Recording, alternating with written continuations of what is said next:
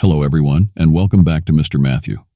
I know a lot of you use these videos to fall asleep, so before you doze off, I thought it would be fun if everyone left a comment to let me know where in the world you're listening from. You can also like and subscribe to the episodes if you enjoy them. Okay, let's kick back, relax, and get started. I stared at the classified dossier on my lap, the pages illuminated by the bouncing beam of my headlamp as the Jeep jostled along the unpaved forest road.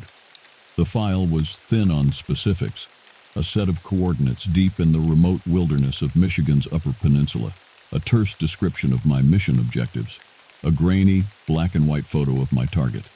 Typical need-to-know basis for a secret government operation. But one key detail stood out. Under the personnel manifest, a single name glared back at me: Private Michael Chen. My stomach clenched. He was the reason I had taken this assignment, despite my misgivings. Despite the fact that field work was no longer part of my job description, since I'd been promoted to intelligence officer. Michael was my little brother, and he had gone missing 2 weeks ago while on a training exercise in these very woods. The official story was that he had simply vanished, with no further explanation. I knew there had to be more to it. I had pulled every string, called in every favor to get myself assigned to the search, to find him and bring him home, one way or another, even if it meant coming face to face with my deepest fears. I closed the file and leaned my head back against the Jeep's roll bar, gazing up at the star-speckled sky visible through the canopy of leaves. It should have been a peaceful scene, but every rustle of undergrowth, every hoot of an owl, set my nerves on edge. The primeval forest seemed to close in around us, ancient and inscrutable. My mind drifted back to memories of growing up with Michael in our small Pennsylvania hometown. Two Chinese-American kids with lofty dreams of serving our country. We used to spend hours in the woods near our house, honing our survival skills, sharing earnest visions of the heroes we would become. If only we had known the shadowy realities that awaited us. I had joined the Army right out of high school, hungry to prove myself, to escape the financial struggles that had plagued our family for as long as I could remember. Michael had followed in my footsteps a few years later. By that time, I was already being groomed for intelligence, a prodigy they called me, with an uncanny knack for seeing patterns others missed. I should have been proud. But mostly, I just felt burdened by the weight of secrets. Now one of those secrets had swallowed my brother whole. I didn't know exactly what he had stumbled onto out here, but I had my dark suspicions, pieced together from whispers and redacted files, rumors of encrypted communications, sightings of strange lights in the sky, grim references to extra-normal entities with capabilities beyond human understanding. The brass had always dismissed it as conspiracy theory nonsense. I was starting to wonder if I had been too quick to accept the official line. As if on cue, Sergeant Novak, riding shotgun beside me, broke the heavy silence. "Sir, remind me again what we're doing out here in the ass end of nowhere chasing campfire stories?" Novak was a grizzled combat vet with a glib exterior that belied his shrewd instincts. I had handpicked him for this mission for those very qualities. I met his gaze, my expression grave. "Those stories might not be as far-fetched as we've been led to believe, Sergeant. But that's not the reason we're here." I tapped the dossier. "This is about finding one of our own." Novak nodded slowly. "Understood, sir. For what it's worth, there's no one I'd rather have leading this than you. You've got a rep for being able to handle weird shit." Despite myself, I cracked a wry smile. Let's hope that rep is justified, because I have a feeling weird doesn't begin to cover what we're walking into. As if in answer, a blood-curdling shriek pierced the night, echoing through the ancient trees. The Jeep skidded to a halt. Novak and I exchanged a look of pure dread. Then training kicked in. I grabbed my rifle and leapt from the vehicle, sweeping the tree line for any sign of the source. But the woods had fallen eerily silent again, as if the scream had never happened. "What the hell was that?" Novak muttered. I shook my head grimly, a cold sweat prickling my skin despite the oppressive summer heat. We were still miles from the drop point. Miles from the last known coordinates of Michael's disappearance. But I already knew, with a soul-deep certainty, that we had just heard his final cry for help, and we were already too late. With a grim sense of urgency, Novak and I geared up and struck out into the dark forest. The dense undergrowth seemed to grab at our ankles with every step, as if trying to impede our progress. An ominous mist hung low to the ground, curling eerily in the beam of my headlamp. The air was thick and still, devoid of even the usual chorus of crickets and frogs. It felt like the woods themselves were holding their breath, waiting. As we hiked, I mentally reviewed what little I knew about the folklore of this region, dredged up from long-forgotten anthropology classes and late-night internet rabbit holes. The UP had a rich tradition of supernatural tales, from the Ojibwe legends of shape-shifting wendigos to the Finnish myths of the Karelian bear gods. But the story that kept circling back to me was that of the Luguru. According to the lore, the Luguru were malevolent spirits that could take the form of pale humanoids with unnaturally long limbs. They were said to haunt the deep woods, luring unwary travelers to their doom with hypnotic lights and whispered promises. Once ensnared, the victims would be dragged off to the Luguru's lair, never to be seen again. It was just a spooky campfire tale, I reminded myself. The UP was a magnet for such stories, with its vast stretches of uncharted wilderness and long winter nights. And yet, I couldn't shake the sense that there was a kernel of truth buried in the myths. After all, most legends have some basis in reality, however distorted by time and retelling. What if the Luguru were a garbled reference to some actual phenomenon, an undocumented species or a localized mutation? Or more unsettlingly, what if they were connected to the cryptic references to extra-normal entities I'd uncovered? I shuddered at the implications. Lost in these uneasy thoughts, I almost didn't notice when Novak signaled for us to halt. He pointed to a disturbance in the undergrowth just ahead, a trail of broken branches and churned-up leaves cutting a swath through the forest. It looked as if something large had crashed through in a frenzy, something bipedal. Exchanging a silent nod, Novak and I raised our rifles and advanced cautiously, scanning the shadows for any sign of movement. The trail was easy to follow, winding haphazardly through the brush as if whatever made it had been staggering drunkenly or fleeing in mindless terror. After about 50 yards, the trail opened up into a small clearing. In the center stood an old hunting blind, little more than a ramshackle platform perched in the crook of an ancient oak tree. The structure had clearly been abandoned for years, its wood warped and rotting. But it was what lay at the base of the tree that stopped me cold, a pile of shredded fatigues, streaked with dark stains that could only be blood, and among the tattered remains, a glint of metal. Dog tags. I didn't need to read the name stamped on them to know they were Michael's. I approached in a daze, barely registering Novak's hissed warning to be careful. The tags were sticky with half-dried gore. Fighting back a wave of nausea, I reached out to pick them up.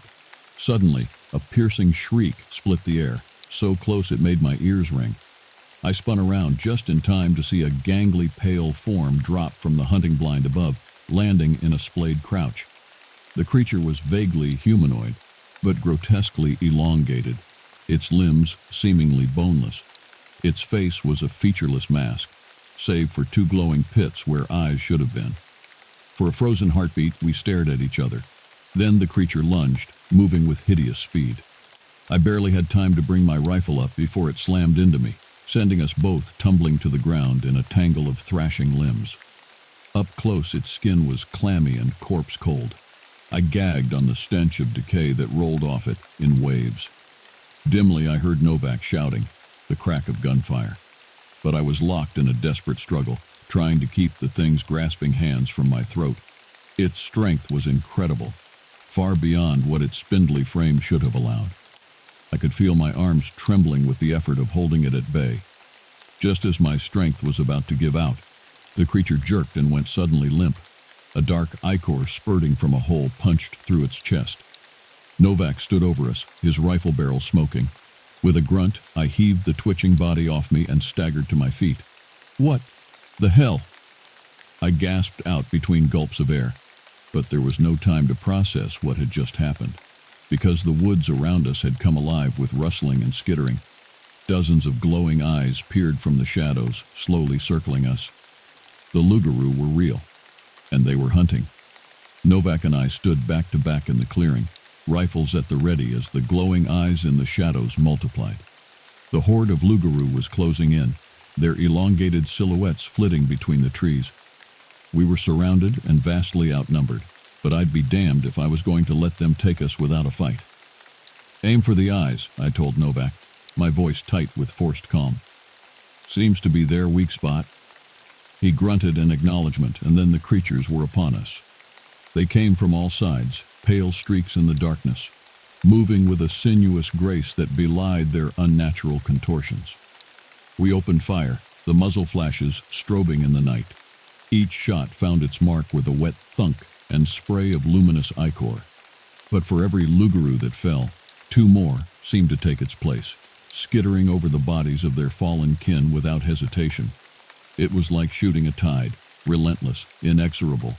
We were going to be overrun in minutes. I had to make a decision. "The blind!" I shouted over the cacophony of shrieks and gunfire. "Get to high ground!" Novak didn't need to be told twice. Laying down a suppressing burst, we broke from our position and sprinted for the dilapidated hunting platform. I hit the ladder first, taking the rungs 3 at a time, splinters digging into my palms. Novak was right behind me, still firing one-handed as he climbed. We tumbled onto the rickety boards just as the first Lugaru reached the base of the tree, its spindly fingers scraping at the ladder. For a breathless moment, I thought we had bought ourselves a reprieve. Then a long, sinewy arm shot up through a gap in the floorboards, snagging Novak's ankle with preternatural strength. He yelled in surprise and pain as he was dragged toward the edge. I lunged and grabbed his wrist, arresting his slide. But the Lugaru below seemed to swell with renewed frenzy, more arms joining the first, grasping and pulling. It was a nightmare tug of war, and we were losing. Novak's fingers were slipping from my sweat-slick grip. I could see the knowledge in his eyes. He knew I couldn't hold him. With a last surge of effort, he pressed something into my palm, his dog tags. "Tell my wife," he started, but the rest was lost in a howl as the Lugaru heaved and ripped him from my grasp.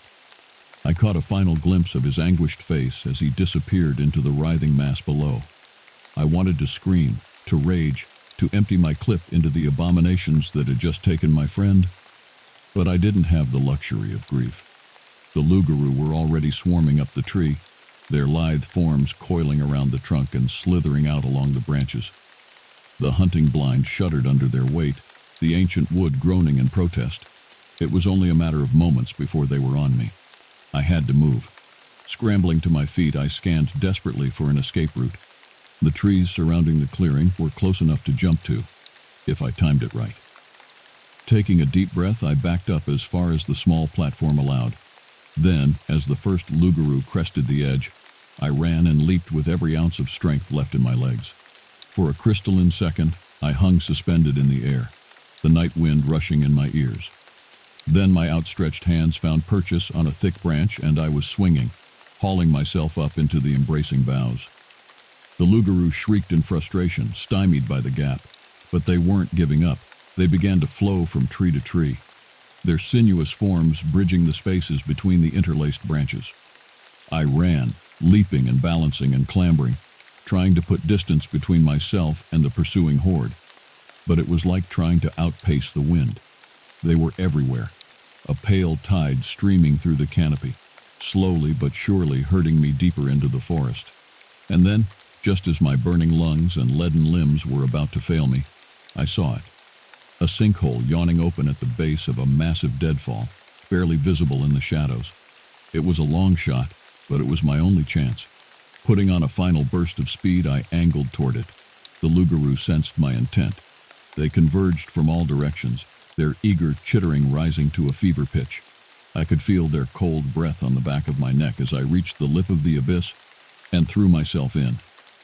I fell into darkness and fetid air, landing with a crunch on a carpet of ancient bones. The pain barely registered through the surge of adrenaline. I looked up to see the Lugaru boiling at the edge of the pit, their luminous eyes peering down. But they didn't follow me in. Instead, they settled into a waiting crouch, like pale gargoyles ringing the mouth of the sinkhole. And that's when I understood. This was their lair. I hadn't escaped them. I had delivered myself right into their bony hands. I stood at the bottom of the sinkhole, surrounded by a crumbling wall of earth and roots, trying to quiet my ragged breathing. High above, the pale shapes of the Lugaroo pressed close to the edge, watching, waiting. Though they made no move to follow me down, I knew with sinking certainty that I had not found sanctuary, but walked straight into their trap. Forcing my battered body into motion, I took stock of my new surroundings. The floor of the chamber was carpeted in a thick layer of detritus, leaves, sticks, small animal bones. The air was dank and heavy, redolent with the sweet stench of decay. As my eyes adjusted to the gloom, I could make out tunnels branching off from the main cavern, worming their way into the depths of the earth. I had a grim suspicion of where those tunnels might lead. Every folktale of woodland demons shared a common thread. The creatures always dragged their victims down, into some lightless labyrinth beneath the roots of the world. There, in that Stygian abyss, the unfortunate souls would meet an end too terrible to name. A skittering in the shadows pulled me from my dark reverie. I spun, rifle snapping up, finger tightening on the trigger. But it was just a rat, startled by my presence, scurrying away down one of the side passages. My shot rang out a second later, the report thunderously loud in the confines of the sinkhole. The bullet sparked off stone and whined away into the darkness. Cursing under my breath, I safed the weapon. The urge to lash out, to unleash my grief and terror in a cathartic burst of violence, was almost overwhelming. But I couldn't afford to give in to those emotions. I had to stay focused, in control. Novak had given his life to buy me this chance. Slim as it was, I owed it to him to make it count. Compartmentalizing my feelings with an effort of will, I turned my mind to the tactical realities of my situation. I was alone, pinned down, with limited ammunition, and no way to call for backup. The sinkhole was defensible in the short term, but it was only a matter of time before hunger, thirst, or the patient malevolence of the Lugaroo flushed me out. If I wanted to survive, I needed to keep moving. The question was, which way? The tunnels radiating from the main chamber were all equally dark and uninviting. For a moment I was paralyzed by indecision, the weight of the unknown pressing down on me. Then, unbidden, a snippet of one of Michael's favorite quotes rose in my memory. "When you come to a fork in the road, take it." It was just the sort of cryptic Zen koan that he loved, the kind that sounded like nonsense but hid a kernel of wisdom. In this case, the wisdom was simple. Sometimes, any choice was better than no choice at all. Picking a tunnel at random, I squared my shoulders and marched into the waiting dark. Time lost all meaning in that vast, Stygian labyrinth. I walked for what felt like hours, days, the only sound the crunch of debris beneath my boots and the rasp of my own breath. At first I tried to keep a mental map, fixing the twists and turns in my memory. But as the passages stretched on, doubling back and intertwining in impossible geometries, I quickly became hopelessly lost. Now and then I would catch glimpses of movement out of the corner of my eye, hear the ghosts of whispers brushing the edges of my perception. But when I turned to look, played my light over the suspect shadow, there was never anything there, just the tricks of an overtaxed mind, cracking under the strain of isolation and dread. Or so I told myself, until I rounded a corner and found myself face to face with a nightmare. It was Michael. Or rather, it had been Michael before the Lugaroo had gotten their foul claws into him. Now, he was a twisted, broken thing, pale flesh streaked with dark veins, limbs bent at unnatural angles. His face was a ruin, one eye a gaping socket, the other glowing with the same eerie luminescence as the creatures that had taken him. "Michael," I choked out, my rifle wavering. The thing that had been my brother cocked its head, as if trying to recall the meaning of the word. Then, in a voice dry as grave dust, it spoke a single word: "Run." And behind it, the shadows came alive with grasping, boneless hands. I stumbled backwards, my mind reeling, as the tide of Lugaroo surged forward. They poured out of the tunnels, a pale wave of grasping limbs and hungry eyes. And at their head, the twisted thing that had once been my brother, his face a rictus of agony and ecstasy. I wanted to scream, to weep, to beg whatever gods might be listening for this to be just another nightmare. But there was no time for any of that. Michael's warning still rang in my ears, a final gift from whatever shred of humanity remained in his ravaged husk. Run. And so I ran, hurling myself down the nearest passageway, the snarls of the Lugaroo dogging my heels. I ran until my lungs burned and my vision swam, until I could taste blood in the back of my throat. I ran without thought, without direction, knowing only that to stop was to die, or worse.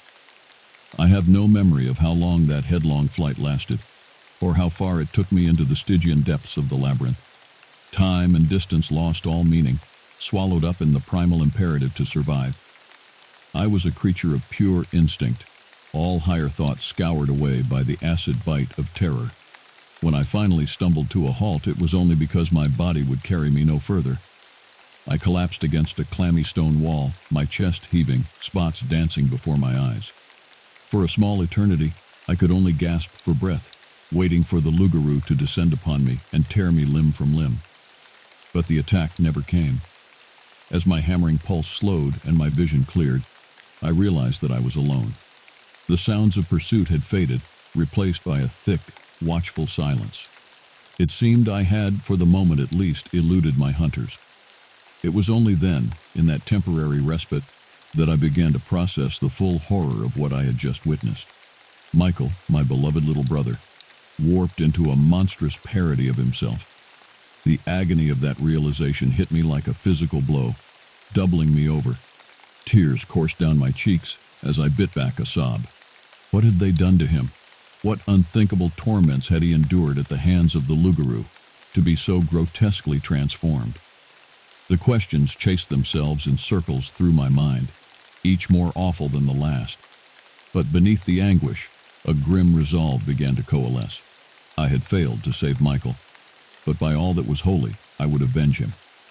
With an effort of will, I pushed myself upright, taking stock of my surroundings.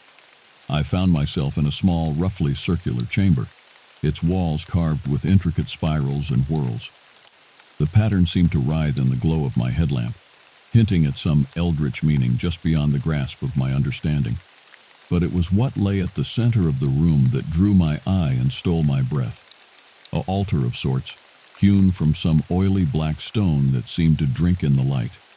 And upon that altar, a small pyramid of silver metal, etched with the same dizzying designs as the walls. It thrummed with a palpable sense of power, setting my teeth on edge. Hesitantly, almost reverently, I reached out to touch it. As my fingers brushed the cool, slick surface, a jolt of electricity arced up my arm. Images exploded behind my eyes, a kaleidoscopic rush of sensation and memory. I saw great cities crumbling to dust, vast armies clashing beneath strange stars. I saw towering machines that walked like men, and men that ran like machines, their faces blank and their eyes burning with unlight. I saw the rise and fall of civilizations, each more alien and incomprehensible than the last. And through it all, I saw them. The Lugaroo, sometimes worshipped as gods, sometimes feared as demons, but always there, lurking in the shadows of history, waiting. With a gasp, I wrenched my hand away, breaking the contact.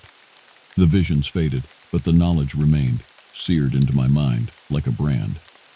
I understood now with a terrible clarity the true nature of the Lugaroo. They were no mere beasts, no accident of evolution. They were a weapon, engineered by some long-forgotten race to be the perfect predators. Ageless, tireless, implacable. And this pyramid, this artifact, it was the key to their power, a conduit for the dark energies that sustained and controlled them. It had to be destroyed. As if in answer to that thought, a low growl echoed through the chamber. I looked up to see the Lugaroo, Michael at their head, slinking out of the tunnels. Their eyes glowed with a feral hunger as they advanced, slowly tightening the noose. This was it then, the final stand. I was one man, alone and outmatched, against an army of nightmare-made flesh. By all rights, I should have been cowering in terror, begging for a swift end. Instead, I felt a strange calm settle over me. The calm of a man who knows his purpose, even in the face of certain doom. I checked the clip in my rifle, racked around into the chamber. drew a bead on the nearest abomination.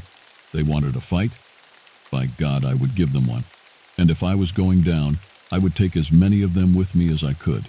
For Michael, for Novak, for every poor bastard who had ever fallen victim to these monsters. I would make my last stand here, in the dark heart of their domain. I would show them what it meant to face the fury of a man with nothing left to lose. And then, I would blow this wretched place to kingdom come. The Lugaroo came at me in a pale blur, all grasping claws and snapping teeth.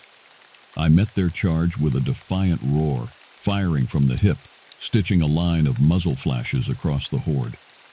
The close confines of the chamber made accuracy all but impossible, but sheer volume of fire counted for something. Lugaroo tumbled and twitched as the bullets found flesh, adding their ichor to the slaughter. But for everyone that fell, a dozen more surged forward, an inexorable tide of bone-white death. Their long arms coiled and lashed like obscene tentacles, seeking to ensnare me, to drag me down into their midst.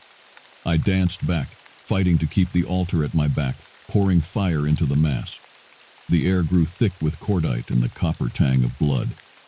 Through the chaos, through the press of bodies, my eyes locked with Michael's single glowing orb. In that luminous void, I saw no trace of recognition, no flicker of the bond we had once shared. Only hunger and hate and a terrible, boundless need. The brother I had known was gone, devoured by the thing that now wore his skin. Putting him down would be a mercy, but not yet. Not before I completed my mission. With a wordless snarl, I ripped a grenade from my vest, thumbed the primer. The Lugaroo sensed my intent, surged forward with renewed frenzy, a wall of grasping alabaster. I let them come, waiting until they were almost on top of me. Then, with a last silent apology to Michael, I lobbed the grenade over their heads, straight at the altar. The explosion was deafening in the enclosed space, a physical hammer blow that hurled me from my feet. I slammed into the unyielding stone, felt something crack in my chest, a starburst of agony. For a moment I could only lie there, stunned, as rubble rained down around me. Then, through the ringing in my ears, I heard a sound that chilled me to the marrow. A wail of psychic anguish, of bind-shattering loss, pouring from 100 inhuman throats. I raised my head, blinking through the dust and smoke, to see the Lugaroo writhing as if in the throes of a seizure. Black fluid jetted from their eyes, their mouths, as they clawed at their faces in apparent agony. The altar. The destruction of that arcane totem was anathema to them, severing the link to whatever infernal power had animated them. I didn't know if it would be enough to destroy them utterly, but it had certainly dealt them a grievous blow, and in their torment they were blind to all else, including me. I wasted no time on gloating or self-congratulation. Gritting my teeth against the pain in my ribs, I pushed to my feet, scanning the chamber. There, a crack in the far wall, widened by the blast, leading into a darkness that looked slightly less Stygian than the tunnels. It was a slim chance, but it was all I had. Leaving the Lugaroo to their collective misery, I limped toward that fissure, cradling my rifle in my good arm. Each step was a fresh hell, the fractured ends of my ribs grinding like broken glass. But I forced myself onward, into the narrow gap, squeezing and scraping my way into the unknown. As I wormed through that claustrophobic abyss, my thoughts kept circling back to Michael. Despite all I had seen, all I now knew, I couldn't help but imagine that some flicker of my brother might still exist within that twisted shell. That maybe, if I had tried harder, fought longer, I could have found a way to reach him. It was a foolish notion, born of grief and desperation, but it lodged in my mind like a splinter, worrying at me. I don't know how long I scrambled through that maze of jagged stone, every breath a razor in my lungs. But finally, impossibly, I caught a whiff of something other than stale earth and my own sweat, a gust of cool, damp air, threaded with the loamy scent of the forest floor. I quickened my pace, ignoring the fresh agony that bloomed in my chest at the motion.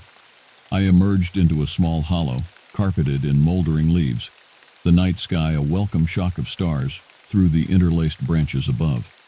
I was back in the forest, miles from where this nightmare had begun. I had made it out. But as I slumped against the bole of a fallen tree, I felt no elation, no relief, only a cold, gnawing hollowness. The Lugaru were broken, scattered, diminished, but not gone. Their evil had taken root in this land, a cancer in the flesh of the world. They would regroup, rebuild, and one day, perhaps soon, they would rise again to continue their dark work. I had won a battle, but the war stretched before me, as deep and twisted as their warren. I had my whole life, I saw now, had been only a prelude, a preparation for this endless, lightless crusade.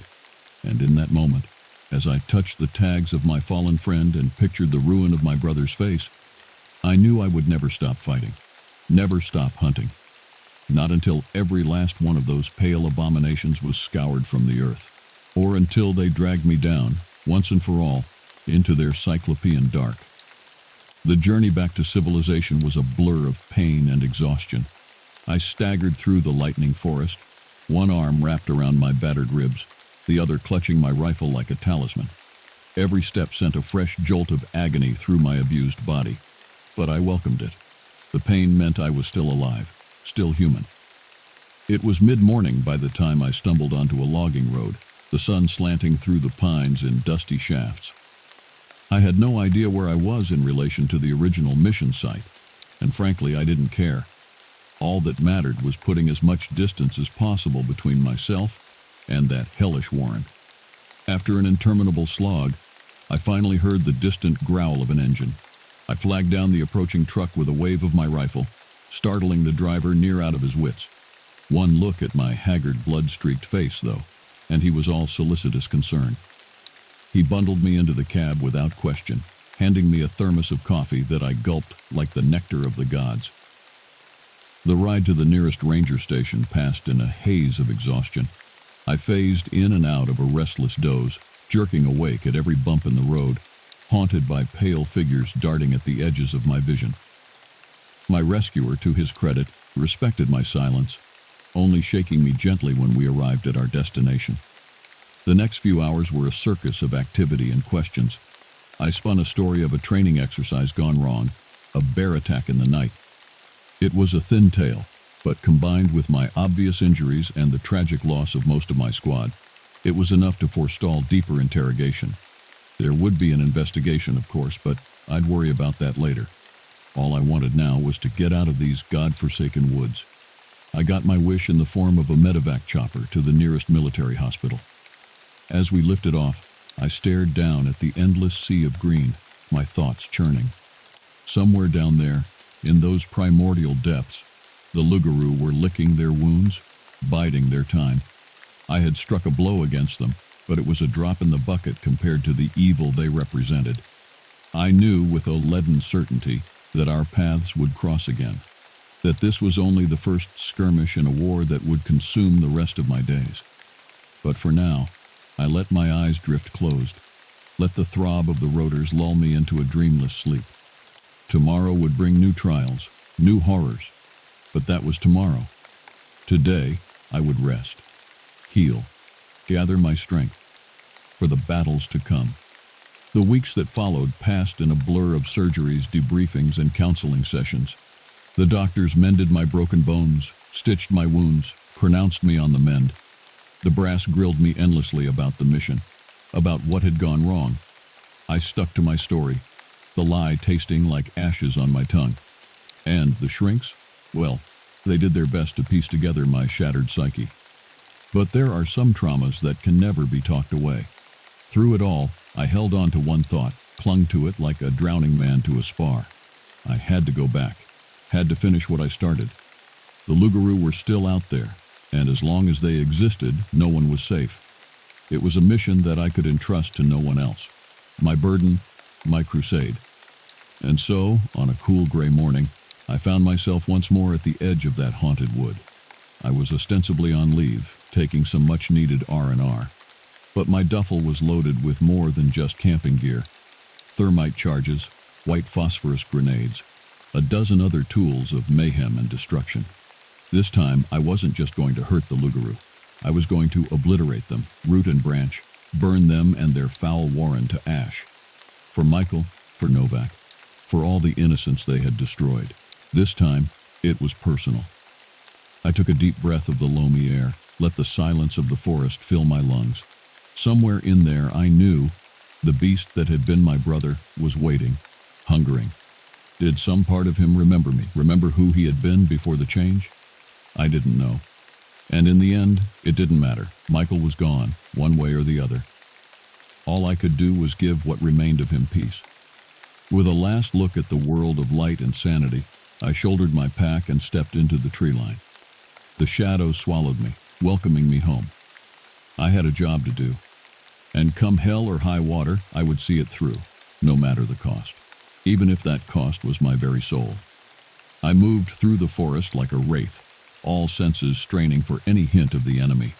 The Lugaroo had proven themselves cunning adversaries, and I had no illusions that they would be caught unawares a second time. They would be waiting for me, eager to finish what they had started. But this time, I was ready for them. The weight of the explosives in my pack was a comforting presence, a promise of the cleansing fire to come. I had no qualms about what I was about to do. The Lugaroo were an abomination, a cancer on the world, and like any cancer, they needed to be excised, burned out utterly, lest they grow and spread their taint. As I approached the scene of my last desperate stand, a prickle of unease crawled up my spine.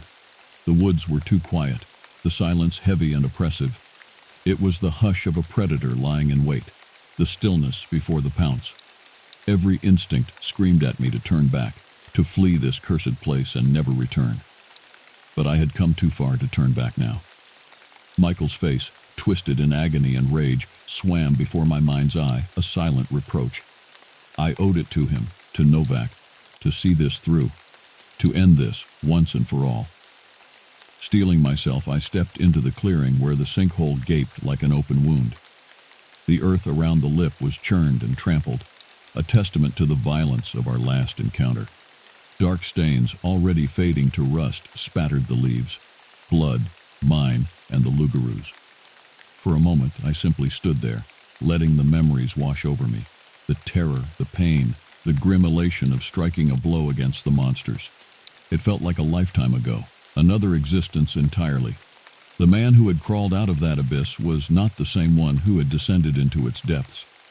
A rustle in the underbrush shook me from my reverie. I spun, rifle snapping up, scanning the tree line. At first, I saw nothing, just the endless ranks of trees stretching away into the gloom. Then a flicker of movement, a glimpse of pale flesh. They were here. I didn't hesitate. I opened fire, the rifle's report shattering the sepulchral silence. Muzzle flashes strobed in the dimness as I raked the tree line, more for effect than in any hope of hitting my targets. The Lugaroo were too quick, too agile. This was not a battle I could win by direct confrontation. But that had never been my plan. As the echoes of the gunshots faded, I was already moving, racing for the sinkhole. The Lugaroo howled in fury and gave chase, their cries a hellish cacophony that sent icy fingers crawling down my spine. I could hear them crashing through the brush behind me, feel their hunger like a physical force at my back. I hit the edge of the abyss at a full sprint and leaped, arrowing down into the Stygian depths. The fall seemed to last an eternity, the walls of the shaft blurring past as I plummeted into the heart of the warren. I hit the bottom hard, pain lancing through my barely healed bones.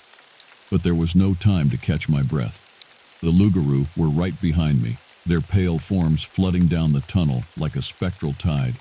Their eyes burned with a feral light, their mouths stretched wide in rictus grins. Among them, I caught a glimpse of a hideously familiar face. Michael, or the thing that had once been Michael, leading the charge. For a moment, our gazes locked, and in that abyssal stare, I saw nothing. No hint of recognition, no trace of the man I had called brother. Only hunger and hate, and an abyss of soulless malice. It was the final confirmation, if any had been needed, that the person I had known was truly gone. In his place was this thing, this mockery of life and sanity, a walking perversion that had to be put down. With a wordless snarl, I slung the pack from my shoulders and ripped open the flap. The thermite charges gleamed dully in the wan light, promising annihilation. I armed them with a single decisive motion. the timer's LED winking to life like a baleful red eye. The loup-garou screamed in rage and surged forward, a writhing mass of teeth and claws. But it was too late. The charges detonated with a roar that shook the earth, the shaped jets of molten metal instantly consuming everything in their path.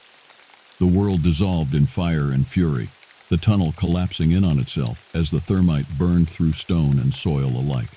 The loup-garou's screams dopplered into shrillness and then cut off abruptly as the flames engulfed them, purgative and merciless. And I simply closed my eyes and let the fire take me. My last thought, as the roaring darkness claimed me, was a simple one. I'm sorry, Michael. I'm coming home.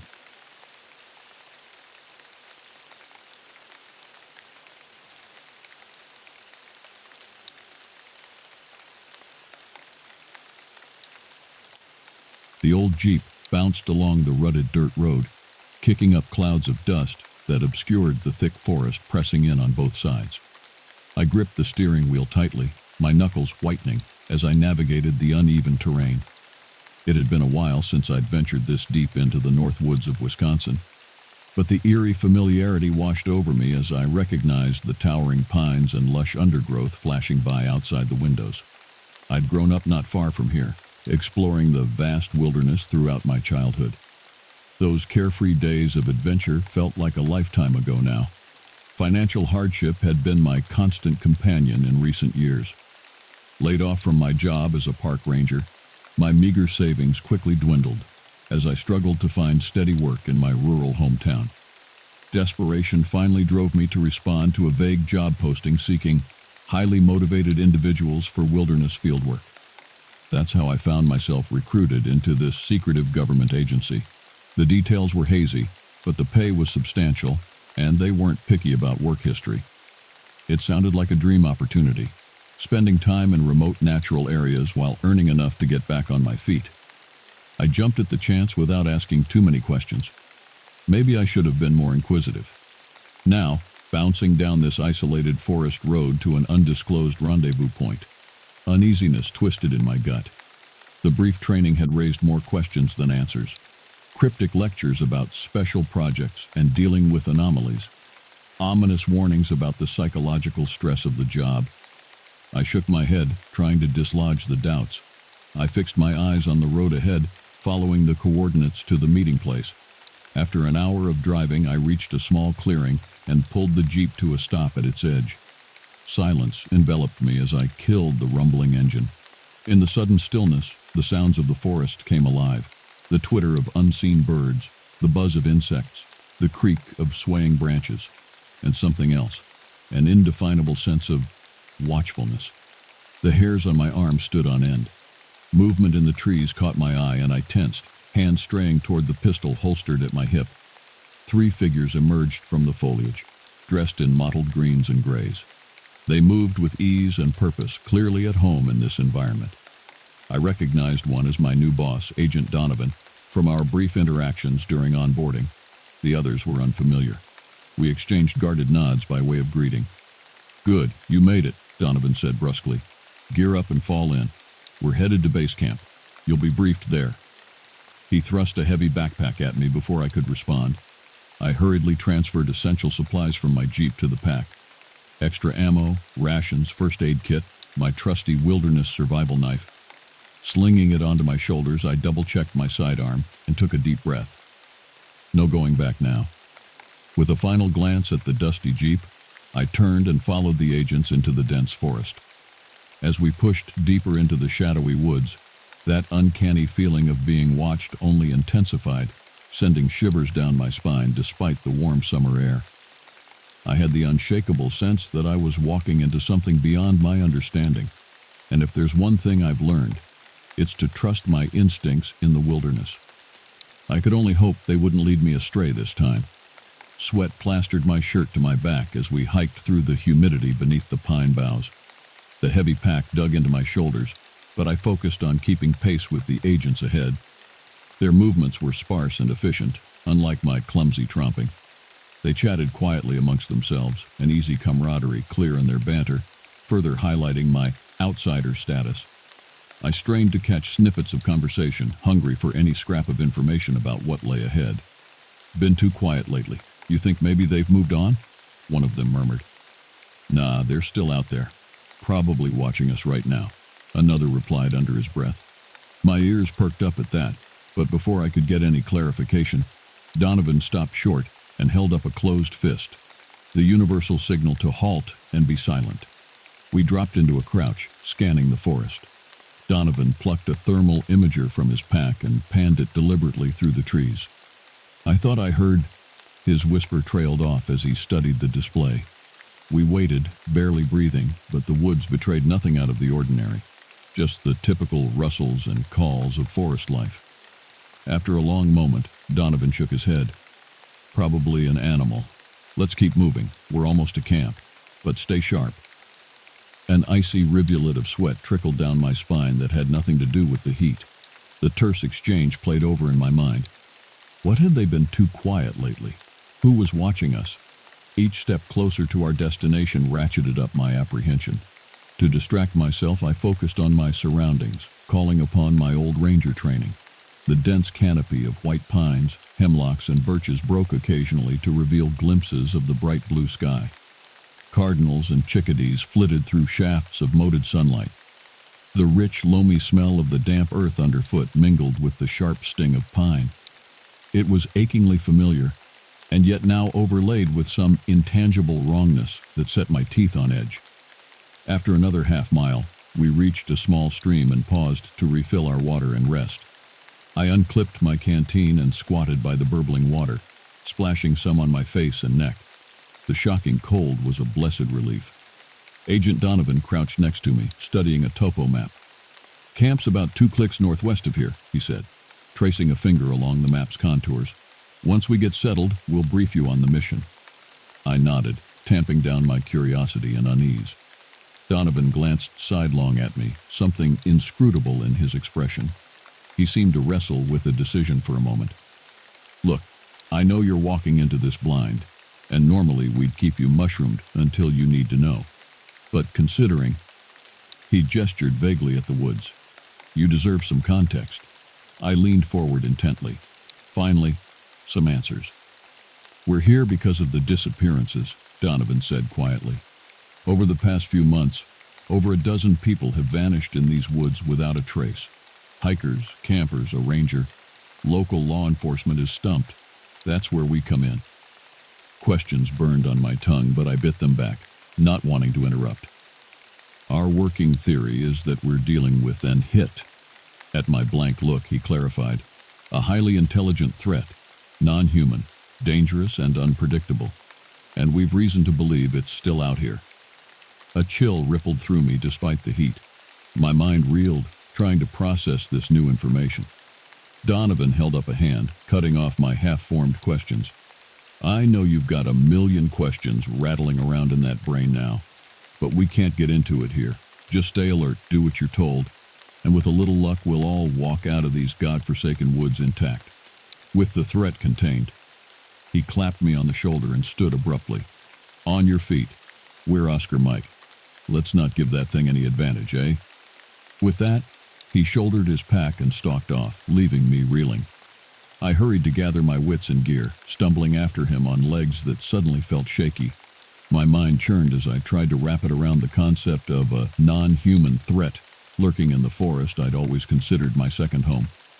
The shadows cast by the trees took on a more sinister character now, my eyes darting at every rustle and whisper from the undergrowth. Stepping back onto the faint trail, I took a deep breath and walked headlong into the unknown dangers awaiting us at camp. As trepidation and exhilaration warred within me, one thought crystallized with sharp clarity. There would be no going back to my old life after this.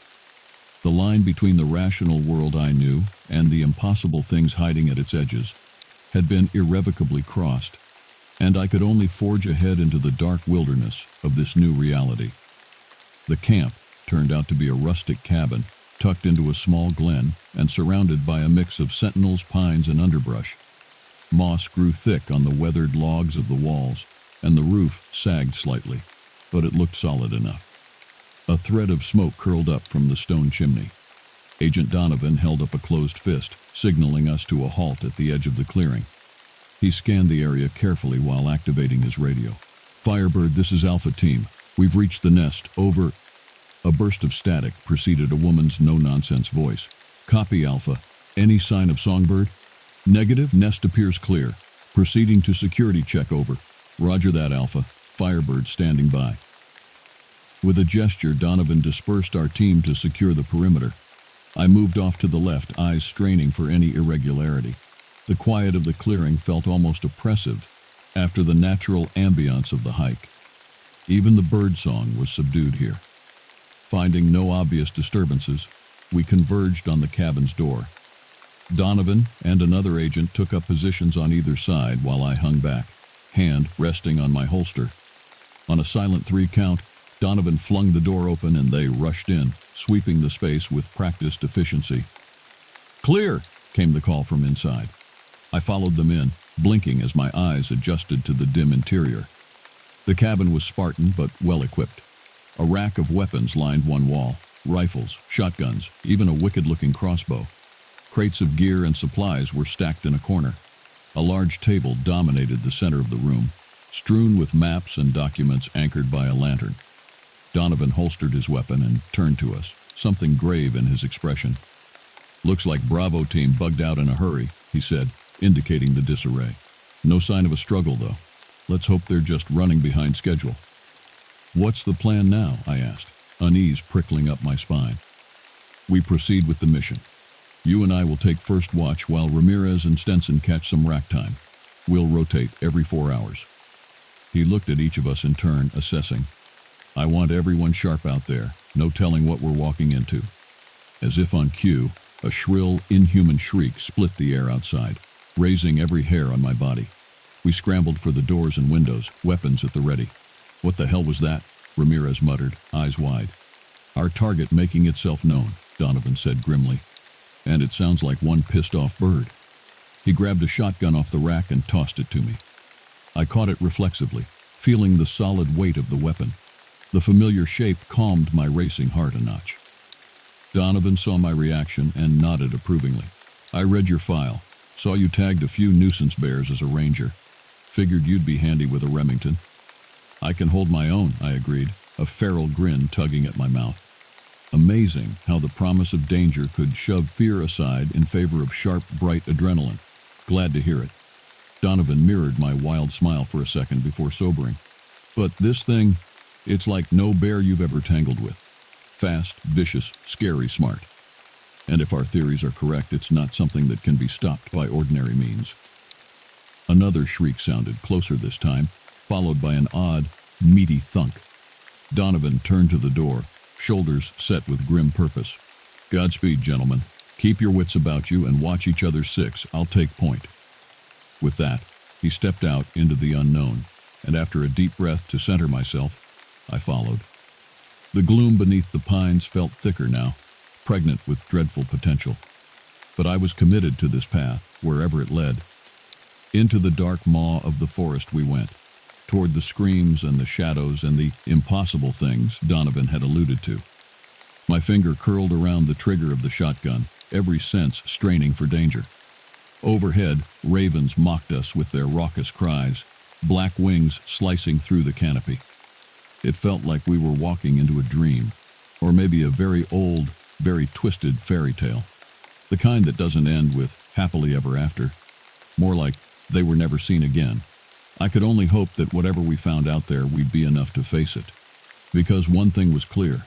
In these dark woods, far from the safe daylight world, we were now prey as much as hunters. I sent up a silent prayer that it would be enough. The forest pressed in around us as we moved forward, following the unsettling shrieks. Ramirez took point, shotgun at the ready, while Donovan and I fanned out slightly behind him. Stenson brought up the rear, eyes constantly roving. Every snapped twig or rustling leaf set my nerves jangling, my finger twitching on the trigger guard. But it was the silences between the creature's cries that were the worst. Each one ratcheted the tension a little tighter, until it felt like a physical pressure squeezing the breath from my lungs. What was this thing? The lack of information gnawed at me. Donovan had called it an hit, but that told me nothing about what we were actually facing. Was it an animal, a person, something in between? The uncertainty chewed at the edges of my focus. We'd been walking for about 20 minutes when Ramirez held up a closed fist, the sign to freeze. He gestured for Donovan to move up and pointed at something on the forest floor ahead. I strained to see what had caught his attention. About 15 yards ahead, the undergrowth was crushed and torn, as if something large had crashed through it. Shreds of bark littered the ground from gouged trees. And in the middle of the small clearing, a dark, glistening pool stood out starkly against the browns and greens of the forest floor. Blood. A lot of it. Donovan studied the area through a small monocular, lips pressed into a thin line. After a moment, he stowed the lens and unclipped his handset, murmuring into it. "Firebird, this is Alpha. We've got signs of violence at R20. Substantial blood spatter, but no bodies. Doesn't look more than an hour old. Please advise, over." The radio crackled with the dispatcher's voice, even more clipped than before. "Roger, Alpha. Collect samples for analysis and proceed with caution. Reinforcements are on standby if things get hairy. Firebird out." "Shit," Ramirez breathed, voicing all our thoughts. Donovan just gave a tight nod and motioned us forward. We approached the gory scene cautiously, scanning for any movement. The coppery tang of blood cut through the loamy scents of leaves and earth, making my gorge rise. Flies had already begun to gather, their gleaming carapaces vivid against the dark puddle. Donovan pulled on a nitrile glove and stooped to collect a sample in a small plastic tube. The bright arterial red stood out obscenely against the clinical blue of his glove. He capped the tube and stowed it carefully in his pack. My eyes caught on a disturbance in the undergrowth a few yards past the blood. Ropey strands of some clear, viscous fluid stretched between broken branches, quivering slightly in the breeze. It looked like saliva. Some primal instinct raised the hairs on my nape at the sight. "Guys," I called softly, not wanting to alarm whatever left that glistening trail. The others gathered round, faces grim as we studied the unsettling spoor.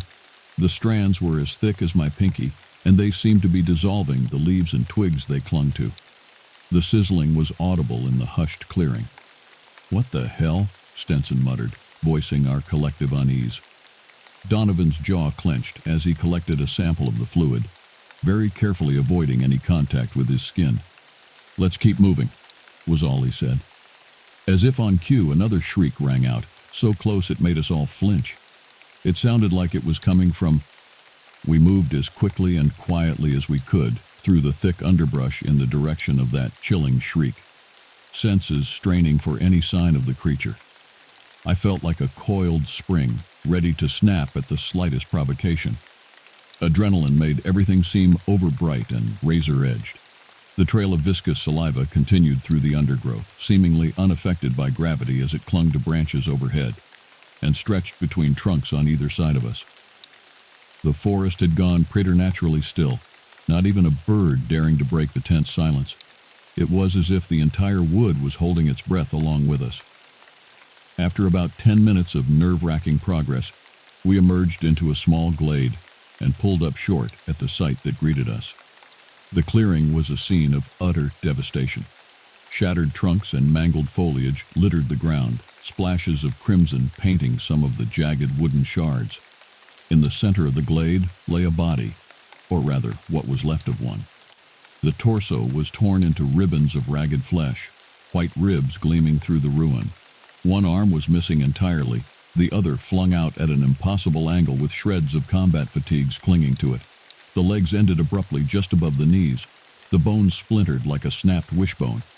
But the face was untouched, staring sightlessly up at the canopy with an expression of pure terror frozen on the slack features.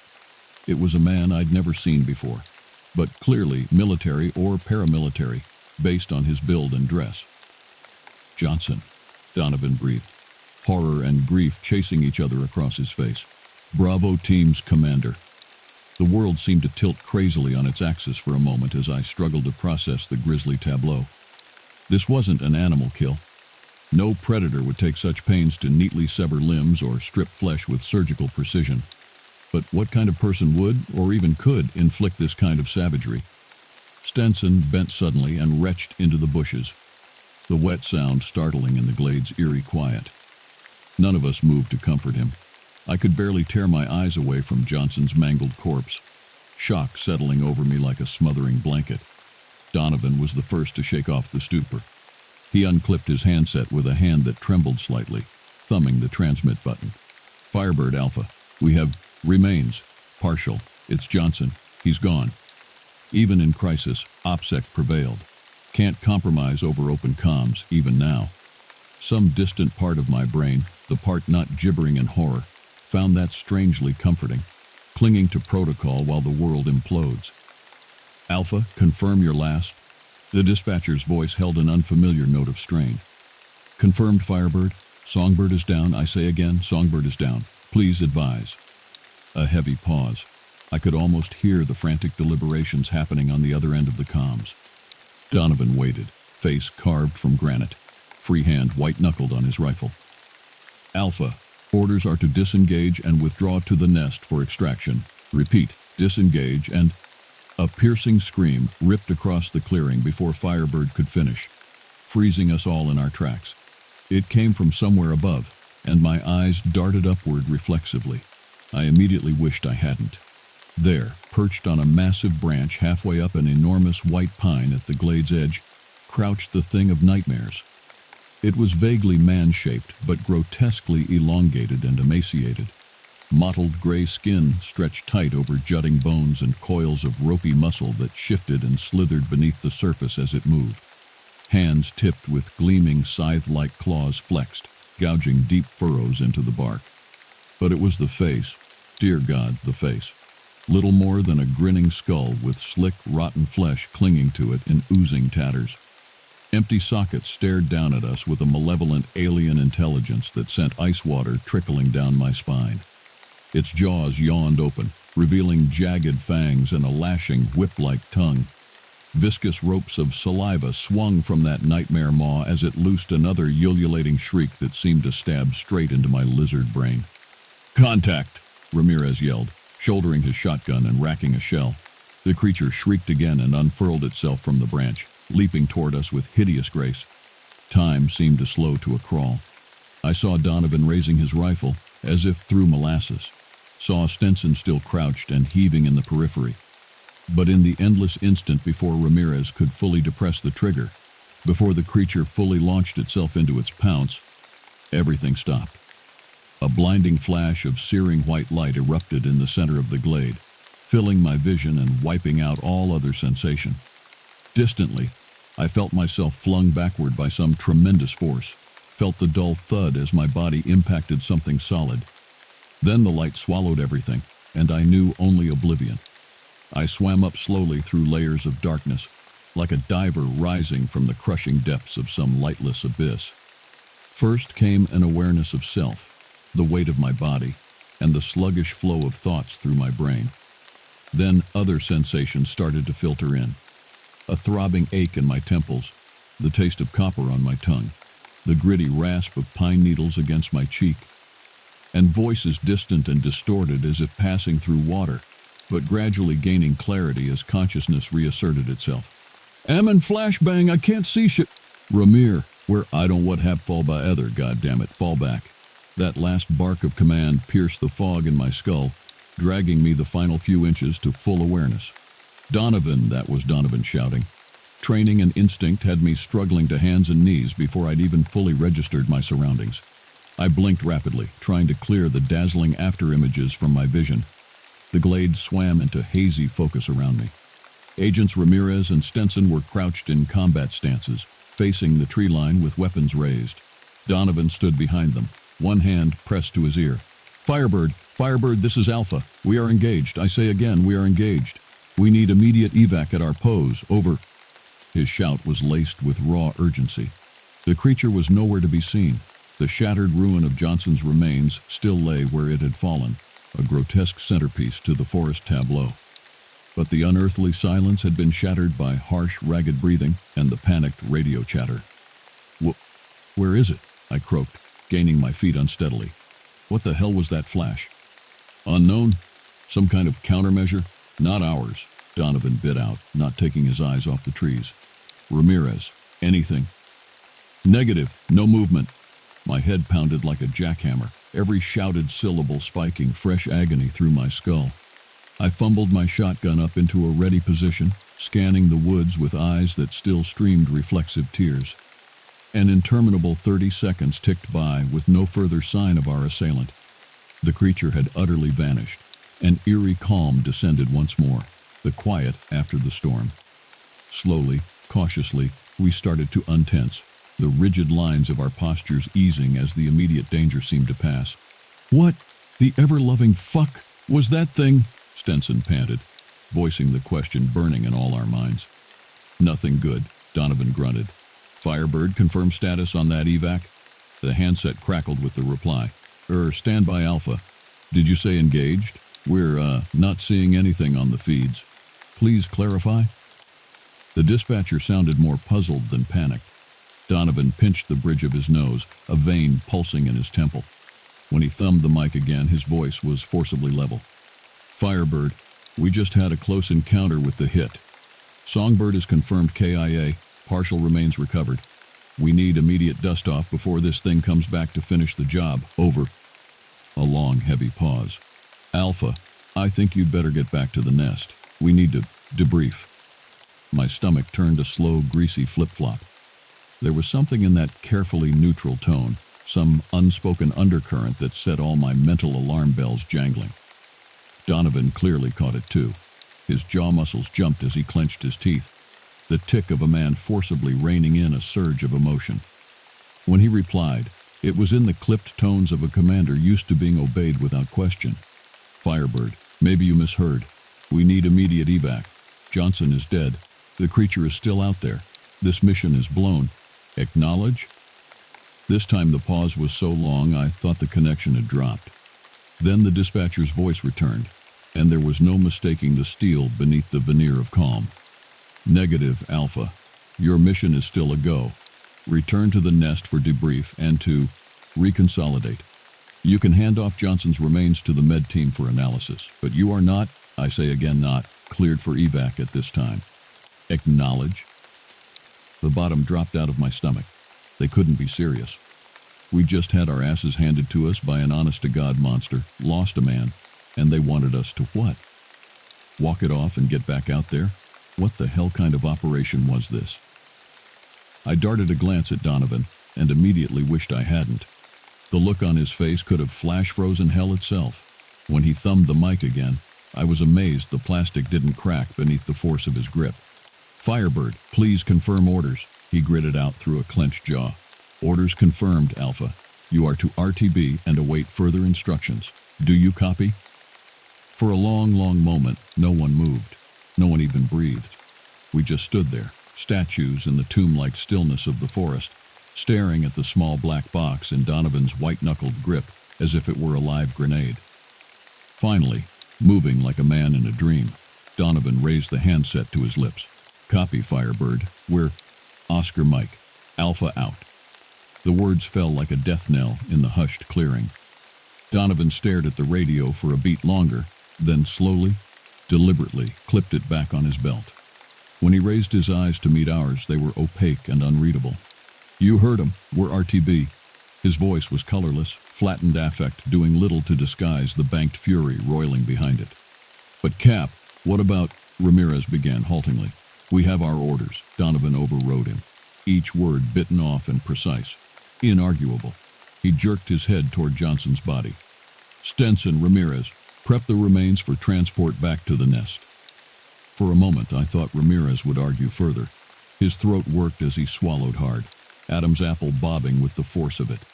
But in the end, training and discipline won out. He exchanged a single speaking glance with Stenson, then moved wordlessly to follow the order, jaw muscles jumping. As they busied themselves with the grim task, I sidled closer to Donovan. Cap, what the hell is going on? I murmured, low enough not to carry. For a long moment, I didn't think he'd respond. He just stood there, staring 1,000-yard at the tree line, face unreadable. Then, nothing good, kid, nothing good. He turned slowly to face me. And for the first time I saw something that looked uncomfortably like fear in those hardened eyes. We're neck deep in something way above our pay grade, have been from the start. He shook his head, gaze cutting away. I should have known. The secrecy, the hush-hush bullshit. Bravo vanishing. He trailed off, jaw working. This isn't a search and destroy anymore, it's a goddamn salvage op. And we're the salvage. I stared at him, a chill prickling up my spine that had nothing to do with the shadows of the forest. The implications of what he was saying crashed over me in a slow dread wave. My mouth worked soundlessly, brain racing to put the pieces together in some way that didn't spell our collective doom. Donovan saw the wheels turning behind my eyes and gave a bleak, humorless smile. Catch up quick, rookie. We're hip deep in it now. He nodded to where Ramirez and Stenson were zipping Johnson's remains into a black body bag. There's no way out but through. As if to punctuate his words, another of those eerie, ululating cries echoed through the woods around us. Impossibly, horrifyingly, it sounded amused, mocking, as if the creature knew we were well and truly screwed. And in that moment, staring into Donovan's haunted eyes with that uncanny laughter still ringing in my ears, I knew it too. We'd walked into a nightmare, and now the only way out was through. The hike back to the cabin was a blur of heavy silences and ominous shadows. The wind had picked up, setting the branches to creaking and swaying with a mournful rustle. More than once I spun to track the source of some eerie whisper or sigh. Sure, I'd heard the creature stalking us, but each time I was met with only the pitiless indifference of the trees. Ramirez and Stenson took point, black body bags slung between them in a grotesque parody of a hammock. They'd rigged it with branches to keep Johnson's remains off the ground, not out of any sense of reverence, I suspected, but because no one wanted viscera dripping a macabre trail for us, or the creature, to follow. Donovan and I brought up the rear, eyes ceaselessly sweeping the shadows in a futile attempt to cover our six. My shoulders ached from the tension of holding my shotgun at the ready, but I wouldn't have lowered it for love or money. The memory of the creature's flesh-tattered grin had seared itself into my brain, rising up to leer at me every time I blinked. What the hell was that thing? Donovan had called it an hit, whatever that meant.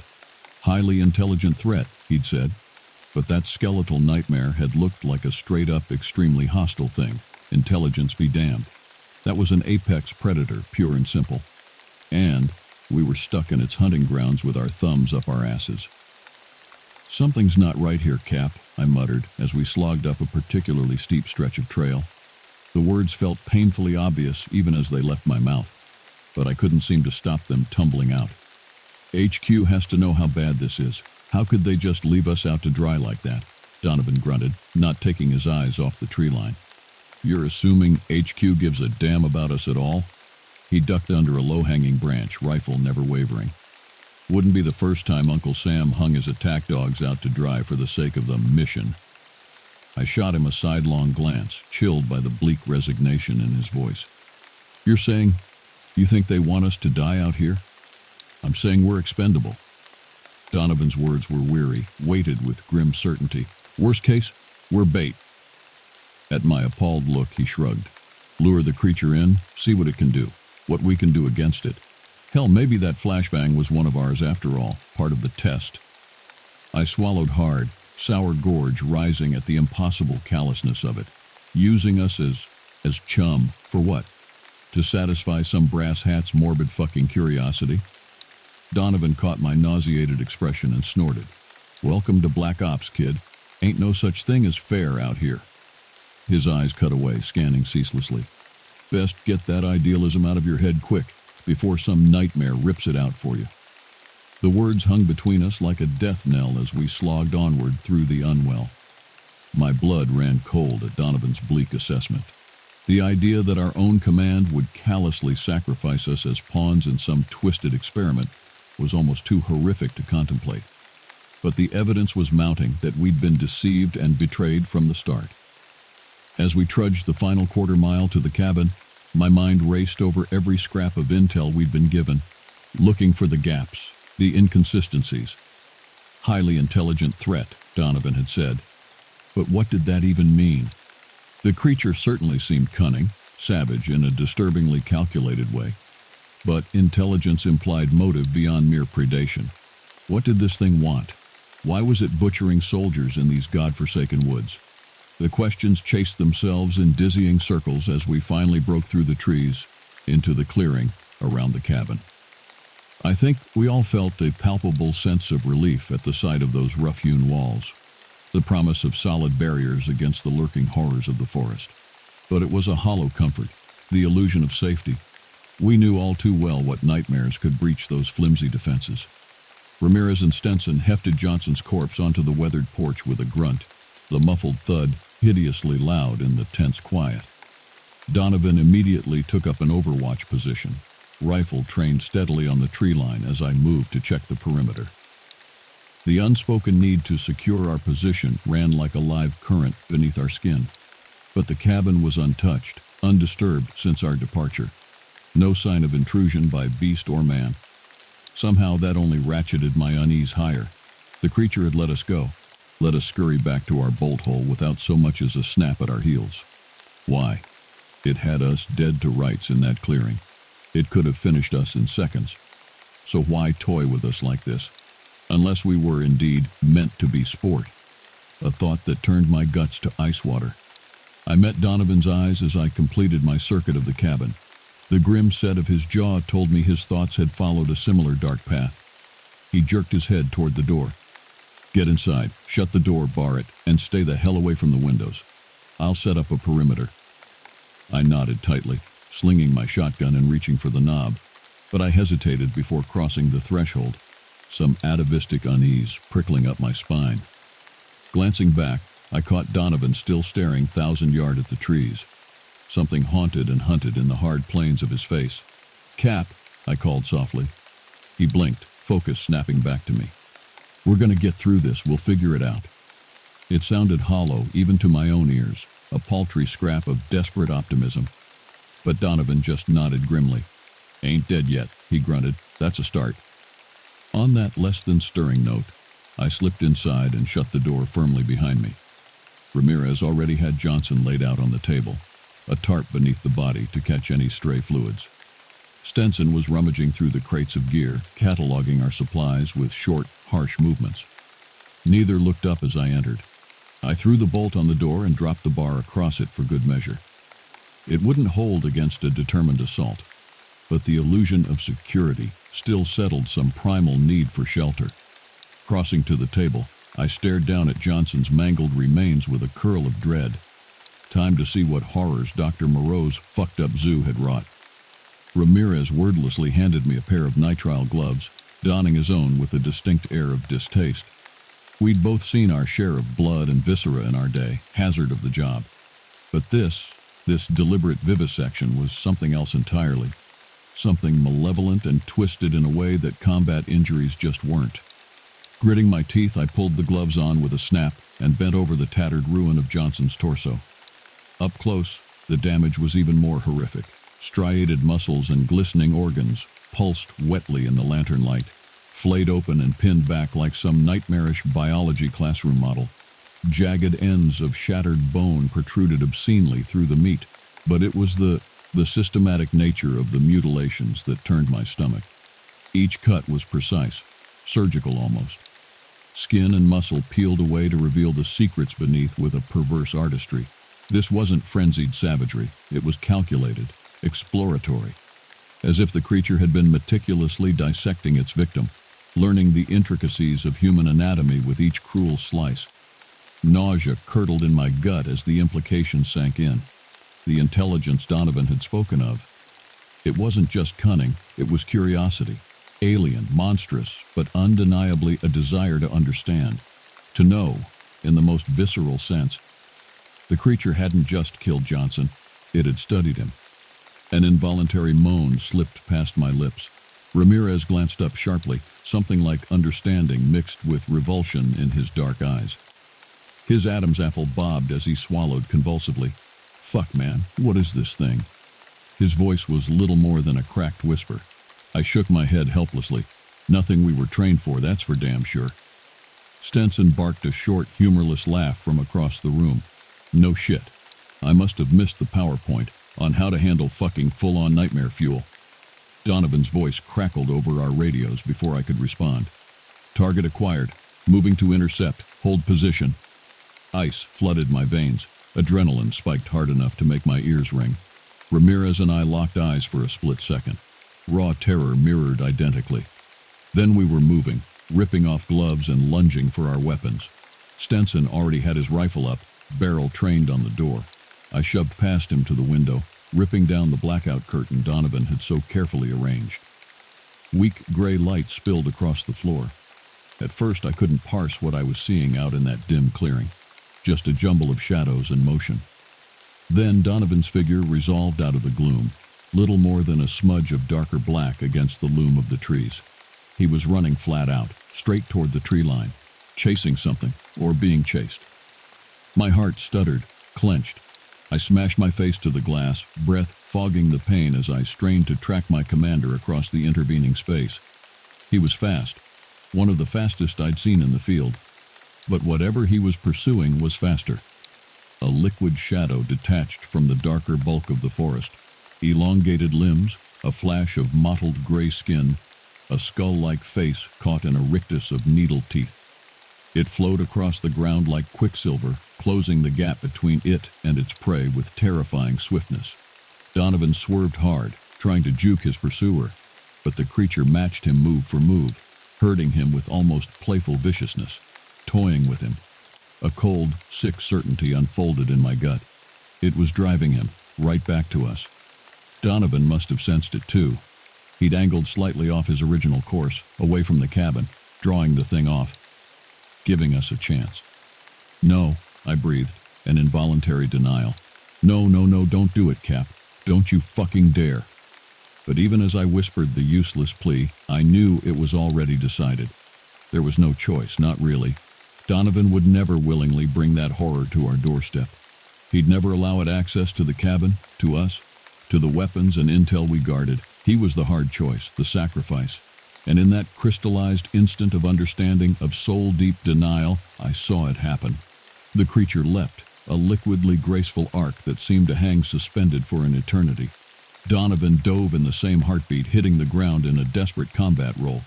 But he was a hair too slow, his reactions dulled by exhaustion and pain.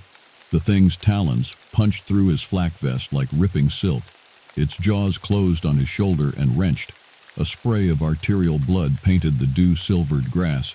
The scream that came over the radio cut off abruptly, in a welter of wet, tearing sounds. Donovan's body convulsed, spine bowing in one last involuntary spasm. Then it went limp, nerveless fingers dropping the rifle to sprawl in the dirt. It was over in seconds. One moment my commander was a living, fighting force of nature. The next, meat and memory. Ramirez made a high, wounded sound behind me. Stenson cursed viciously, inventively. The litany of profanity barely penetrated the static roaring in my own skull. Donovan was dead, torn apart before our eyes. And the thing that did it, the creature raised its head from the ruin of Donovan's throat. Gore dripped from its jaws, its soulless black eyes. It stared right at me through the window, through the flimsy illusion of safety and sanctuary. And it smiled. A rictus grin, all teeth and malevolence. It pinned me with that abyssal gaze, some horrid amalgam of triumph and savage glee glittering in those lightless pits, promising me silently, gloatingly that I was next, that we were all next. Then, quick as a striking snake, it turned and melted back into the shadows of the forest, leaving Donovan's ravaged corpse sprawled like a broken doll, leaving us trapped in our cabin redoubt, waiting for death, leaving me to stare sightlessly at the bloody ruin of my commander, my friend, and know with numb, icy certainty that there was no way out, no escape. The nightmare had us, and it would never, never let us go.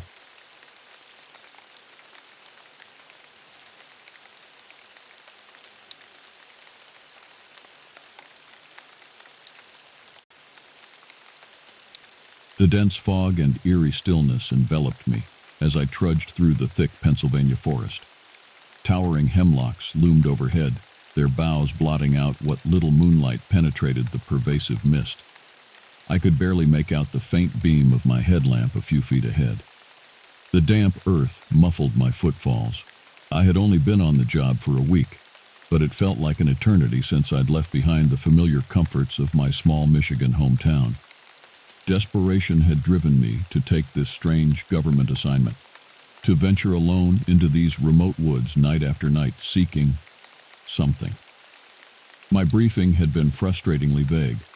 All I knew was that there had been disappearances in state and national parks across the country: Oregon, Wisconsin, North Carolina, hikers vanishing without a trace, and that I was now part of a clandestine task force assembled to get to the bottom of it.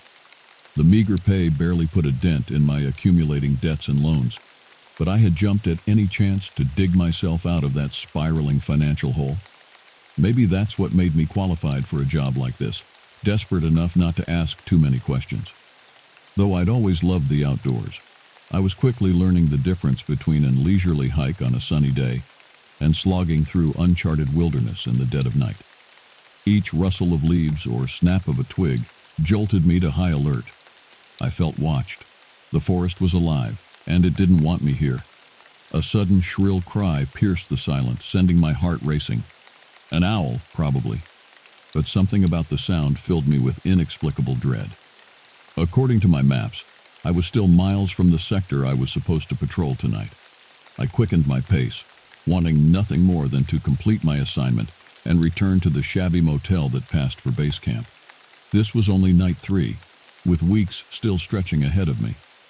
Just as I was contemplating how I would endure, I stumbled into a small clearing. My blood turned to ice. The beam of my headlamp fell upon a scene that defied explanation. An impossible whirl of symbols and runes gouged into the soil in spiraling patterns. Bones hung from strings in the branches above, and in the center, a dark stain soaked the earth. Though faded, the splash pattern was unmistakable. Something or someone had died here, violently, and not long ago. With shaking hands, I unclipped the satellite phone from my belt, protocol demanding I report my findings immediately. But as I raised the device to my ear, only static greeted me. I was completely cut off. Alone in these whispering woods that seemed to draw ever nearer, full of malice and ancient secrets. I knew right then I was in over my head. This was no mere search and rescue operation. Something far darker was afoot in these foreboding forests. Something I was ill-equipped to face, but now had no choice but to confront. And for the first time since accepting this ominous assignment, I wondered if I would make it out alive, or become yet another mysterious disappearance. With a growing sense of unease, I documented the bizarre scene before me with my camera, the flash harshly illuminating the gruesome details. My mind raced with questions and hypotheses, but I couldn't shake the deep, visceral feeling that I was dealing with something beyond the scope of my training or understanding. I've always prided myself on my rationality, on seeking concrete facts and evidence, rather than jumping to fantastical conclusions. But standing there in that lonely glade, surrounded by ancient trees that seemed to whisper secrets just beyond my hearing, I couldn't help but recall the eerie folklore and legends I had grown up with back home in Michigan. Tales of dark, primal entities that stalked the untamed corners of the world, of men and women spirited away, never to be seen again. As a child, these stories had simultaneously thrilled and chilled me. Now, I felt the icy fingers of those old fears caressing my spine. Forcing myself to focus, I meticulously photographed and cataloged the scene, knowing every scrap of evidence would be crucial. The runes twisted and writhed before my eyes, their alien letters both enticing and repulsing. I sketched them in my notebook, along with the precise positions of the hanging bones. A chill wind sighed through the clearing, setting the macabre chimes to clacking and dancing. I imagined I could just make out a vague pattern, a discordant rhythm in the movement. But it was the stains on the forest floor that drew me like a moth to a flame. I crouched down, tracing their edges with a trembling finger.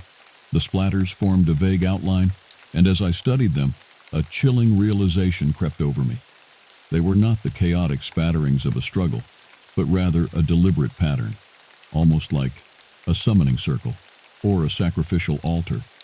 A wave of dizziness washed over me and I stumbled back, my heart pounding painfully against my ribs.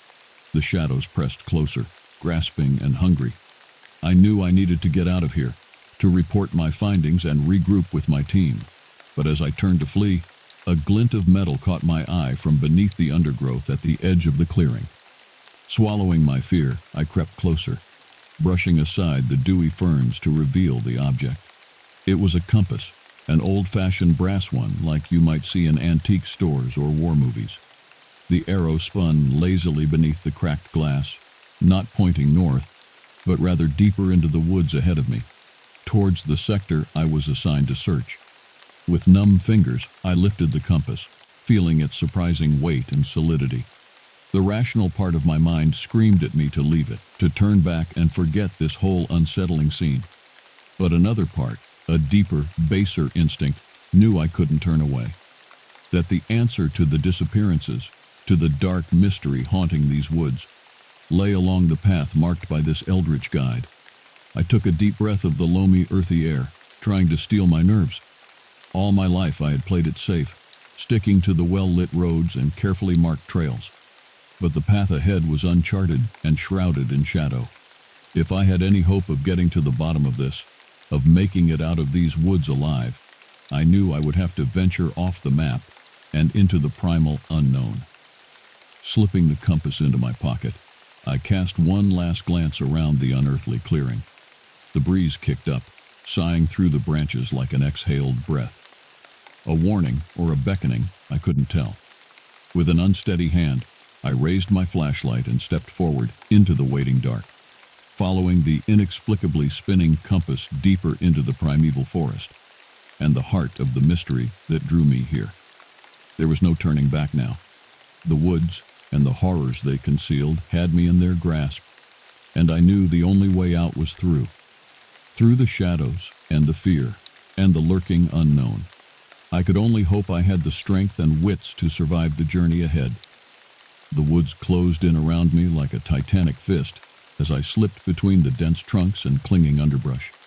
My flashlight seemed to grow dimmer with each step, the feeble beam barely piercing the gloom. I kept the mysterious compass grasped tight in my other hand, my knuckles white around the tarnished metal. It was my only guide, the spinning arrow seeming to be drawn ever onwards by some unseen force. Time lost all meaning beneath the rotting canopy. Minutes stretched into hours, or maybe it was the other way around. My sense of direction had vanished, along with the fading daylight. For all I knew, I could have been walking in circles. The only landmarks were gnarled trees that leered from the shadows, and half-glimpsed shapes skittering in my peripheral vision, gone when I snapped my head around for a better look. I strained my ears for any sound that might indicate I was drawing near to my goal, though in truth, I wasn't even sure what that goal was anymore. To find the missing hikers, to uncover the source of the strange occurrences that had drawn the attention of my covert employer. Such concrete aims felt distant and fanciful now. All that mattered was the inexorable pull of the compass. Onward I trudged, ignoring the burning of my muscles and the rasping of my increasingly labored breath. The very air seemed thick and oppressive, bearing down like a sodden blanket on my shoulders.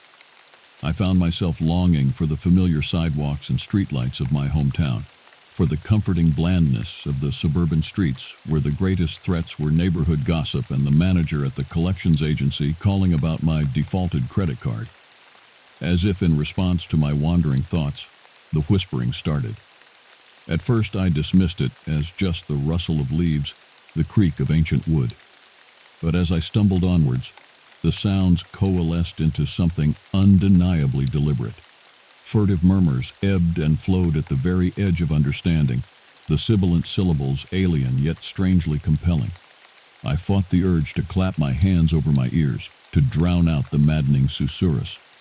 Some primal instinct warned that the whisperers knew I could hear them, that they spoke for my benefit, that to acknowledge them would be a dangerous, perhaps fatal mistake. So I gritted my teeth and played deaf, even as the volume grew and the cadence quickened, as if the speakers were growing frustrated with my feigned obtuseness. Just when I thought I could bear it no longer, the ground fell away before me, and I found myself at the threshold of a peculiar glade. A dozen paces ahead, the trees ended abruptly, giving way to a perfectly circular clearing. At the center stood a towering oak tree, gnarled and ancient. Grasping branches clawed at the sky and thick roots rumbled the earth. The eerie scene was like something out of a fairy tale, or particularly unsettling animated film. But it was the tree's trunk that made my breath catch in my throat. Gouged into the bark in the same jagged script I had seen at the site of the disappearance were those cryptic runes. They spiraled around and up the massive bole until they vanished into the shadowed canopy. The wounds in the wood wept with dark sap, viscous and shining unnaturally in the moonlight that lanced down into the strange clearing. In my palm the compass spun madly, the arrow a blur behind the cracked glass. Then, with a decided clunk, it stopped dead, pointing like an accusing finger at the oak's dark heart. A wave of dread washed over me, so powerful it nearly drove me to my knees. Every instinct screamed at me to flee, to tear blindly through the undergrowth until I burst back out into the world of light and sanity. But before I could move, the whispering ceased. In its place rose a single sound that froze the blood in my veins. From the other side of the tree, just beyond my sight, came the soft, muffled rhythm of labored breathing, and beneath it, almost too low to make out, a pained, broken moan. My heart pounded against my ribs like a caged animal as I stood rooted at the edge of the clearing, paralyzed by indecision.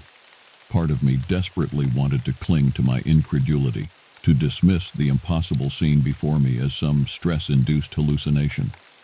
But the muffled sounds of distress coming from behind the massive oak were all too real. Steeling myself, I forced my leaden feet to carry me forward, each step an act of will. The compass lay heavy in my palm, the metal inexplicably warm to the touch now, almost feverishly so.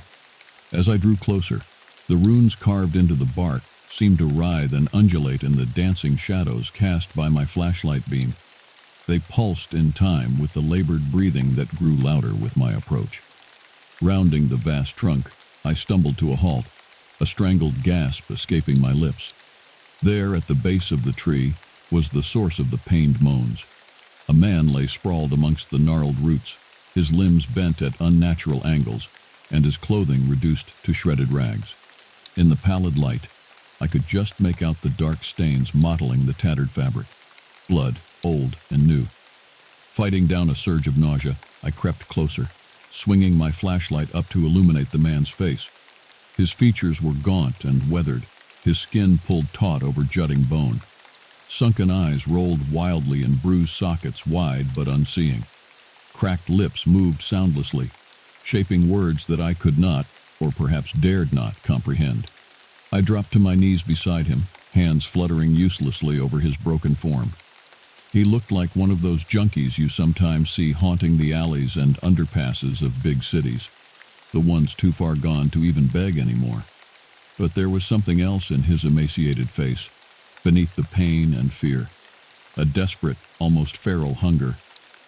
"Hey, can you hear me?" I rasped, my voice sounding alien to my own ears. "I'm here to help. I'm going to get you out of here." The man's eyes snapped to mine, suddenly focused with terrifying intensity. His hand shot up, faster than should have been possible in his weakened state, and latched onto my wrist. I cried out in shock and tried to pull away, but his grip was like iron. He hauled himself upright with a burst of manic strength, his face mere inches from mine. "No escape," he hissed through his ruined teeth. "They're coming. They're hungry." I recoiled at the overwhelming stench of decay that washed over me. It was the smell of rot and stagnation, of dank caves and forgotten tombs, and beneath it, a cloying sweetness that made my gorge rise. The runes flared with a sickly luminescence, casting twisting shadows across the man's wasted features. He laughed then, a wretched, despairing sound torn from a throat ravaged by screams. Releasing his grip, he slumped back against the tree and lifted a trembling hand to point out into the dark woods encircling the glade. "The stars are almost right. They gather in the spaces between, the children of Yuggoth and the court of Azathoth. The old ones stir in their slumber, and their hunger rises. No blood spilled in their name can sate them now." A sluggish breeze sighed through the clearing, carrying the hint of distant piping, strangely resonant, and utterly unlike any music I had ever heard. The discordant notes wormed into my ears, echoing in the hollows of my skull. Dizziness washed over me, and I stumbled back from the delirious man. "You fool, you damned fool!" he crowed after me, his voice cracking. "You're already marked. Can't you feel their eyes upon you? Can't you hear them scrabbling at the edges of your mind?" As if conjured by his words, the whispering returned, a sinister susurrus rising from the shadows between the trees. But now I could pick out some of the sibilant phrases, spoken in no language ever birthed by a human tongue. They crawled through my thoughts like centipedes, cold and chitinous and unspeakably alien. Panic seized me in an icy grip, and I spun away, tearing blindly back the way I had come.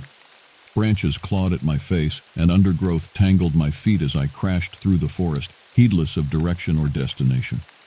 All that mattered was putting as much distance as possible between myself and that nightmare glade.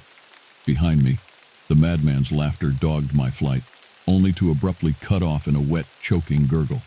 But still the monstrous voices chanted on, not fading with distance, but growing ever louder. No matter how hard I pressed my hands to my ears, I could not block out their hideous litany. Exhaustion dragged at my limbs, and cold sweat plastered my shirt to my back. My lungs heaved and spots swam before my eyes, but I dared not stop. I could feel the weight of those invisible watchers, their twisted minds, and their gnawing appetites. The man's delirious ramblings echoed in my head, merging with the eldritch chanting until I could not separate one from the other. I had thought myself prepared for anything when I accepted this assignment, ready to confront any manner of horror in pursuit of the truth. But nothing could have equipped me for the cosmic terror that now haunted my footsteps. The missing hikers, the gruesome scene in the first clearing, they were but gossamer threads in a much vaster and more horrific web, a web that I could feel inexorably tightening around me with each shuddering step. There would be no escape, the madman had said, and with a sinking certainty, I realized he spoke the truth. Whatever nightmare I had stumbled into, it would not release me until it had run its course, or until I became one more mysterious disappearance, lost amongst the dark bowls and eldritch secrets of this unhallowed forest. The only question was how much of my sanity would remain by the end, and if I would welcome that oblivion when it came. I don't know how long I stumbled blindly through the undergrowth, driven only by the primal need to put distance between myself and the horrors I fled. The chanting voices pursued me, sinking barbed hooks into my mind and reeling me towards the brink of madness with each twisting phrase. Heedless of direction, I crashed through curtains of grasping vines and jagged brambles that tore at my clothes and skin. I barely felt the sting of the lacerations, so consumed was I by the need to escape, to outrun the impossible revelations that the forest had thrust upon my unprepared psyche. But how could one outpace the truth, no matter how awful its visage? The runes, the blood-soaked glades, the demented rantings of the broken man, they all pointed to a conclusion I shuddered to acknowledge: that my mundane understanding of the world was but a soap bubble, a fragile illusion begging to be punctured by the eldritch realities seething in the shadows beyond mortal ken.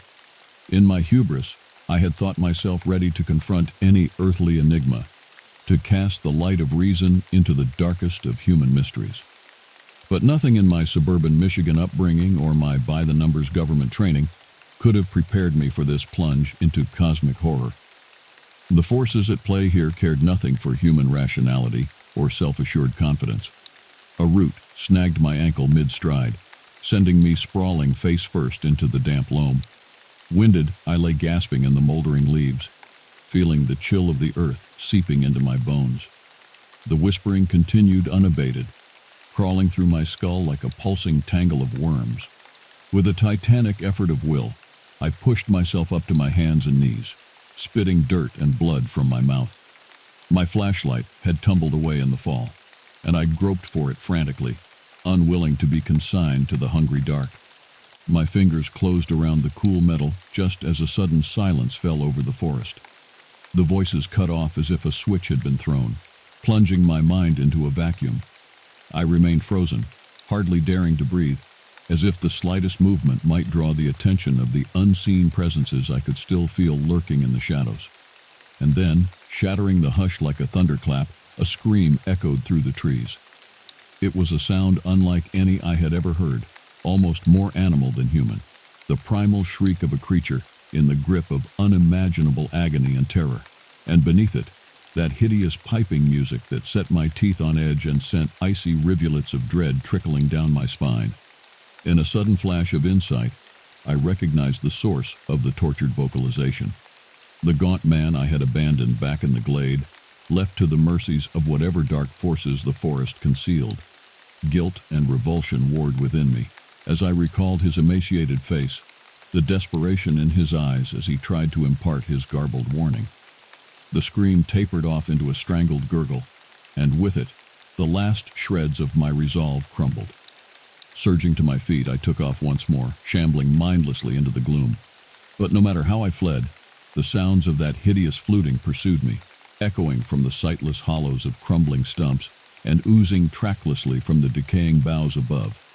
Exhaustion dragged at my limbs and choked my heaving lungs, but it was the despair, as cold and heavy as a tombstone, that drove me to my knees. There, half concealed by a matting of putrid leaves, my questing fingers found the familiar shape of the compass. The fractured glass of its casing seemed to leer at me like a baleful eye as I lifted it to the feeble light of my fading torch. To my dull lack of surprise, the needle remained fixed in its unnatural heading, stubbornly gesturing toward some unspeakable rendezvous beyond the shroud of trees. The same pull that had drawn me to that first nightmarish glade and the madman's dire proclamation. Was this to be my purpose then? To play out the role of unwitting pawn in some incomprehensible game between forces beyond human imagining? To follow this damned talisman deeper into a web of blood and darkness until it swallowed me whole?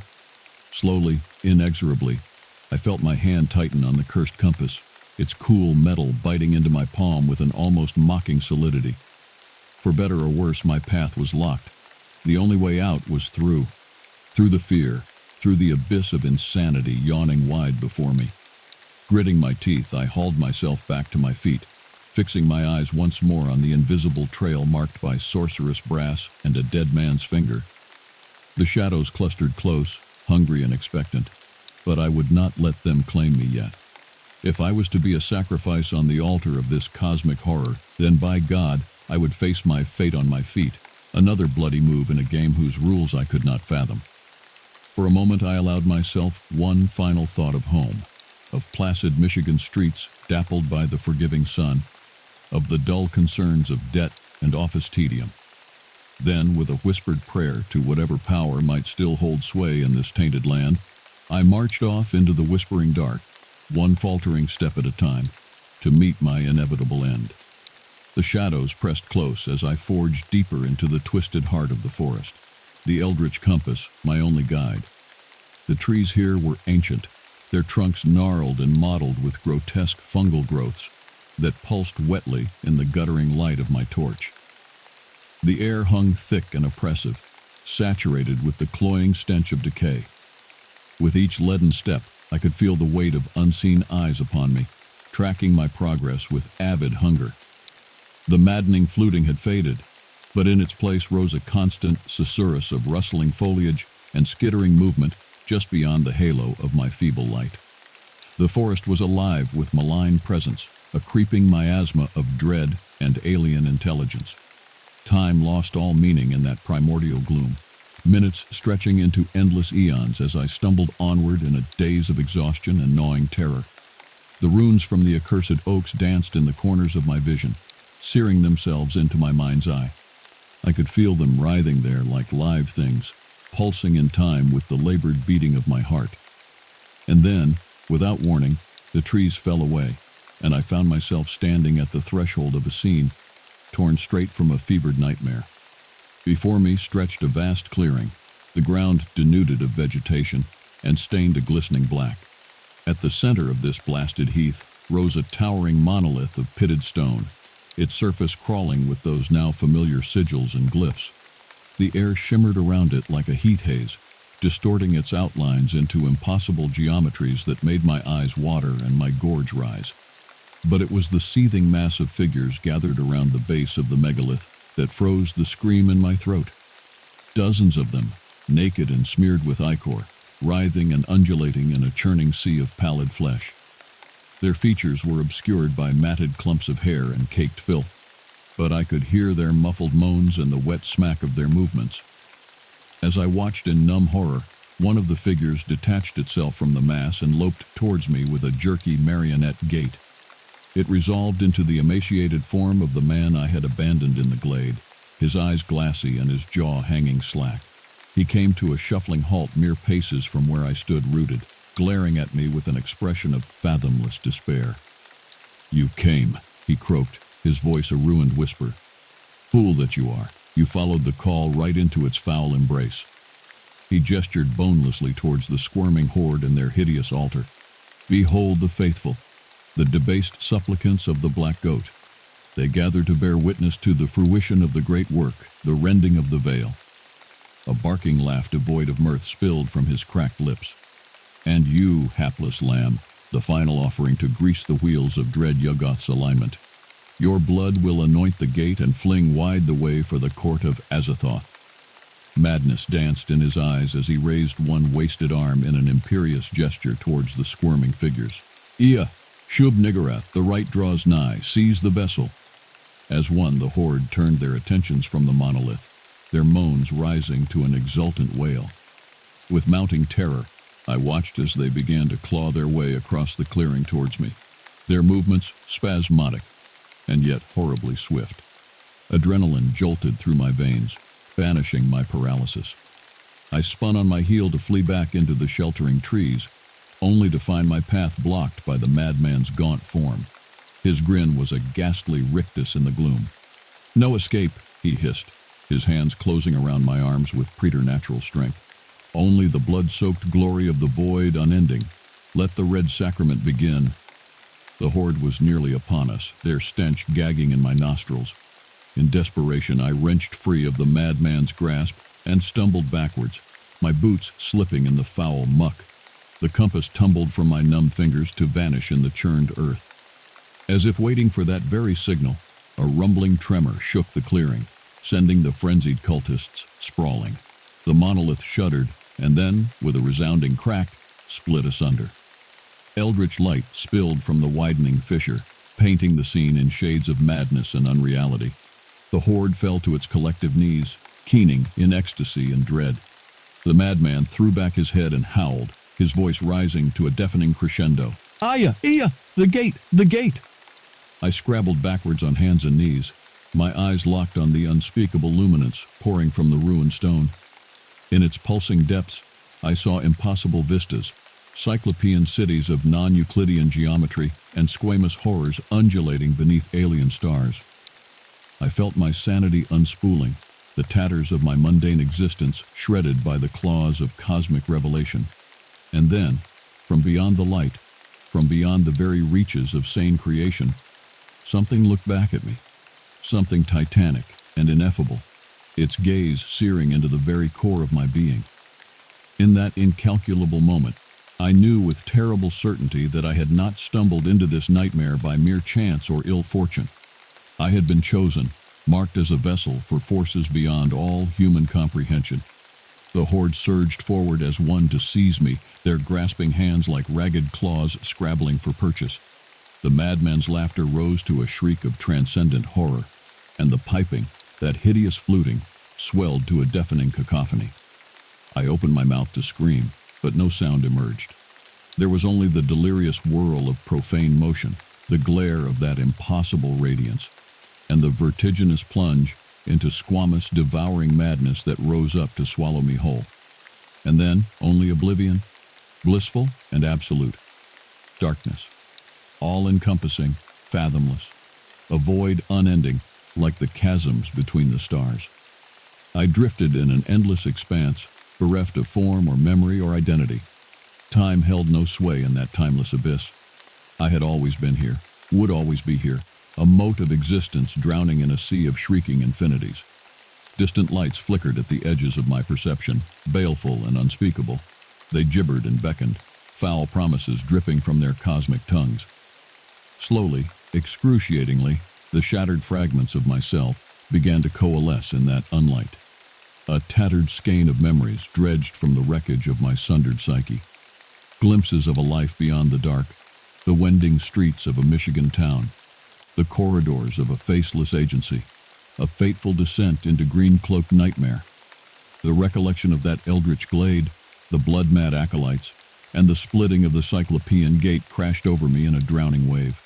Despair rose like bile in my phantom throat, a silent howl of negation and horror. What dream was this? What lightless pit had I stumbled into, and to what squamous entity had I made unwitting offering? The errant thoughts skittered across the tattered fringes of my mind, seeking purchase in the unraveling skein of my identity. Then, with a sickening lurch, the bottom fell away, and I was falling, plummeting through unplumbed layers of pure chaos. Fathomless shapes twisted in the maddening ungeometries around me, their outlines etched in the balefire radiance of dying universes.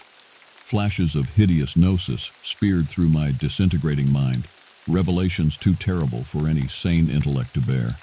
The true nature of the seething infinity that pulsed in the spaces between spaces, the insane truth behind the veneer of mortal reality. Secrets that would shatter nations and faith, truths to make the stars weep in their courses. And something else, rising from the ravening carnival of lunatic insight, a presence, titanic and ineffable, the merest shred of its attention enough to flay a soul to ribbons. The piping of mad flutes danced at the edges of my perception, an echoing trumpet blast heralding the imminent emergence of that which should not be. The black goat, the goat with 1,000 young, Shub-Niggurath, all-mother and feaster from the veil. The words thundered in my mind, a liturgy of blackest ecstasy and despair. The rite is complete, the seal is shattered. Let the faithful be vindicated. Let the vessels be filled. A scream rose in the tattered remnants of my throat, only to be swallowed by the cacophonous din of shrieking reality. I was dissolving, my paltry sense of self nothing more than a mote caught in the gravitational well of an impossible singularity. All that I was, all that I had ever been, flensed away by the hurricane winds of the void. And in the instant before I fractured into the barest subatomic filaments, I beheld it. Not with eyes, for what use are such paltry orbs before the ultimate revelation?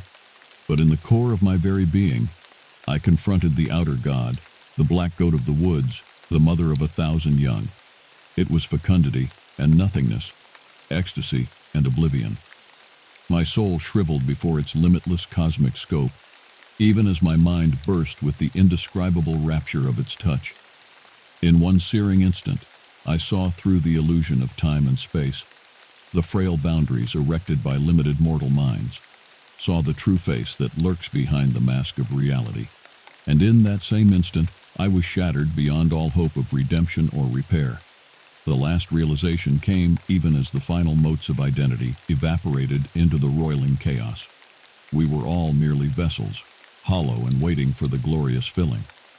The barriers between mind and void were never more than the flimsiest of veils, and now they lay in tattered ruin. The stars were right, and the inchoate madness of the outer dark would pour through the riven gate to take furious possession. I was no longer man or agent or seeker of mysteries. I was only Shub-Niggurath, the one and the many, forever and always, Ea Shub-Niggurath F'dan. And on that ultimate note of soul-shriveling horror and rapture, the tale must end. For no human mind in light or darkness could venture further into those blasphemous realms and return unscathed. The truths beyond the threshold are not for mortal eyes and should never be inscribed by sane hands.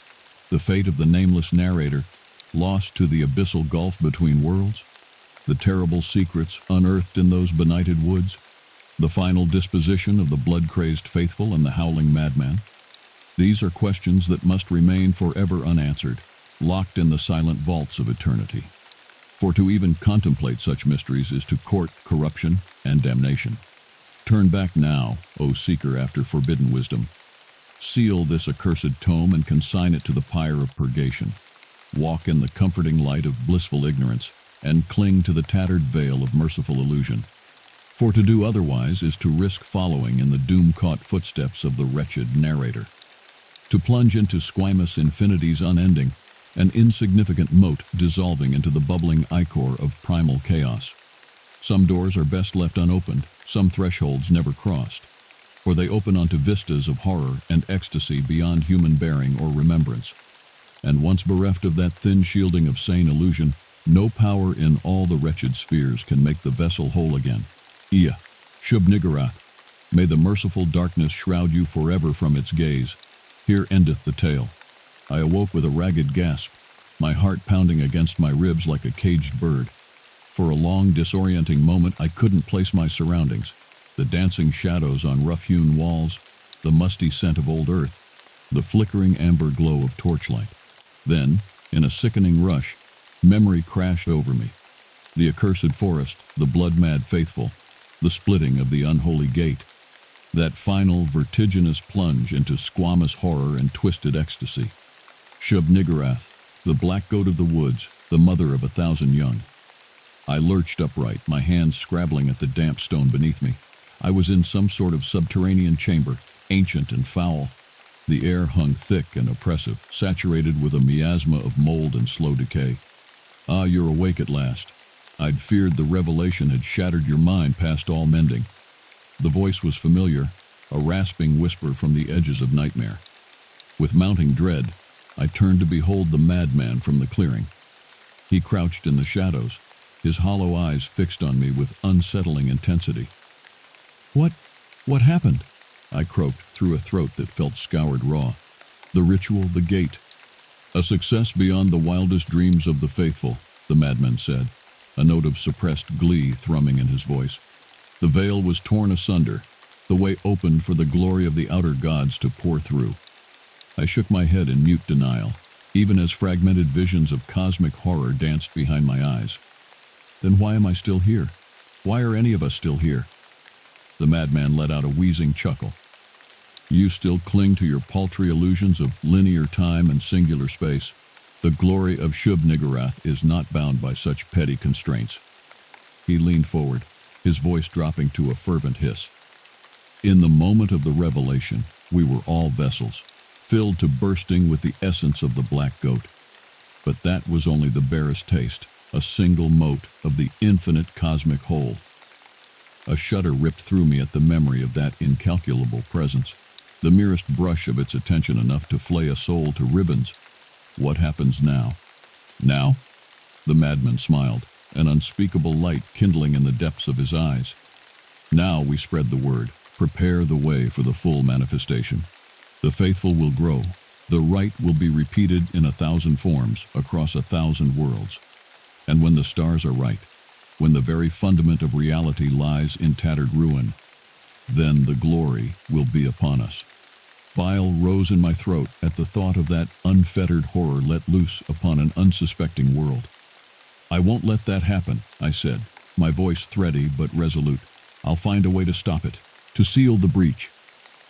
The madman let out a barking laugh, shrill and utterly mirthless. You poor deluded fool, there is no stopping it, no turning back from the truth. You have been chosen, just as I was chosen, blessed and damned in equal measure. He rose to his feet, his elongated shadow falling across me like a smothering shroud. In time, you will come to embrace it, just as I did, to rejoice in the shattering of the frail veil and the glories that lie beyond. I watched, mute and uncomprehending, as he turned and shuffled towards a rough-hewn archway. Rest now, he called back, his voice echoing oddly in the confines of the chamber. Gather your strength, you will have need of it in the trials to come. And with that, he was gone, vanishing into the labyrinthine dark of the tunnels beyond. I slumped back against the chill stone, my mind awhirl with horror and despair. The madman's words echoed in my ears, a doom-laden prophecy of a world unraveled and remade in the image of the outer gods. Could I truly stand against the inexorable tide, find some way to mend the shattered boundaries between the realms? Or was I, as the madman had proclaimed, just another deluded pawn in a game whose monstrous scope beggared all human comprehension? In that moment, I couldn't muster any answers, nor even the faintest shred of hope. All I could cling to was a grim sense of determination, a bone-deep knowledge that I had to try, even if my efforts were ultimately as futile as a single candle against the infinite dark. Staggering to my feet, I began to explore my prison, searching for some means of escape, some flaw in the ancient stones that I could exploit. As I ran my hands over the damp, lichen-encrusted walls, I sent up a silent plea to whatever beneficent powers might still hold sway in this benighted world. Grant me strength, grant me wisdom, grant me the will to see this through, to whatever bitter end may await. Ia, Shub Nigarath Ftan. And with that desperate prayer on my lips, I ventured forth into the twisting catacombs, following the fading echo of the madman's footsteps into an uncertain future, fraught with unnameable peril.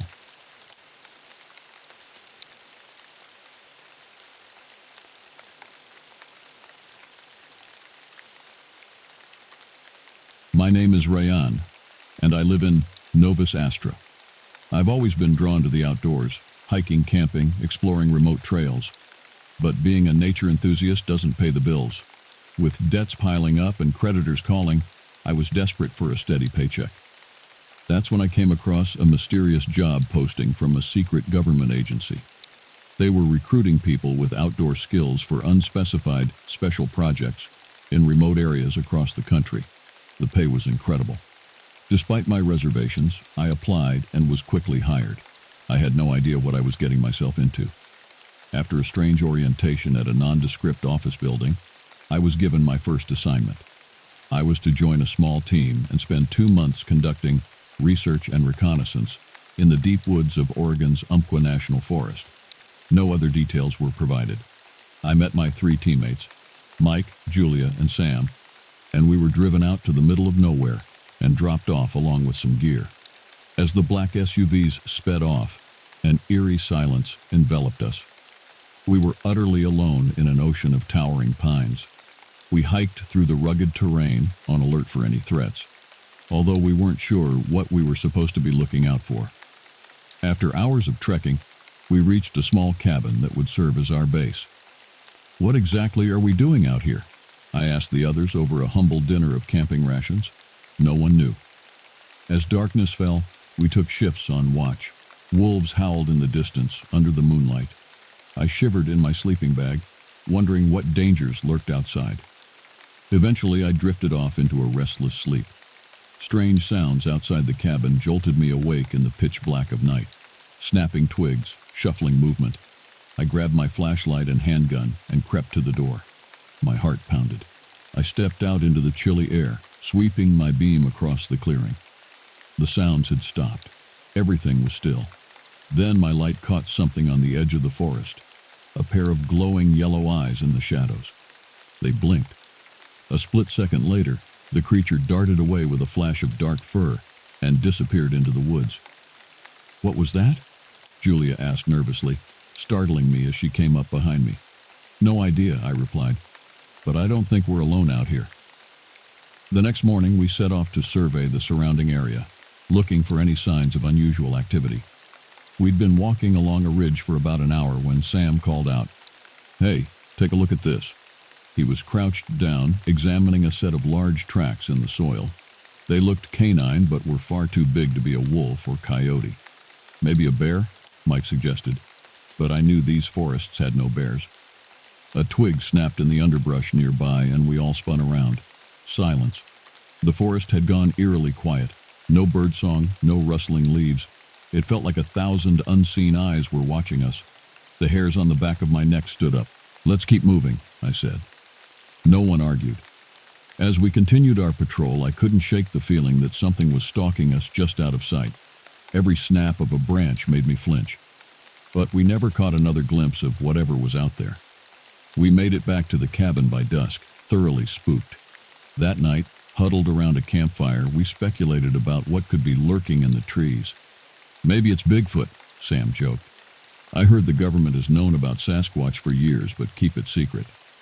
We laughed it off, but I was starting to wonder if we were dealing with something beyond explanation.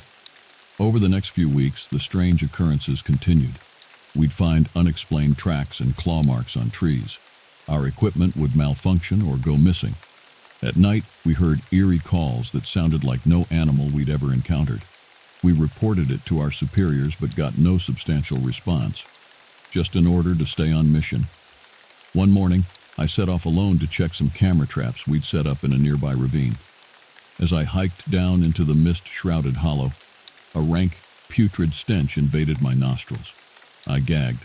Approaching the first camera, I spotted the source of the foul odor, the half-eaten carcass of a deer buzzing with flies. Predators killing prey wasn't unusual, but this was different. The wounds looked like they'd been made by huge fangs, the flesh torn away in savage strips. I suddenly noticed how the forest had gone deathly silent. Not even insects were buzzing. My skin prickled with the unnerving sensation of being watched. I checked the camera. The memory card was missing. That's when I heard it, a guttural growl that made my blood turn to ice. I spun around. There, on the edge of the ravine, a pair of yellow eyes glared at me from the shadows. The creature slowly emerged from the underbrush and my heart nearly stopped. It was a wolf, but no ordinary wolf. It was gigantic, well over 200 pounds, with shaggy black fur and fangs like daggers. And the intelligence burning in its unnatural yellow eyes was deeply unsettling. This was no animal. This was something else. A branch cracked under my boot as I took a step back. Instantly, the beast lunged forward with impossible speed. I turned and ran, adrenaline catapulting me up the ravine. I could hear its pounding strides and feel its hot breath on my heels. At the top of the ridge, my foot caught a root and I went sprawling. I flipped onto my back, fully expecting to see fangs bearing down on me. But the creature had vanished, as if it had never existed. Fighting to catch my breath, I sprinted all the way back to the cabin. "It's called a warg," Julia said matter-of-factly that night as we discussed the day's terrifying events. A mythical wolf-like creature from Anglo-Saxon lore, highly intelligent and malevolent, often acting as allies or servants to evil entities. "That's got to be what you saw," Sam scoffed. Mike looked deeply troubled. As for me, I was still shaking, unable to erase those hellish yellow eyes searing into me. We debated whether to abort the mission, but I knew we couldn't run from this. "The agency sent us here for a reason," I said, "and now we know what we're up against. We have to finish what we started." Reluctant but resolute, the team agreed to push forward. But we were more on edge than ever. The next day we began finding strange artifacts near our camp. Bundles of bones tied with sinew, stone markers carved with foreign runes, animal pelts marked with eerie red ochre handprints. Julia discovered that the symbols were from an ancient Anglo-Saxon dialect and translated to "the warg walks here." It seemed this area had a dark history that the outside world knew nothing about. Over the next week, the warg sightings grew bolder. The massive beasts would melt out of the shadows in broad daylight, fixing us with their unnerving yellow gaze before slipping away. They were toying with us. Tensions were at a boiling point. None of us were sleeping. Then one morning, we awoke to find Mike's sleeping bag shredded, drenched in blood. But no sign of Mike. He'd vanished without a trace. We were down to 3. The day after Mike disappeared, we received a disturbing transmission from headquarters. Strange things were happening at other secret government sites across the country that were all linked to ancient folklore. Missions in the backwoods of Pennsylvania disrupted by menacing black dogs. Sightings of ferocious dogmen stalking the forests of Wisconsin.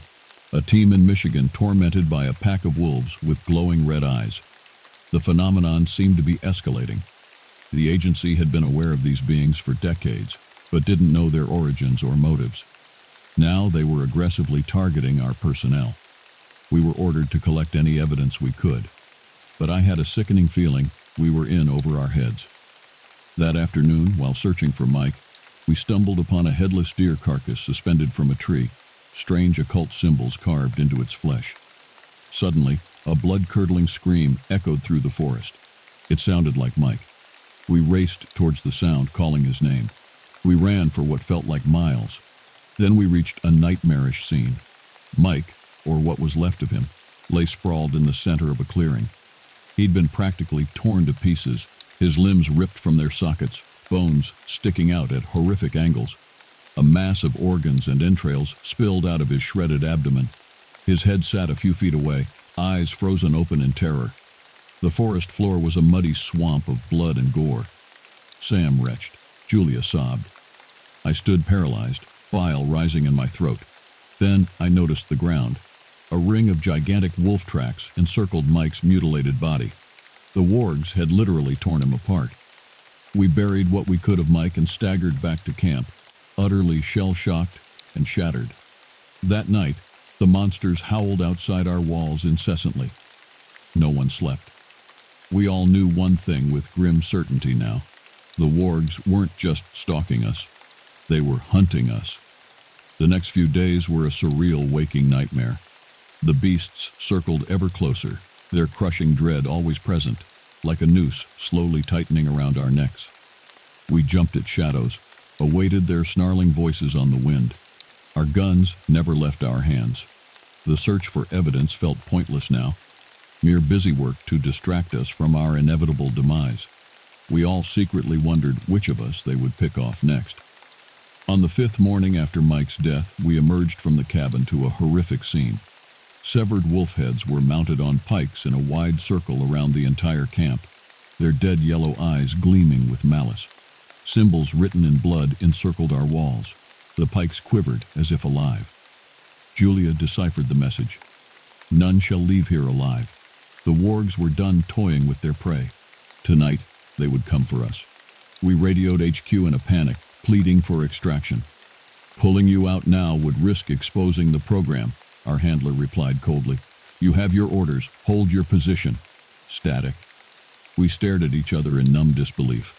Our own people had just abandoned us, left us to die in this godforsaken forest. For the first time, I felt the icy claws of hopelessness sink into me. We had only one choice: hunker down and pray for dawn. Night fell swiftly, cloaking the forest in obsidian shadow. We barricaded the doors and windows, checked our ammo. The waiting was unbearable, an eternity of sickening dread. What seemed like hours passed. The generators sputtered out and the lights died, plunging us into inky blackness. Then the howling began. One long, baleful note taken up by dozens of throats, echoing through the hills like a declaration of war. They were coming. The first one hit the door like a battering ram, nearly ripping it off its hinges. We opened fire. Its deafening snarls turned to agonized yelps as bullets tore through flesh. But another beast immediately took its place, eyes blazing with unholy rage. The cabin walls shook with their impacts. Claws shredded wood. Julia screamed. The door buckled inwards. I saw a flash of wild red eyes in the dark. Then they were inside. It was bedlam, a whirlwind of hellish growls, gunfire, and blood. One of the beasts tackled Sam to the floor, about to tear his throat out. I blew its skull apart with my shotgun. We fought in the pitch darkness, the strobing muzzle flashes illuminating glimpses of nightmarish savagery, fanged shadows ripping into us. Julia's rifle cracked as she took one down, but they just kept coming, an unstoppable tide of fang and claw. Sam cried out as he went down under a mass of matted fur and muscle. I lunged toward him, but it was too late. His screams became sickening gurgles as the beasts tore him apart. Absolute horror and rage consumed me. I fired until the gun was empty, then swung it like a club. Julia and I stood back to back, the last two survivors in our shattered bunker, surrounded by the unblinking eyes and gleaming fangs of a dozen wargs. "Any last words?" Julia asked, her voice cracking with fear and grief. I swallowed hard. I shouldn't have taken this job. Then the creatures pounced. White, hot agony exploded through me as claws raked my flesh, teeth snapped bone. The world dissolved into a red haze of unimaginable pain. I collapsed to the blood-slick floor, my life ebbing away, the snarls of feeding monsters fading into silence. I awoke in a sterile white room, the steady beep of a heart monitor in my ears. A hospital. I was miraculously alive, albeit maimed and disfigured, more scar tissue than man. A government official in a crisp black suit stood at the foot of my bed. "You're the sole survivor," he said, no emotion in his voice. "Our extraction team found you in the cabin. There was nothing left of the others." We moved you to this facility to recover." It all came crashing back in stomach-churning flashes. The fangs, the blood, the screams. "What were those things?" I croaked through my ravaged throat. "We still don't fully understand them," he said. "But our organization has contained and studied them for years to harness their unique abilities. We believe they originated from Anglo-Saxon occult rituals that brought them into our world centuries ago for use as weapons. Over time, they turned on their masters. Since then, small packs have persisted in the wilderness, hunting, always in conflict with our world. Now, they seem to be spreading, growing bolder. Needless to say, we keep their existence highly classified." Fury ignited in my gut. "You knew those monsters were out there and you still sent us in blind. You got my team killed." His face remained stonily impassive. "You knew the risks when you signed up. Your service has been invaluable and you will be well compensated. But this conversation is over. You would do well to forget what happened out there. This incident never occurred. Those creatures do not exist. Are we clear?" He turned to leave. "There will be others," I said to his back, my voice hardening with cold promise. "I will find others like me, and we will expose the truth, no matter the cost. The world needs to know what's really out there in the shadows." He paused at the door, glancing back with what looked like the faintest hint of a smirk. "Oh, I have no doubt you'll try, but no one will ever believe you. Pleasant recovery." He shut the door with a click, leaving me alone with the weight of the truth I now carried. The wargs were still out there, waiting, watching, hungry. And one day soon, they would hunt again.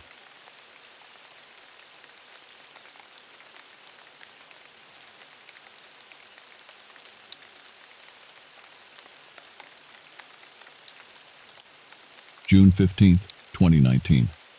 I stood at the edge of the woods, staring into the heavy shadows where hardly any sunlight penetrated the dense canopy.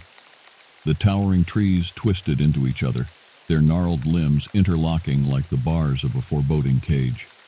It had been nearly a year since I last ventured down these overgrown paths. They felt different than I remembered, no longer a welcoming escape, but rather a sinister labyrinth waiting to swallow me whole. "Come on, Natalie, they're just trees," I tried to reassure myself under my breath. Summoning my courage, I stepped forward, dry leaves and twigs crunching loudly under my hiking boots. The muggy air hung thick with the pungent aroma of damp earth and decaying vegetation. High above, hidden birds chattered in the branches, but an unnatural silence smothered the forest floor. Each footfall sounded like a gunshot in the oppressive stillness. Snapping twigs made me whirl around, scanning the trees for any sign of movement, but I knew deep down I was utterly alone. At least I desperately hoped so. My pace quickened as the dirt trail snaked deeper into the shadowy woods, winding along the trickling creek I used to play in as a young girl, before the forest turned dark in my mind. I had to reach the water quickly, to prove to myself that my creeping dread was irrational. Finally arriving at the familiar stream, I knelt by the rocky bank and plunged my clammy fingers into the icy mountain water. The burbling current winding through stones and rotting logs had once been a soothing melody, but now each ripple and eddy only amplified the tightening knots in my stomach. I was just starting to relax when a faint metallic sound reached my ears, a deliberate scraping and jingling in the distance. I froze, hands submerged in the numbing water, straining to listen over the blood pounding in my ears. There it was again, a slow, rhythmic clanking, almost like rattling chains or a dog's collar, but more purposeful, unsettling. It seemed to emanate from deep within the woods, back where the grasping shadows reigned supreme. Rising slowly to my feet, I squinted into the impenetrable gloom between the endless rows of thick trunks. The aberrant noises made no sense. Nobody else hiked out this far, miles from any marked trail. Growing up, my parents always said that was what made this place special, our own private woodland sanctuary. But now the isolation only amplified my growing unease. I stood rooted in place for several minutes, barely breathing, waiting for any hint of the mysterious metallic rattling. But only silence greeted me, broken by the occasional bird call that now sounded more mocking than melodic. Shaking my head, I tried to laugh off my runaway imagination, Most likely it had simply been a startled animal disrupting some forgotten junk. That's when I noticed something peculiar, half buried in the mud near the stream's edge. A small clump of black feathers poked out of the dirt in a meticulously arranged pattern. Crouching down for a closer inspection, I spotted tiny white bones underneath, picked clean and sun-bleached. Clearly they had lain there for quite some time, but that realization offered little comfort, because there was something undeniably intentional about the placement, as if the morbid little display had been assembled by human hands. Slender twine bound the inky feathers together in a tight cluster, some cryptic talisman or ritual offering. I shot up to my full height, eyes raking the dense forest for any signs of life. But the woods remained still and empty, the birds overhead now sounding shrill and agitated rather than cheerful. Unnerved, I backed away from the grim feather bundle, skin crawling with the inescapable sense that someone else had been here, someone who did not wish to be seen. The idea burrowed under my skin like a splinter as I fled back to the illusory safety of home. By the next morning, I had almost managed to convince myself it was all some bizarre prank, or perhaps the disconcerting craft of an eccentric local artist. Surely there had to be a rational explanation, but an insistent nagging in my brain would not grant me peace. So that afternoon, I found myself drawn back to the forest, armed with my cell phone, a heavy maglite, and the wicked knife my father kept sheathed in the kitchen junk drawer. Overkill, perhaps, but I needed the cold comfort of their solid weight in my pack to bolster my resolve. Retracing my steps down the winding path, the woods felt even more ominous than the day before, despite the sun still riding high overhead. I marched straight to the brook with singular purpose, not allowing myself to dwell on the eerie details I had overlooked for so many years. The skeletal claw branches snatching at my hair, the sonorous creak and groan of ancient bark, the skittering movements in my peripheral vision. Rounding the last bend, my heart seized in my chest. There by the water's edge where the gruesome feather bundle had lain, a jagged wooden cross now stood. The crude boards, thick as a man's arm, had been brutally lashed together with fraying rope and jammed into the soft mud at a slight angle, as if it were not meant to remain vertical for long. Rusted chains hung from the cross tree, clinking softly as a humid breeze wound through the woods. They swayed heavily from iron bolts driven into the weathered wood, the dull metallic surfaces pitted with age. Someone had excavated the soil at the base of the awful totem, churning up rocks and roots. My mouth went bone dry at the sight of the macabre shrine, and I suddenly realized I was holding my breath, terrified to make a sound. The chains oscillated eerily in the shifting air currents, emitting that same dissonant chiming that had haunted my restless night. But this time, the rattle of metal on metal was not caused by the wind. I spun around toward the source of the sound. At first, I thought it merely a trick of the shadows, that tall, emaciated figure lurking between the gnarled tree trunks. But then it moved, gliding noiselessly through the gloom. The rattle of chains announced each languid step as the nightmare shape emerged from the darkness, dragging rusted links in its wake. Torn black rags billowed around its body like a display of weather-rotted funeral garb. I could not see a face beneath the hood, only deeper shades of black. The awful apparition halted at the edge of the clearing, swaying slightly as if waiting for me to react. My legs had turned to stone, leaden and useless. Some primal instinct finally shook me from my paralysis, and I stumbled backwards, nearly losing my balance on the treacherous stream bank. The chains twitched and swung with more vigor, sweeping back and forth inches above the forest floor. Slow and deliberate, the clanking grew louder, more insistent, as the shrouded figure took another halting step in my direction. That was all it took to shatter the remains of my sanity. I ran, fled mindlessly into the reaching arms of the forest. Twisted branches whipped and tore at my exposed flesh as I crashed through the brush in a blind frenzy. Behind me, the chains rattled and hissed like a pit of disturbed vipers, drawing ever closer no matter how frantically I drove my aching legs to carry me faster. Bursting from the oppressive trees onto the main trail, I did not slow my breakneck pace, certain that if I risked even a single backward glance, I would see that towering silhouette and its hellish chains bearing down on me. The blood thundered in my ears so loudly, I could not tell if the metallic cacophony had faded by the time I reached my front door. I scarcely remembered to lock it behind me before collapsing onto the welcome mat, thoroughly spent. That night I lay wide awake for hours, listening to every creak of the house and rustle of leaves outside my bedroom window. But all I could hear was the phantom rattling of rusted chains circling endlessly through my battered psyche. When sleep finally did come, it brought me no respite from the horrors, only a fresh venue for them to torment me. I must have looked frightful the next morning, if my parents' alarmed expressions were any indication. Over an untouched breakfast, the words poured out of me like vomit. The cross, the feathers, the figure in the woods. I could see their mounting concern as they exchanged silent glances. Dad tried his best to reassure me as he left for work, reciting the usual platitudes. Overactive imagination, jumping at shadows, letting urban legends get the better of me. But his eyes betrayed his own unease. Mom remained quiet, staring out the bay window at the tree line as if searching for any sign of my boogeyman. Heavy thunderclouds rolled in by late afternoon, turning the sky prematurely dark and casting ominous shadows across the living room. As the sun dipped below the horizon, a shroud of unnatural silence enveloped the house, so thick it made my skin itch. I retreated to my room, but even the small comfort of a locked door could not ease the tempest raging in my head.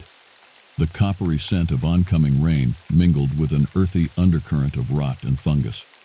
My window overlooked the backyard, where dense underbrush marked the abrupt transition from manicured lawn to untamed wilderness. Restless energy drove me to stalk from one corner to the other, jumping at every groan of settling wood and pattering of errant raindrops. Just when I thought I might truly lose my tentative grasp on sanity, a sound turned my blood to ice and stopped my heart dead. At first, merely a subtle tinkling, like the chime of a rusted gate hinge, but it grew steadily louder, resolving into the familiar clarion clank of heavy chains dragging across a concrete path. And it was emanating from just beyond the fringe of spindly pines at the property line. I fought down the surge of panic, clawing its way up my throat, muting a scream, lest it alert my parents to the infernal presence lurking in our yard. The chains rattled anew, sharp and insistent, like a grim siren song summoning me to my doom. Seized by a sudden mad compulsion, I unlatched my window and slid it open, letting the clammy air rush into my bedroom on a gust of petrichor and moldering leaves. Perched on the sill, I scanned the darkened lawn for the source of the recurrent clangor. The moon chose that moment to emerge from behind a mare's tail of shredded storm clouds, bathing the forest's edge in wan light and throwing long shadows across the grass. There between the anemic trunks, it waited. The hooded figure in funerary tatters stood motionless amid the undergrowth, chains pooling around its feet like rippling obsidian serpents. Despite the distance, I could feel the weight of its eyeless gaze boring into me, an icy dagger piercing my marrow. The floorboards in the hallway creaked, signaling my parents' imminent intrusion. In a blind panic, I slammed the window shut, fumbling with the latch as adrenaline turned my fingers into clumsy sausages. The lock clicked into place mere seconds before my bedroom door swung open, revealing my father's haggard face. "Natalie, who are you talking to up here? We thought we heard screaming." My mouth worked soundlessly, words refusing to form as I stared at him in mute terror. How could I explain the phantom outside our home without sounding utterly deranged? Even to my own ears, the truth rang hollow and absurd. Before I could concoct a passable lie, movement beyond the rain-streaked panes drew my father's attention. His eyes widened as they fell upon the macabre figure lurking in the gloom, its rusted chains glinting dully in the faltering moonlight like the coils of an eldritch horror. Dad staggered back from the window, nearly colliding with Mom as she rushed into the room, drawn by our shared distress. Her gaze flicked between his ashen features and my trembling form, silently begging for an explanation neither of us possessed. The jangle of metal on metal shattered the vacuum of shocked silence. Closer now, as if the very act of acknowledging its existence had granted the specter permission to advance. With each deliberate rattle, the chains grew louder, more insistent, until they drowned out the drum of blood pounding in my ears. Crashing from his stupor, Dad roared at us to get to the car. His urgency brooked no argument as he snatched the keys from the dresser and herded us down the stairs at a frantic clip. I risked one last backward glance at my bedroom window, instantly wishing I hadn't. The shrouded phantasm had abandoned the tree line and now stood in the center of our yard, its chain-draped arms spread wide as if in mocking benediction. Dark rivulets of rainwater streamed down the rotted folds of its burial garments, dripping from the rusted links crisscrossing its emaciated body. And though I could not make out the details of its concealed face, I could feel the weight of its gaze upon me, cold and appraising. We piled into the sedan, not even bothering with seatbelts in our haste to put distance between ourselves and the unfathomable presence defiling our home. Dad peeled out of the driveway in a spray of gravel, nearly striking the mailbox in his urgency. Over the squeal of wet tires, the sound of dragging chains rose to a deafening clamor, as if our retreat had spurred the malevolent entity to give chase. Twisting in my seat, I peered through the rear windshield, dreading what I might behold. The cloaked figure stood motionless at the end of our drive, its tarnished tethers writhing around it like metallic pythons. As our taillights faded into the mist, the last image seared into my brain was the subtle tilt of that cowled head, acknowledgement and warning all in one. We fled through the sheets of pelting rain with no destination in mind, putting as much pavement between us and the nightmare behind as Dad dared on the slick roads. In the confines of the car, our ragged breathing sounded deafening, interspersed with the stuttering thump of the wipers and the hiss of tires on wet asphalt. Questions hung thick in the air, made all the heavier by our collective reluctance to voice them aloud. What rational explanation could there be for the ghoulish figure that had appeared in our yard, a horrid facsimile of a man adorned in the detritus of the grave?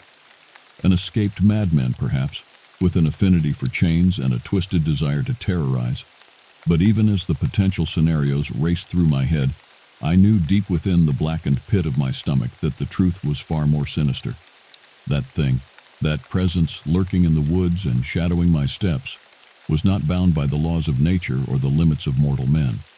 I had glimpsed the fetid underbelly of the world, where nightmares coiled in wait to ensnare the unwary. In the days that followed, we lived like refugees, jumping at shadows and starting at the slightest errant noise. The clink of keys or the rattle of a heater grate was enough to stop my heart and send ice water flooding my veins. But no matter how far we roamed, how many miles we put between ourselves and those accursed woods, I could not shake the feeling of being watched, stalked, herded toward some grim purpose beyond my comprehension. Sleep became a fickle mistress, rarely gracing me with more than an hour or two before the night terrors crept in. Always I dreamed of rusted chains rasping through a moonlit forest, of an unseen presence drawing ever closer, implacable and ravenous. And at the heart of the abstract visions writhed an emotion more potent than the fear, the unshakable conviction that it was not finished with me yet. We never went back to the house, could not bring ourselves to return to the site of our collective undoing. The official story spun for concerned neighbors and my parents' co-workers was that we had abruptly relocated to care for a sick relative in another state. But no hastily erected facade could erase the grim knowledge that our idyllic lives had been built upon a charnel pit, a thin veneer of normalcy atop eldritch secrets too terrible to name.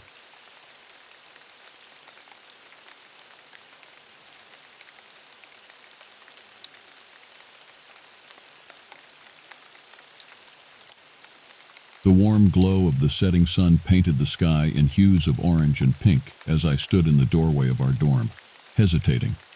It was September 15th, 2020, and the air held the first hints of autumn's chill.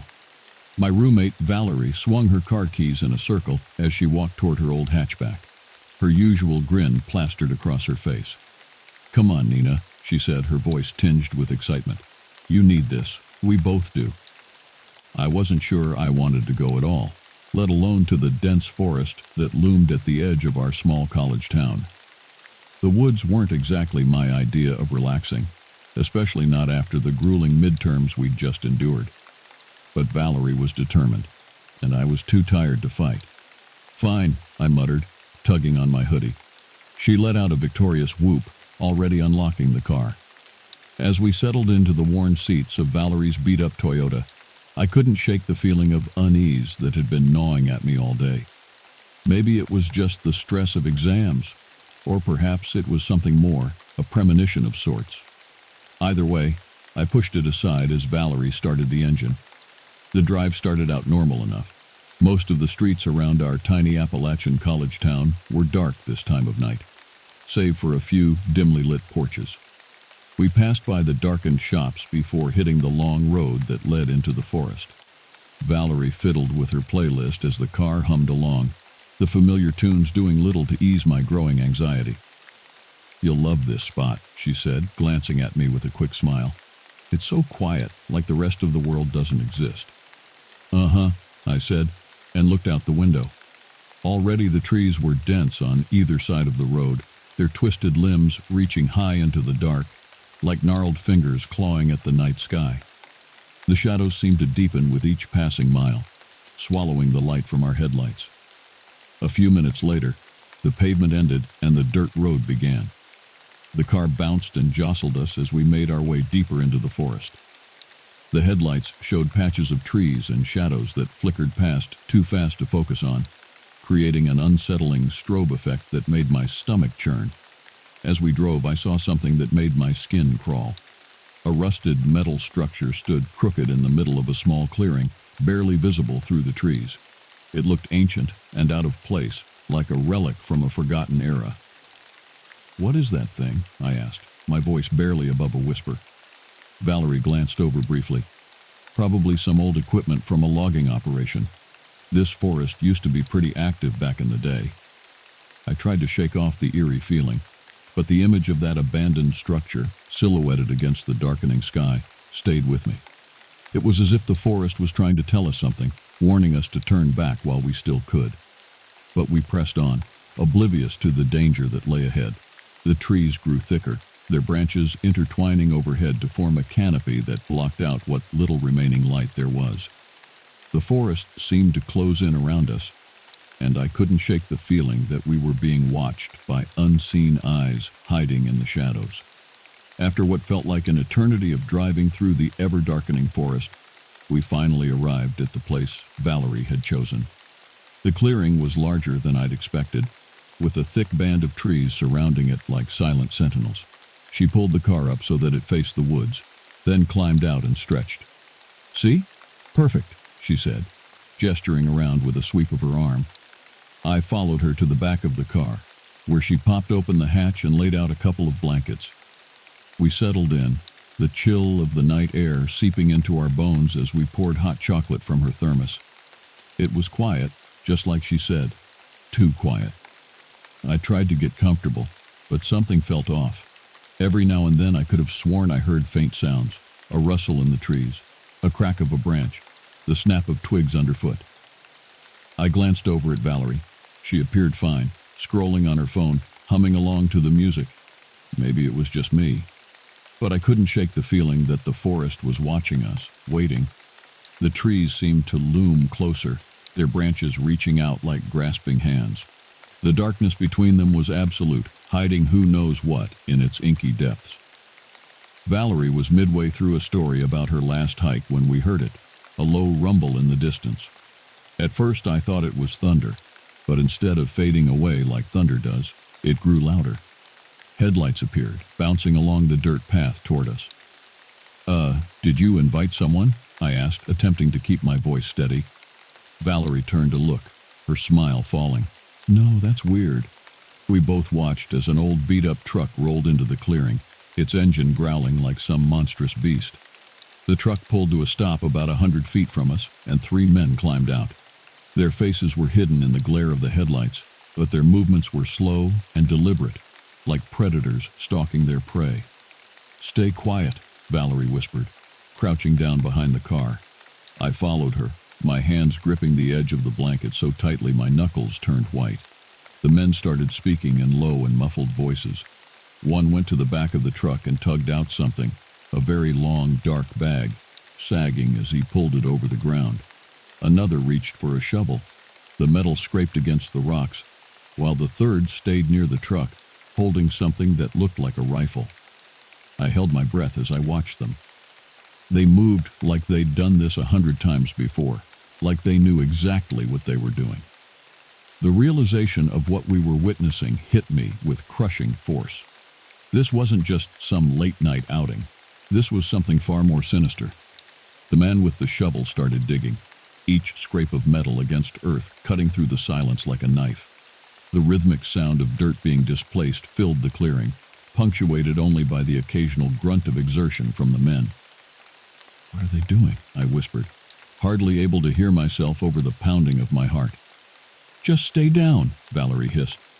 Her usual confidence was gone, replaced by something I'd never seen before: fear. The digging continued for what felt like an eternity. The man with the bag dropped it into the hole, and I saw the others nod. He unzipped it, and I froze. Even from where we were hiding, I could tell what was in it.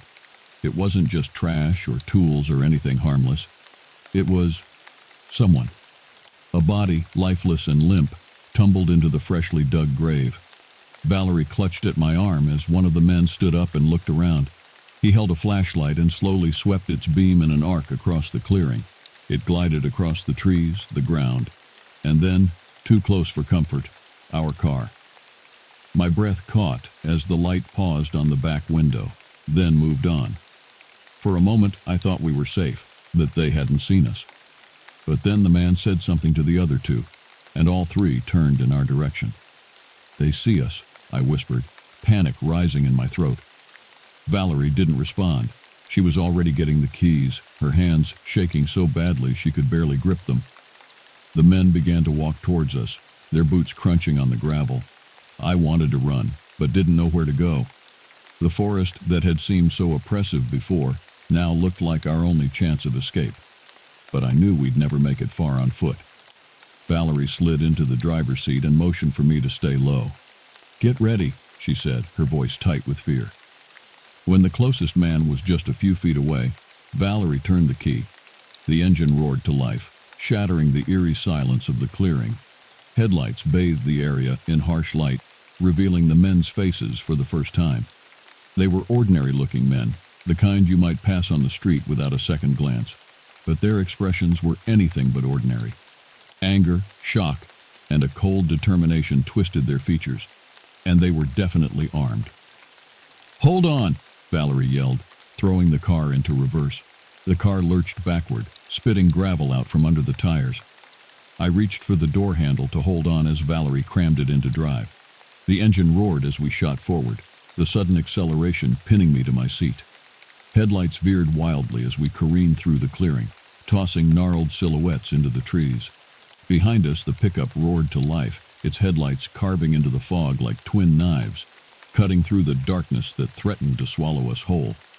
"Hang on!" Valerie shouted, clutching the wheel so hard her knuckles were white. Her face was a mask of concentration, eyes darting between the road ahead and the rearview mirror. I glanced back, my heart threatening to burst from my chest.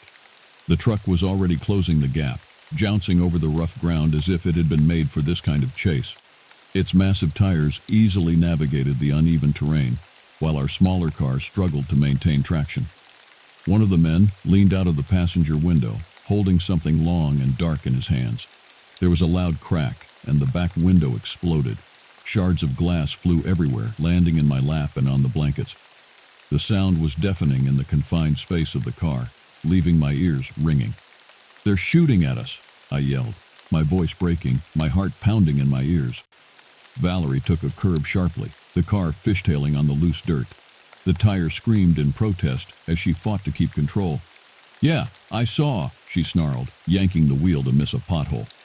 The SUV came down hard, and I just about cracked my skull on the roof. The impact jarred my teeth and sent a bolt of pain through my neck. The forest blurred around us into a tunnel of trees and shadows as Valerie pushed the car faster. Branches whipped past the windows, occasionally scraping against the sides of the car with a sound like fingernails on a chalkboard.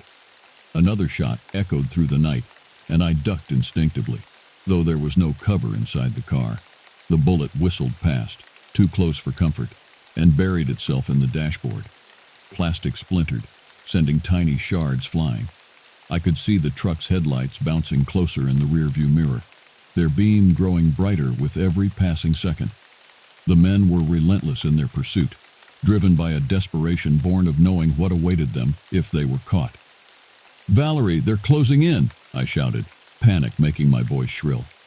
"Not for long," she growled, eyes flicking up from the road to the mirror and back.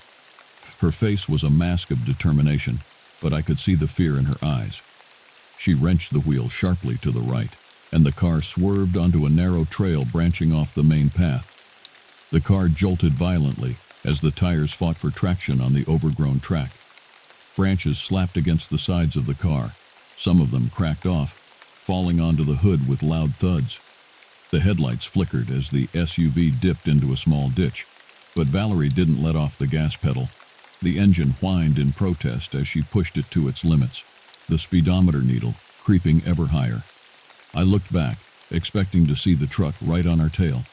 But to my surprise, the headlights stopped at the edge of the main road. They hesitated for a heartbeat, and then turned and reversed back into the darkness. I fell back against the seat, my body rigid, every muscle knotted and throbbing. The adrenaline that had been coursing through my veins began to ebb, leaving me feeling weak and shaky. "They gave up," I whispered, hardly daring to believe it. "Guess they don't like scratches on their fancy truck," Valerie said, her voice shaking, but she didn't slow down. We continued on, the trail narrowing to the point it finally spat us out onto an old paved road leading to the outskirts of town. The familiar sights of civilization should have been comforting, but instead, they felt surreal, as if we had crossed over into some parallel universe where everything looked the same but felt fundamentally wrong. Valerie pulled into the lot of a 24-hour diner and cut the engine. We just sat there, neither of us moving for some time. The silence in the car was deafening, broken only by our ragged breathing and the ticking of the cooling engine. My hands were shaking as I brushed glass off my lap, the reality of what had just happened sinking in. We had witnessed a murder, or at least the burial of a murder victim. We had been chased and shot at. We had nearly died. Valerie finally spoke, her voice low and exhausted. "Do we call the cops?" I shook my head, the thought of involving the authorities sending a fresh wave of panic through me. "What if they don't believe us?" Valerie sighed, leaning back against the seat. "What if they do?" The implications of her words hung heavy in the air between us. If the police believed our story, we'd be witnesses in a murder investigation. Our lives would never be the same. And if those men found out we had talked? The fluorescent lights of the diner hummed softly overhead, but neither of us moved to get out of the car. We just sat, staring straight at the empty road ahead, waiting for something or someone to show up. After what felt like hours, but was probably only minutes, Valerie spoke again. "We need to decide what we're going to do." I nodded, my mind racing through our options. None of them seemed good. Maybe we should just keep quiet, pretend it never happened. The words felt wrong even as I said them, but the alternative seemed even worse. Valerie looked at me, her expression a mix of relief and guilt. "Is that what you really want to do?" she asked. I closed my eyes, the image of that body bag tumbling into the grave flashing behind my eyelids. "No," I admitted, "but I don't know what else to do." Valerie reached over and squeezed my hand. "We'll figure it out, together." As we sat there in the silent car, the weight of our decision pressing down on us, I couldn't help but wonder if we were making the biggest mistake of our lives. We eventually made our way back to our dorm room, the drive passing in a blur of streetlights and shadows. Every car that passed us made my heart race, convinced that the men from the forest had somehow found us. Once inside, we locked the door and drew the curtains. The familiar surroundings of our room felt alien now, as if we had brought a piece of that dark forest back with us. "We should try to get some sleep," Valerie said, her voice sounding hollow in the quiet room. I nodded, but we both knew sleep would be impossible. Every time I closed my eyes, I saw the men's faces, heard the crack of gunshots, felt the car jostling beneath me as we fled for our lives. We sat on our beds, facing each other in the dim light of our desk lamps. Neither of us wanted to be alone with our thoughts, so we talked in low voices, rehashing every detail of what had happened. "Did you see their faces clearly?" I asked, my voice barely above a whisper. Valerie shook her head. "Not really. It all happened so fast.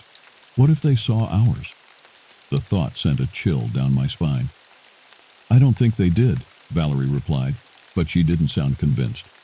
As the night wore on, our conversation drifted to what we should do next.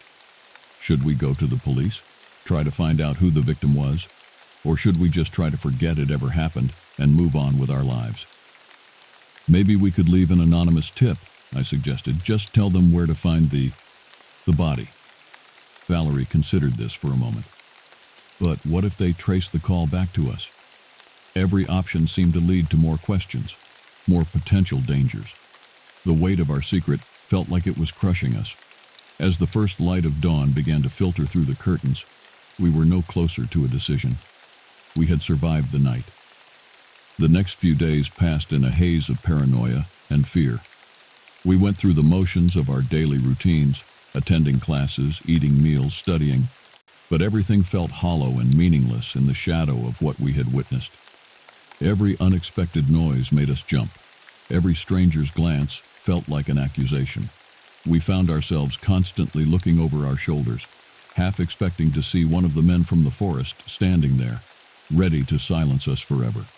Our friends noticed the change in our behavior. We were withdrawn, jumpy, and distracted. When they asked what was wrong, we brushed off their concerns with vague excuses about stress and lack of sleep. The lies tasted bitter on my tongue. But what else could we do? How could we possibly explain what had happened? On the third day after that fateful night, Valerie came bursting into our room, her face pale and her hands shaking. She thrust her phone at me, showing me a news article on the local paper's website. "Body found in forest," the headline read. My heart stopped as I skimmed the article. A hiker had stumbled upon a freshly dug grave in the woods. The police were investigating it as a homicide. "They found it," Valerie whispered, her voice trembling. "What do we do now?" I stared at the article, my mind racing. This changed everything. If we came forward now, we'd be suspects. Why hadn't we reported it earlier? But if we stayed silent, what if they found evidence that led back to us anyway? "We need to talk to someone," I said finally.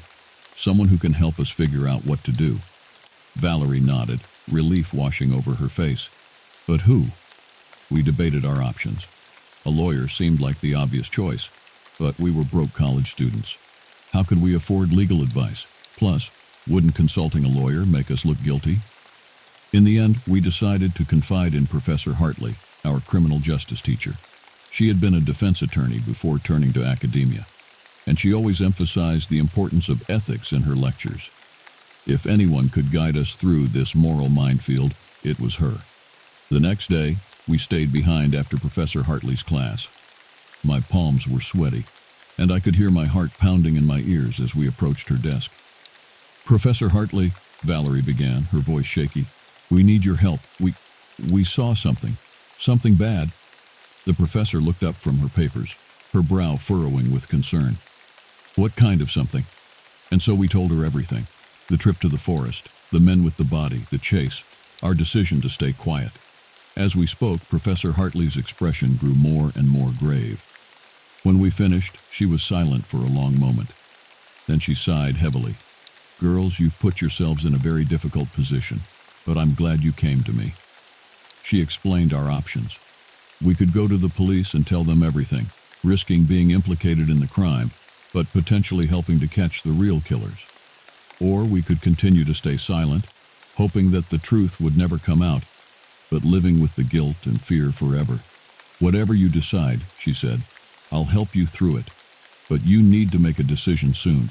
The longer you wait, the worse it will look." We left her office with heavy hearts, but also with a sense of relief. At least now we weren't carrying this burden alone. That night, Valerie and I sat in our room, turning over Professor Hartley's words in our minds. The weight of our decision pressed down on us, making it hard to breathe. "I think we need to come forward," I said finally. "I can't live like this anymore, always looking over my shoulder, jumping at shadows." Valerie nodded slowly. "You're right. And it's the right thing to do." That person, whoever they were, deserves justice. The next morning, with Professor Hartley by our side, we walked into the police station. My legs felt like lead, and my mouth was dry as we approached the front desk. We need to speak to someone about the body found in the forest," I said, my voice barely above a whisper.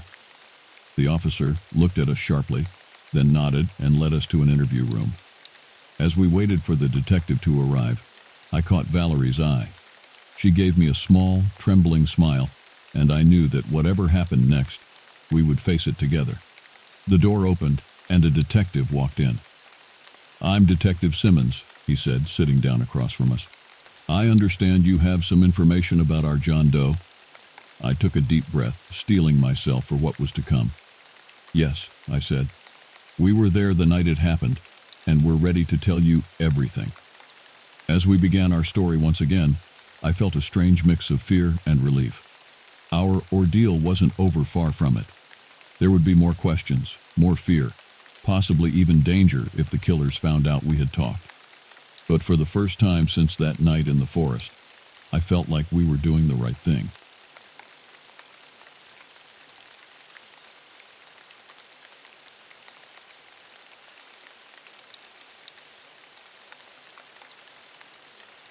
The gravel crunched beneath the tires of my beat-up Chevy as I navigated the winding back roads of Lynn County, Iowa. It was a crisp autumn evening in 2020, the kind where the air feels sharp in your lungs and the fading sunlight paints everything in shades of gold and red. I was 31 then, still young enough to chase thrills, but old enough to know better. My name is Andrew, born and raised in these parts, surrounded by endless cornfields and small towns where everyone knows your business. I'd always been a skeptic, rolling my eyes at the ghost stories and urban legends that seemed to multiply like rabbits in rural areas. But there was one tale that had always nagged at me, a persistent itch in the back of my mind that I couldn't quite scratch away. The Matzel Bridge. Even saying the name out loud felt like invoking something best left alone. It was just a bridge, for crying out loud. A century-old metal structure spanning the Wapsipinicon River. During the day, it was nothing special. Rusted iron, weathered planks, and the occasional piece of graffiti left by bored teenagers. But at night, when the mist rolled in from the river and the moon cast long shadows across the water, it became something else entirely. I'd heard the stories since I was a kid, whispered around campfires or traded in hushed tones during sleepovers. They all followed the same pattern. Drive onto the bridge, cut your engine, and wait. Then, if the legends were to be believed, something would push your car across to safety, the ghostly hands of children who had perished there long ago. It was ridiculous, of course, the kind of story dreamed up by someone who'd had a few too many beers at the local dive bar. And yet, the consistency of the tales was unnerving. No matter who told it, the grizzled old-timer at the gas station, the wide-eyed college kid home for the summer, or the prim librarian who'd lived here her whole life. The details never changed. For years, I'd dismissed it all as small-town superstition. But that night in 2020, something changed. Maybe it was the way the wind whispered through the trees, or the eerie stillness that settled over the countryside as darkness fell. Whatever it was, I felt a pull towards that bridge, an inexplicable need to see it for myself. I hadn't planned on going out that night. It was a Tuesday, for God's sake, and I had work in the morning at the local factory where I'd been employed since graduating high school. But as I sat in my small apartment, mindlessly flipping through channels on the TV, I felt a restlessness creep over me. The walls seemed to close in, and suddenly the idea of a late-night drive felt like the only thing that could calm my nerves. I grabbed my keys, shrugged on a worn leather jacket, and headed out into the night. The cool air hit me like a slap to the face, clearing away the cobwebs of monotony that had settled in my brain. I climbed into my car, the engine sputtering to life with a reluctant groan. As I pulled out of the driveway, I had no real destination in mind. I just drove, letting muscle memory guide me along familiar roads. But as the minutes ticked by, I realized my subconscious had been steering me all along. The gravel roads became more twisted, the trees pressing in closer on either side. And there, looming in the distance, I saw it. Matzel Bridge. Even from a distance, it looked wrong somehow. The moonlight glinted off the metal frame, creating strange, shifting patterns that seemed to move of their own accord. As I drew closer, I felt my heart begin to race, my palms growing slick against the steering wheel. I slowed the car to a crawl, gravel crunching loudly in the silence. The bridge stretched before me, a gaping maw of darkness waiting to swallow me whole. Every instinct screamed at me to turn around, to flee back to the safety of my apartment and forget this foolish adventure. But I couldn't. I'd come this far, and something deep inside me needed to know the truth. Was it all just stories, or was there something more lurking in the shadows of Matzel Bridge? With a deep breath, I eased the car forward. The tires hit the first wooden plank, and a shudder ran through the entire vehicle. It felt like crossing a threshold, like stepping from one world into another. As the bridge enveloped me, the air grew thick and heavy. The only sound was the rapid beating of my own heart and the low rumble of the engine. I inched forward until I reached the center of the bridge, my headlights barely penetrating the inky blackness ahead. This was it, the moment of truth. With trembling fingers, I turned the key. The engine died, plunging me into a silence so profound it felt like a physical weight pressing down on me. I sat there, hardly daring to breathe, waiting for something. Seconds ticked by, each one feeling like an eternity. Nothing happened. No ghostly hands, no mysterious force, just the creaking of the old bridge and the soft lapping of the river below. I let out a shaky laugh, relief flooding through me. It was just a story after all, nothing more than... That's when I felt it. A slight tremor running through the car, so faint I thought I might have imagined it. But then it came again, stronger this time. The car rocked gently, as if something was pushing it. My breath caught in my throat as I felt the car begin to move. Slowly, inch by inch, it crept forward across the bridge. I fumbled for the key, trying to restart the engine, but it was dead. And still, the car kept moving. Panic clawed at my chest as I looked around wildly, searching for an explanation.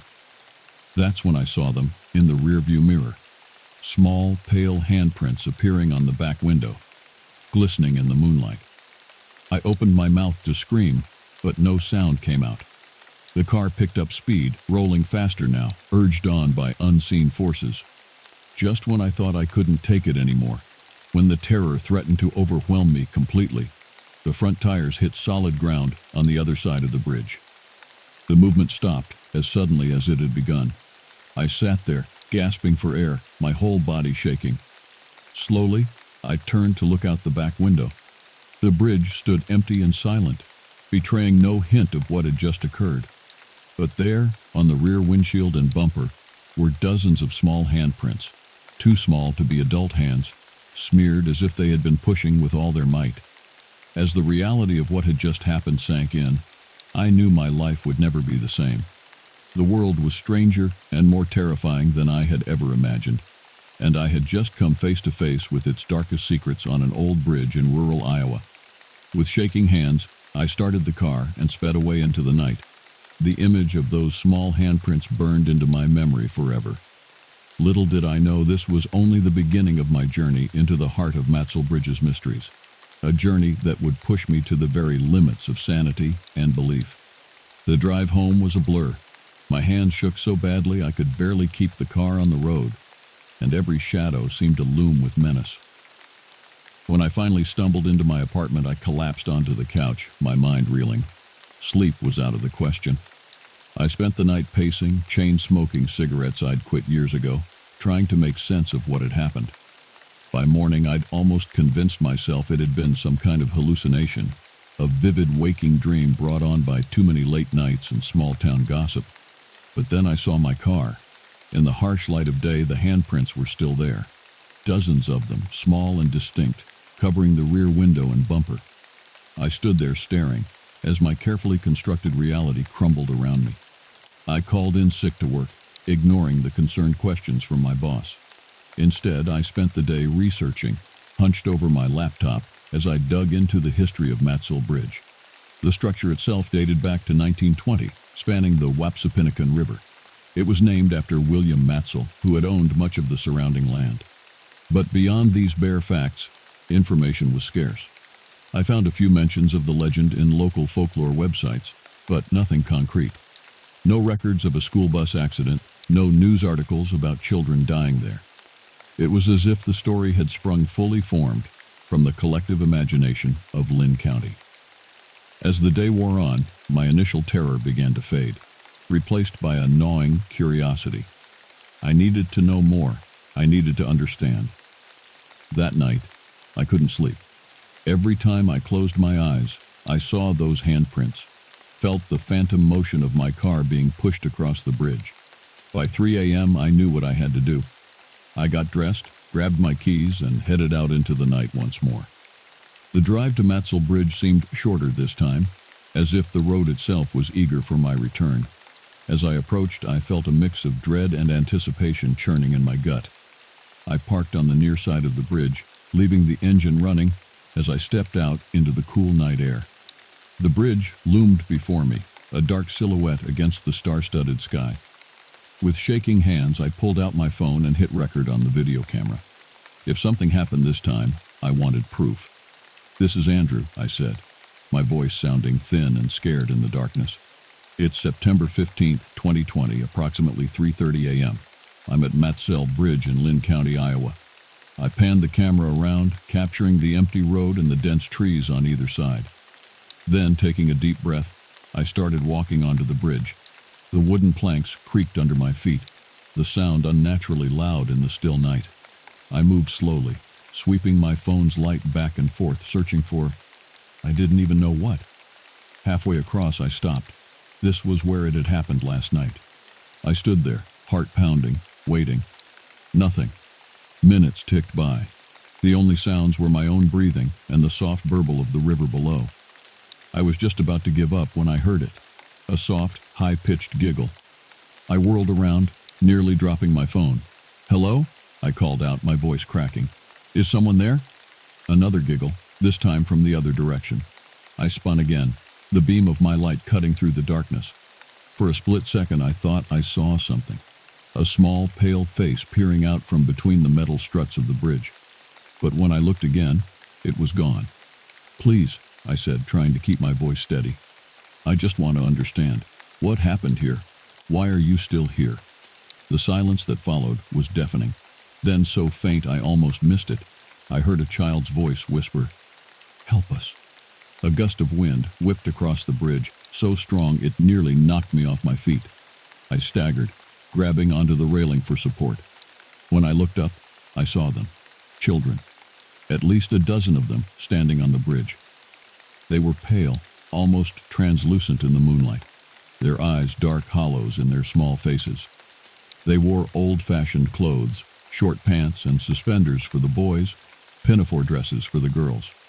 I opened my mouth to scream, but no sound came out. The children stood motionless, watching me. Then, as one, they raised their arms, pointing downstream. I followed their gesture, leaning out over the railing to peer into the murky water below. At first I saw nothing, but as my eyes adjusted, I made out a shape beneath the surface, large, angular, half buried in the river mud. It was a bus, an old school bus, its yellow paint long since rusted away, lying on its side in the shallow water. When I turned back, the children were gone, but their message was clear. There was more to this story than anyone knew, and somehow I had become a part of it. The next few weeks passed in a blur of sleepless nights and obsessive research. I took time off work, claiming a family emergency. In a way, it wasn't a complete lie. The children of Matzel Bridge had become my family, their silent plea for help echoing in my mind every waking moment. I spent days in the local library, poring over old newspapers and county records. I interviewed elderly residents, bought drinks for loose-lipped bartenders, even snuck into the closed stacks of the Historical Society. Slowly, painfully, the truth began to emerge. It was October 1929, just days before the stock market crash that would plunge the nation into the Great Depression. A school bus carrying children from a rural school was crossing Matzel Bridge when disaster struck. The details were murky, obscured by time and the tendency of small towns to bury their darker secrets. Some accounts suggested a mechanical failure, others hinted at driver error. But the result was the same. The bus plunged off the bridge into the river below. The official death toll was 8 children and the driver. But as I dug deeper, I found whispers of a cover-up, mentions of additional children who had been on the bus but weren't on the official manifest. Poor kids, farm laborers' children, those whose disappearance might not raise too many questions in a time of economic turmoil. The bus had never been recovered. The river had been dragged, of course, but the official story claimed it had been washed downstream in the swift current. The bodies that were found were buried in a quiet ceremony, and Matzel Bridge's dark history was slowly forgotten. Or so they thought. As I pieced together the story, I began to understand. The children I had seen weren't just haunting the bridge. They were trapped there, bound to the site of their tragic death. And they needed to be freed. But how? I was just one man, armed with nothing but a half-baked understanding of events that had happened nearly a century ago. What could I possibly do to help these lost souls? The answer came to me on a chilly October night, as I sat in my car parked near the bridge, watching the mist roll in off the river. I knew what I had to do, but the thought filled me with terror. I had to go into the river. I spent the next week preparing. I bought scuba gear, watched countless YouTube videos on diving techniques, and practiced in the local YMCA pool until I felt somewhat confident. On the night of October 28th, exactly 91 years after the accident, I returned to Matzel Bridge. The air was crisp, carrying the scent of decaying leaves and wood smoke. As I parked my car and began unloading my gear, I felt a presence watching me. I looked up to see them, the children, standing in a silent line along the bridge railing. Their faces were solemn, but there was a glimmer of hope in their hollow eyes. "I'm going to try," I said, my voice shaking. "I don't know if I can help, but I'm going to try." One of the girls, her hair in long braids, smiled at me. It was the most beautiful and heartbreaking thing I'd ever seen. I finished suiting up and made my way down the steep embankment to the river's edge. The water was dark and uninviting, swirling with eddies and unseen currents. For a moment my courage faltered. What was I doing? This was madness. But then I thought of those children, trapped for nearly a century, waiting for someone to hear their plea. I had to try. I waded in, the cold water seeping into my wetsuit. When it was deep enough, I put on my mask and took a deep breath. Then, with a silent prayer to whatever might be listening, I submerged. The underwater world was a realm of shifting shadows and muted sounds. I swept my dive light back and forth, trying to orient myself. The current was stronger than I'd anticipated, tugging at me as I swam deeper. Time seemed to lose all meaning as I searched. My air supply dwindled, and I was about to surface when I saw it. A shape in the gloom, angular and unnatural. The bus. It lay on its side, half buried in the river mud. Algae and river weeds had long since claimed it, but the outline was unmistakable. I swam closer, my heart pounding. As I approached, I saw movement inside the bus. Pale faces pressed against the murky windows, small hands reaching out. I recoiled in shock, nearly losing my regulator. But these weren't the spectral children I'd seen on the bridge.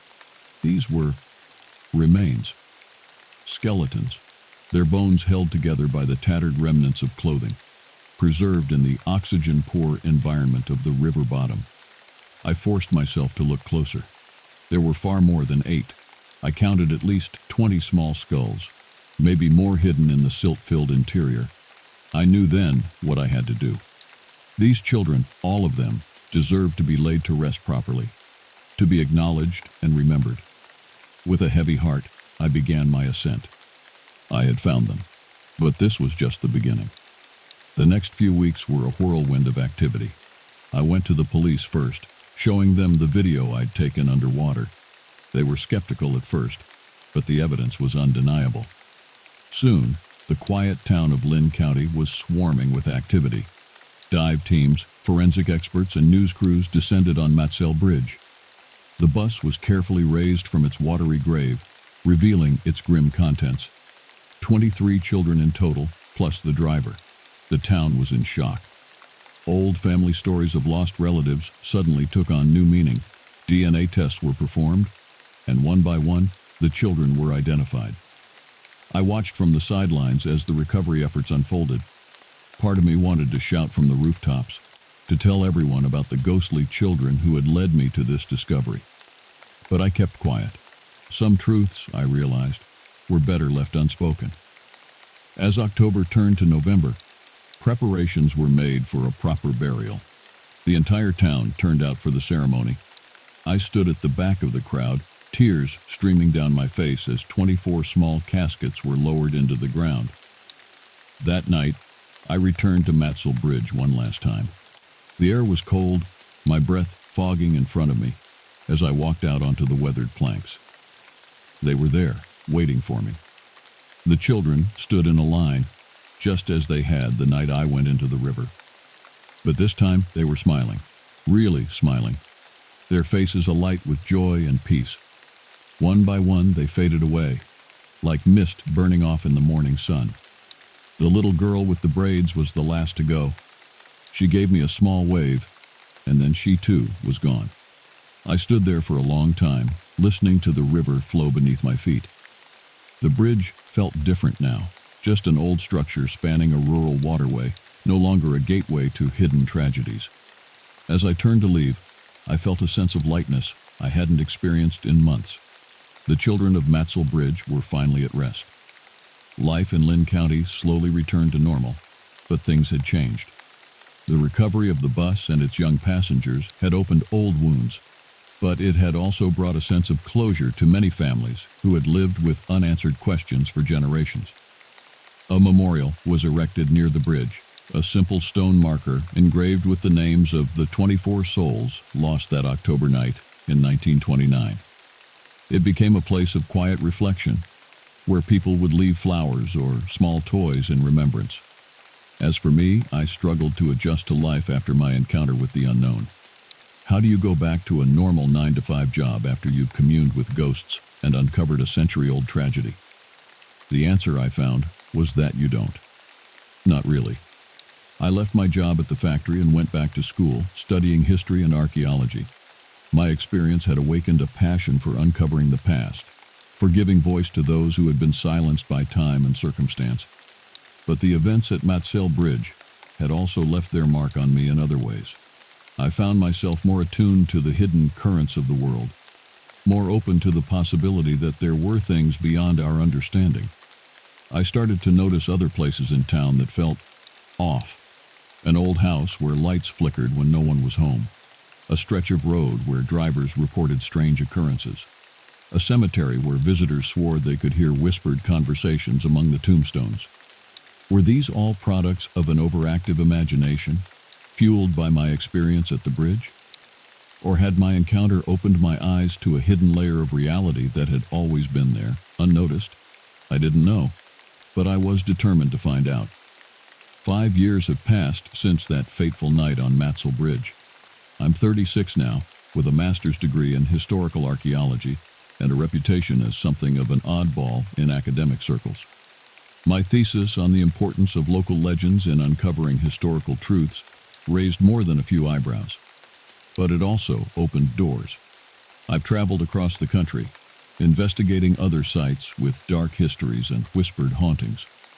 Some have led to concrete discoveries, forgotten graves, covered-up accidents, small tragedies lost to time. Others have remained stubbornly mysterious, offering tantalizing hints of the unexplained, but no solid answers. Through it all, I've never forgotten the children of Matzel Bridge. They were my first, the ones who opened my eyes to a world beyond what I thought I knew. In a way, I owe them everything. I still visit Lynn County from time to time, checking in on old friends and paying my respects at the memorial. The bridge stands much as it always has, a silent sentinel over the Wapsipinicon River. But now, on quiet nights when the mist rolls in, I like to think I can hear the faint sound of children's laughter carried on the breeze, not sad or frightening, but joyful, free. As for me, I've made peace with my role as a bridge between worlds, the seen and unseen, the remembered and the forgotten. It's not always an easy path. There are nights when the weight of history and the echoes of long-ago sorrows threaten to overwhelm me. But then I think of those small handprints on my car, of pale faces peering out from the river's depths, of a little girl with braids waving goodbye as she faded into the light. And I know that this is what I was meant to do. There are more stories out there waiting to be uncovered, more lost souls in need of rest. And as long as there are bridges between this world and the next, I'll be there, ready to listen, to understand, and to help bring the truth to light. The gravel crunches under my tires as I drive away from Matsell Bridge one last time. In my rearview mirror, I see the old structure receding into the distance, bathed in the golden light of sunset. For a moment, just at the edge of perception, I think I see a group of children standing on the bridge waving farewell. I smile and wave back. Then I turn my eyes to the road ahead, to the next mystery, the next bridge between worlds. The journey continues, and I'm no longer afraid of where it might lead. I became a park ranger because I needed a steady paycheck, and I love the outdoors.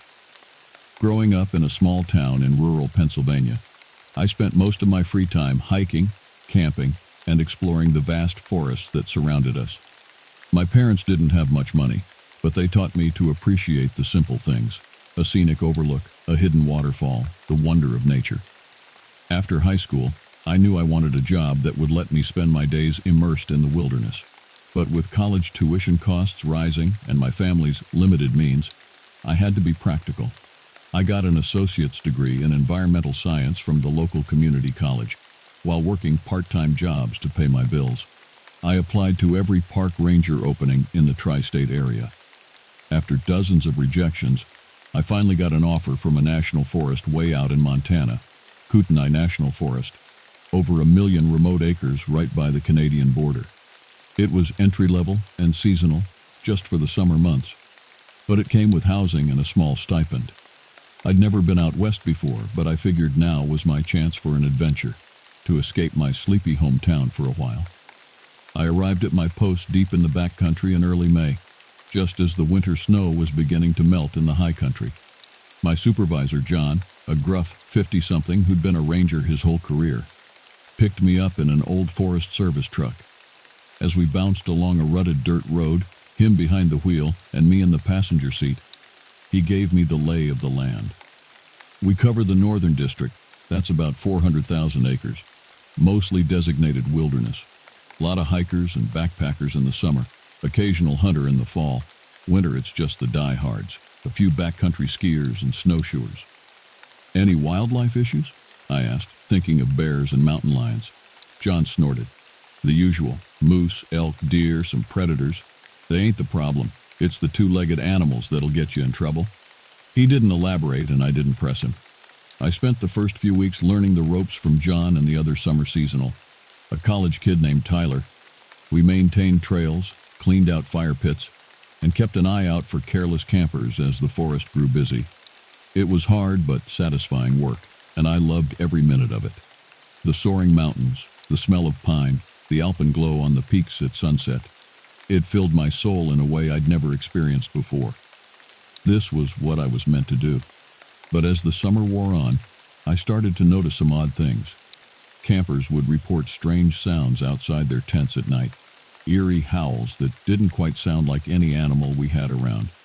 Food began to go missing from bear bags strung up in the trees, even when they were hung correctly. And I started to get a creeping feeling, as I hiked alone through the dense timber, that I was being watched. I mentioned it to John one evening, as we sat around the fire pit outside the ranger cabin where I bunked. He took a swig of whiskey and stared into the flames for a long moment before responding. "You're not imagining it," he finally said. "There's something out there, something that ain't natural." A shiver ran up my spine despite the warmth of the fire. "What do you mean? Like Bigfoot?" John barked out a laugh. "Bigfoot! I wish. No, this is something different, something worse."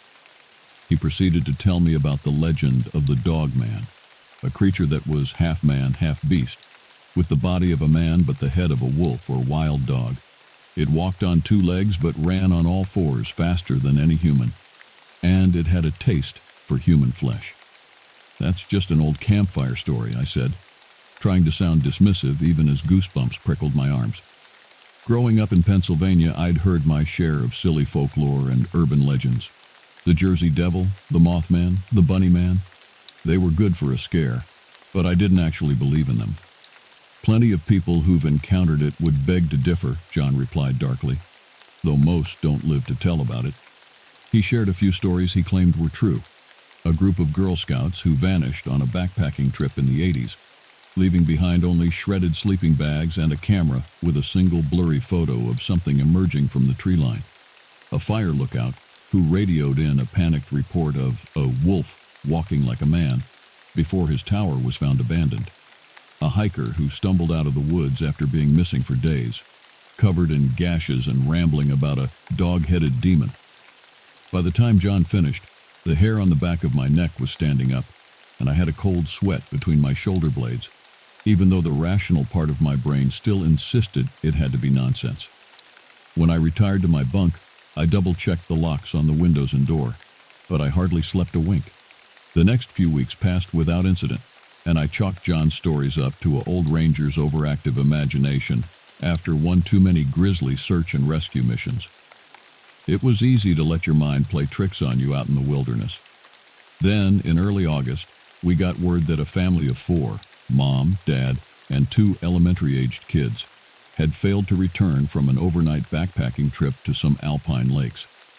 It wasn't uncommon for people to get turned around on the trails up here, but after 24 hours with no sign of them, we had to mount a search.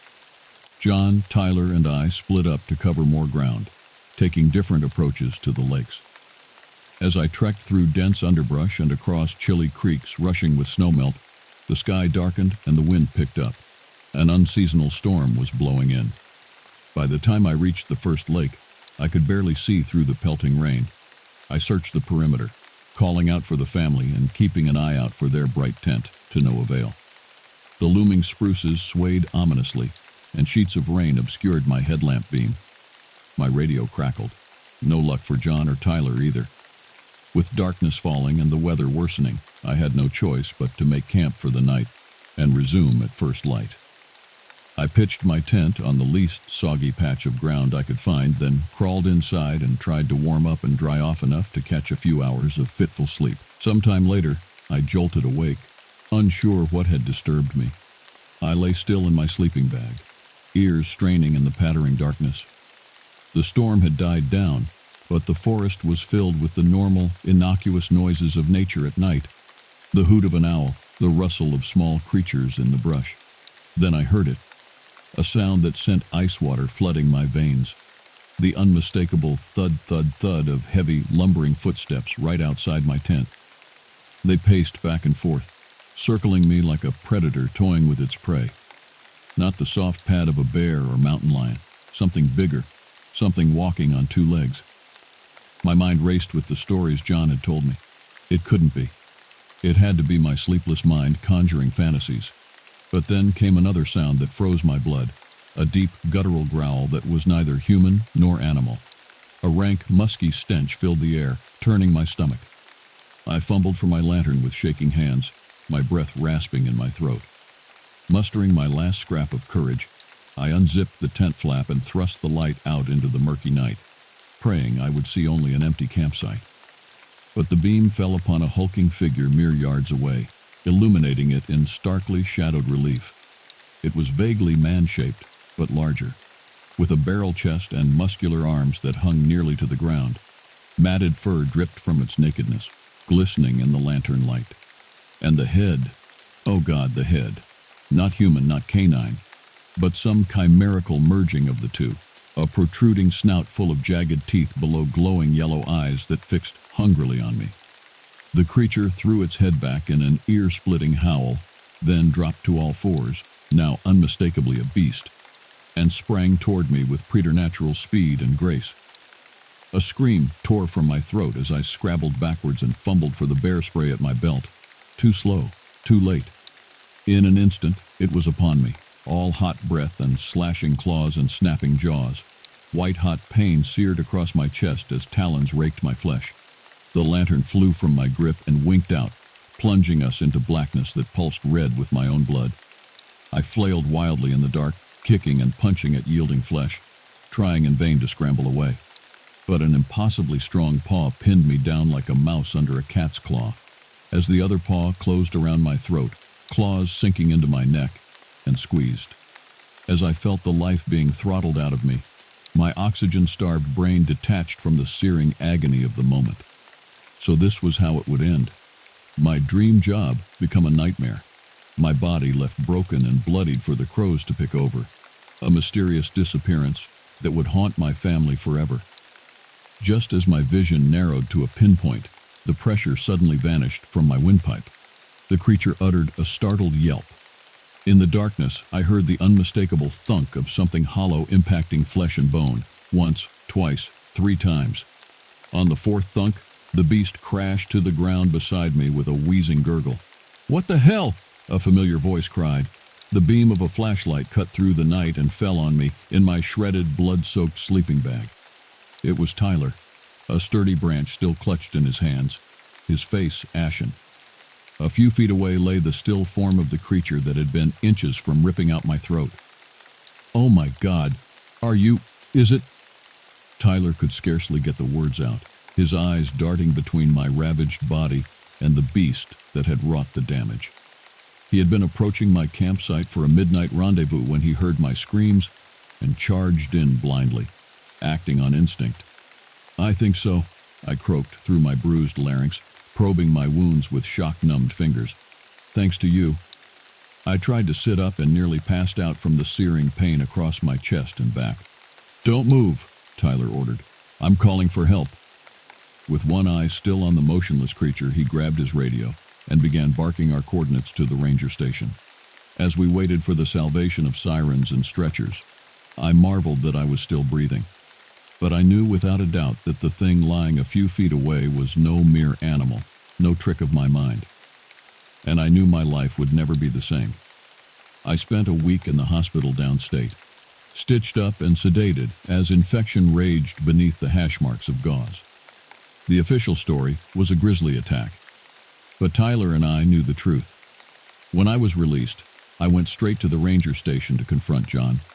I found him on the porch, staring out at the sea of dark timber with a 1,000-yard stare, an untouched mug of coffee at his elbow. He didn't look surprised to see me.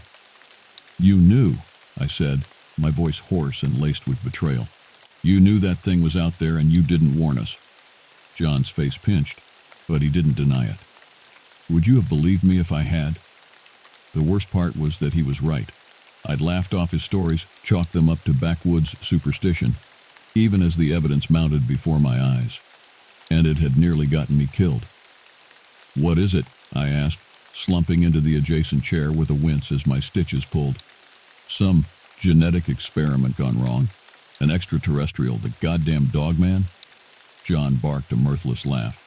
"Your guess is as good as mine, kid. All I know is it's been stalking these woods since before I started wearing this uniform. Taking people. Hikers mostly, but a few rangers over the years too." My blood ran cold at the implication. "Others? Why haven't I heard about this? There should have been manhunts, media frenzies." He gave me a look that was almost pitying.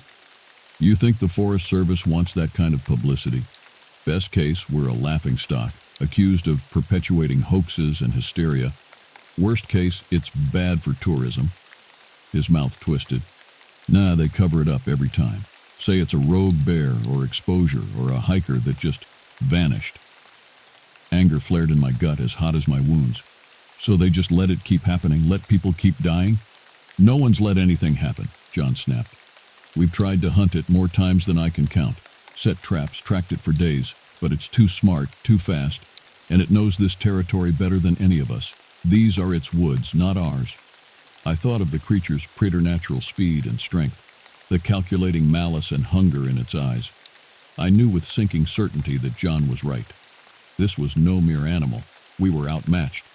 But as I fingered the stitches mapping my chest, I also knew I couldn't just walk away. I'd seen the face of evil, and now I wouldn't rest until it was dead, and I had answers. So I spent months researching everything I could dig up on dogmen and their kin. Skinwalkers, lycanthropes, wendigos.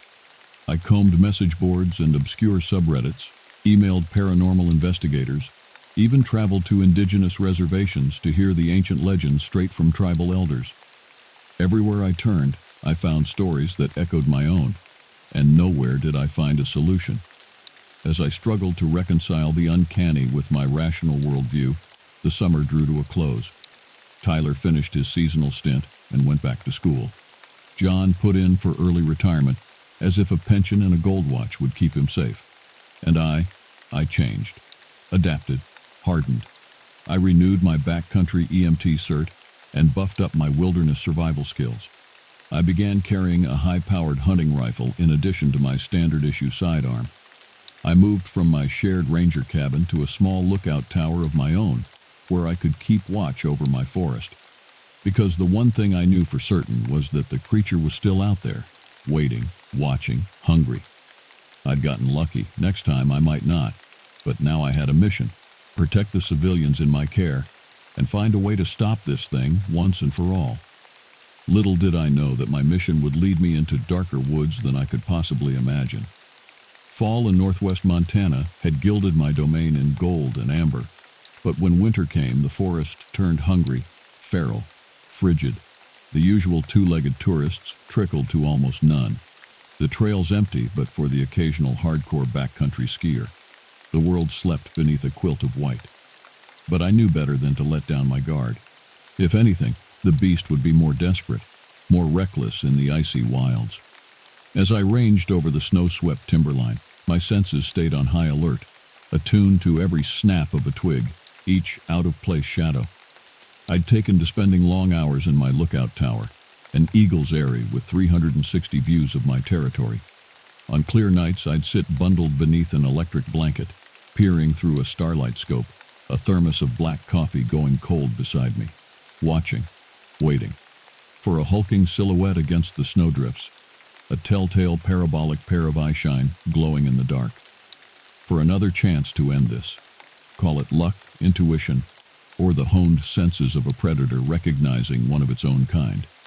But on a brilliantly moonlit night in late January, I finally caught a glimpse of my quarry's return, a mere suggestion of a shadow flowing between skeletal trees, there and gone again in a blink. A rumor of sulphurous musk hanging in the air among the pine sol of cedar and spruce. The faintest of tremors through my scope as something large moved deeper in the timber. My blood hummed with that old primal cocktail of terror and anticipation. I snatched up my rifle and radio, already keying the mic to report contact. But then I hesitated, finger hovering over the talk button. If I called it in, I knew what would happen. The circus would come to town. SWAT teams, helicopters, media vultures. The forest would be crawling with trigger-happy cops and glory-seeking hunters, each wanting to bag the big bad wolf. And in the chaos, the creature would vanish like smoke, leaving more bodies in its wake. No, I had to handle this alone. End it cleanly and quietly, before anyone else got hurt, before I lost my nerve. I shouldered my rifle and headed out into the icy night, following the phantom trail. The moon illuminated the snowscape in shades of silver and indigo, as I ghosted from tree to tree, ears straining for any unnatural sound. But the forest had fallen preternaturally silent, even the usual owl hoots and coyote yips muted, as if the animals sensed an apex predator in their midst. An hour passed, then two, with no further sign of my prey. No tracks, no scat, no broken branches to betray its passage. It was as if it had been a mirage, a trick of moonlight and shadow. I began to doubt myself, wondering if months of isolation and obsession had shredded my sanity. I was on the verge of turning back, exhausted and disgusted with myself, when I stumbled into a small clearing and stopped dead. There, in the center of the open space, stood an old hunting cabin, little more than a shack. Its wooden walls were warped and rotting, the roof sagging beneath a mantle of snow, the windows black and vacant. It looked long abandoned, but leading up to the crooked door were unmistakable prints in the fresh powder, massive paw prints, far too large to be a wolf or mountain lion, and they had already begun to fill with rime, as if whatever made them had passed this way minutes before. My heart thundered against my ribs, and my palm slicked on the rifle stock as I stared at that dilapidated cabin.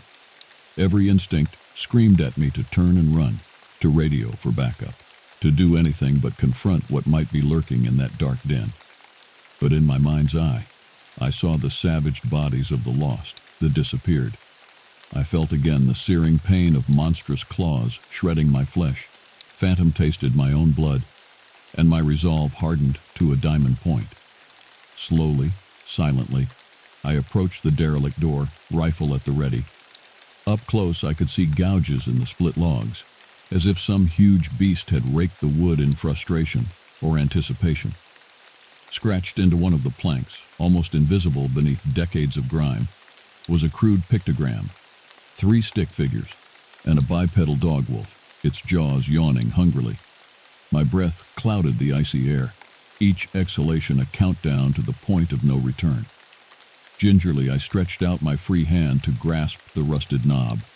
Then, in one swift motion, I kicked the door open and lunged inside, rifle leveled to fire. But the cabin was empty. No hulking man-beast waiting to pounce, no pile of splintered bones. Just a one-room hunting shack, thick with the smells of mildew, rat droppings, and wet dog. And a trapdoor set into the warped floorboards, ringed with massive claw marks, as if something had frantically scrabbled to open or close it. I stood frozen, eyes riveted on that innocuous square of wood.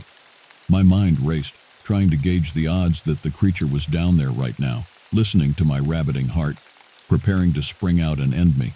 But I had come too far to back out now.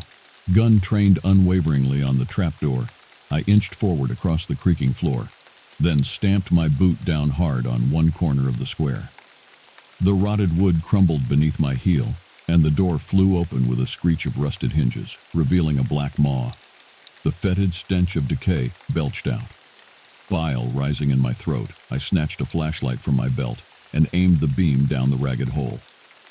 Rough earthen walls, root tendrils swaying from the ceiling. An ancient wooden ladder leading down into the dark. And there, at the bottom of the pit, just at the edge of my circle of light, a huddled form. My finger tightened on the trigger, every muscle coiled to fire. But as my beam landed on the shape and my eyes adjusted, I realized with a cold shock that it was human, or had been once. The desiccated remains curled in on themselves, little more than a skeleton clad in shreds of rough fur and rags. Humanoid, but wrong, somehow, the proportions subtly askew. And clutched in one bony, elongated hand, a crumbling, leather-bound journal. I stared down into the abyss, my mind reeling. This couldn't be the creature I'd been hunting, could it? After all this time, was I too late? Or was this some older victim, dragged here to rot by the thing that had taken its place?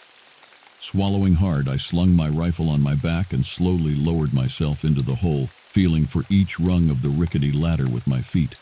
The ancient wood creaked alarmingly under my weight, but held as I descended into the putrid dark.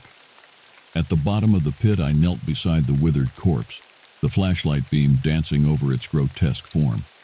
Up close, I could see that the limbs were simply too long to be human, the skull malformed beneath papery skin, and the teeth that poked from the lipless mouth were just slightly too sharp, too numerous. Whatever it was, it had been dead a long, long time. But I couldn't shake the uncanny feeling that its empty sockets were somehow watching me, even in death, judging me. With a trembling hand, I pried the ancient journal from the thing's skeletal grip, unleashing a puff of dust. The pages crackled beneath my fingers as I opened the yellowed tome, dreading what forgotten secrets I might find within. The first pages of the journal were little more than fragments, the ink faded and the parchment crumbling to the touch. But as I turned the brittle leaves with shaking hands, a story began to take shape in arcane, spidery script. A story that chilled me more than any blizzard. According to the increasingly feverish scrawls, the journal's owner had been a fur trapper named Elias Pike, an itinerant mountain man who'd roamed these woods over a century ago. As the railroads and boomtowns began to encroach on his territory, Elias retreated ever deeper into the untamed wilderness, clinging to the vestiges of a dying way of life. It was on one of his long, lonely sojourns that he first encountered the creature he came to call Old Ephraim.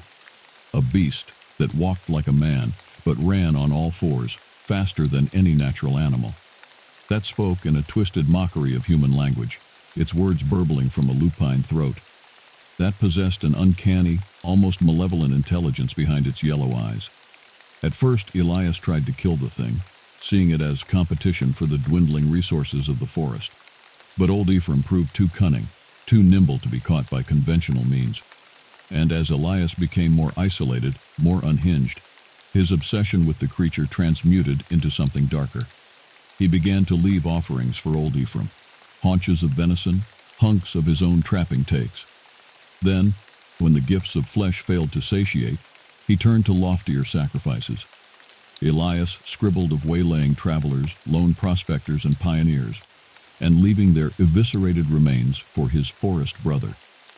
The last coherent entry spoke of Elias's intention to become one with old Ephraim, to transcend his humanity and join the beast in its eternal hunting ground. There were ink blots that might have been tears or blood.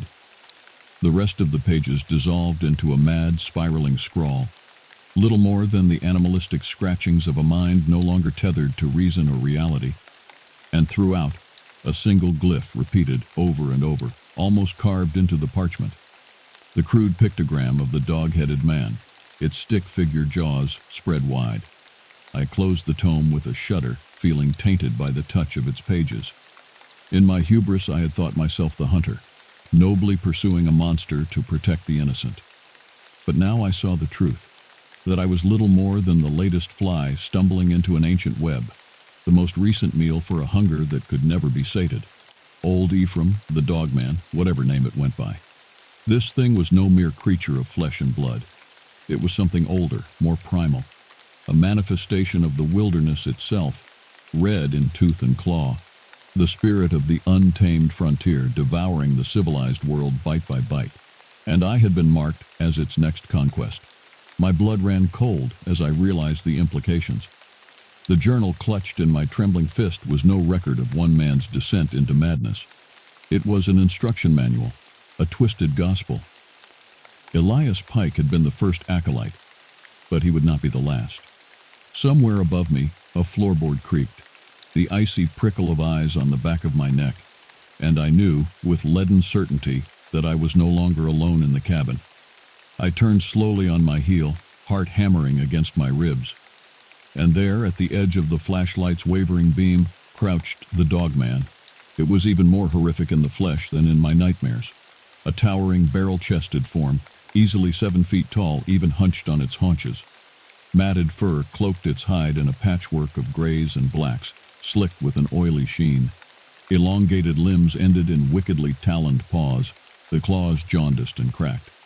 But it was the head that arrested me, turned my knees to jelly. Not quite wolf, not quite human, but some blasphemous melding of the two. A protruding snout bristling with dagger teeth, a jaw that could crack bone like kindling, pointed ears laid back against a sloping skull, and those eyes, those terrible yellow eyes, alight with a feral, cunning intelligence that held me pinned like a moth in a killing jar. In that moment, I knew with sick certainty that this was a true predator, that I had never been the hunter at all, merely a mouse that thought itself the cat. And now, it was time to pay the piper. The creature took a step forward, its black lips peeling back from its fangs in a hideous parody of a grin. A low, coughing growl bubbled up from its barrel chest, resolving into guttural, half-formed words. "Found you," it burbled, its breath a miasma of carrion and musk. "My turn." I scrabbled backward on my haunches, my back fetching up hard against the earthen wall of the pit. The rifle tangled at my hip, caught in my jacket. My fingers touched only the cool grip of my sidearm. Too little, too late. The dogman lunged, a blur of fur and fury, faster than anything that size should move. I barely had time to throw my arms up in a futile defense before it was on me, all hot breath and slashing claws. I cried out as a talon opened my cheek to the bone, a bright slash of pain. I fumbled the handgun from its holster, aimed wildly for center mass, and squeezed the trigger. The shot boomed like cannon fire in the close confines of the pit, desperation and cordite. but the bullet only grazed the thing's shoulder in a puff of blood and fur, barely slowing its onslaught. The creature bellowed its rage and raked at me again, its impossible strength battering through my guard. I felt my parka shred, flesh splitting beneath. My spine met the rough earthen wall, my skull bouncing off stone, stars spangling my vision. The pistol flew from my grip, clattering into the dark. My fingers clawed at the creature's steaming bulk, finding no purchase on the slippery pelt. I could feel my strength ebbing with each hot pulse of blood from my wounds. So this was how it would end. Not in a blaze of heroic glory, but with a whimper in the dark, anonymous as any other hiker picked off the trail. No blotter story, no folded flag, just one more name on a list that would never be published. A file stamped case closed and tossed in a dusty drawer. The dogman's jaws yawned above me, a cavern of tombstone teeth and abattoir stench. I stared into those pitiless yellow eyes, and I saw recognition, satisfaction, triumph. This was a dance it had done 1,000 times before and would do 1,000 times again. The beast had already forgotten my name, but it would savor my screams long after my bones were picked clean. I threw back my head and shouted my defiance into that sepulchre maw, even as those gleaming fangs lunged for my throat. If I was going to die, it would be on my feet, fighting with my last breath. The forest would remember my final stand. But in that frozen moment between one heartbeat and the next, as those scythe-like teeth hovered a hair's breadth from my jugular, the impossible happened. The dogman jerked, its massive body spasming as if struck by lightning. A gargled whine escaped its throat and it slumped forward, pinning me beneath its leaden bulk. Shock and incomprehension held me paralyzed for a lung-burning time. Then, with a Herculean effort, I pushed the stinking carcass off me, gasping for breath. I stared down at the creature, half expecting it to rise again in a final paroxysm of violence.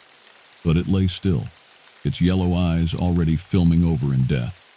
And there, protruding from the matted fur between its shoulders, the bright fletch of a crossbow bolt. "What the hell?" I croaked, my throat raw from screaming.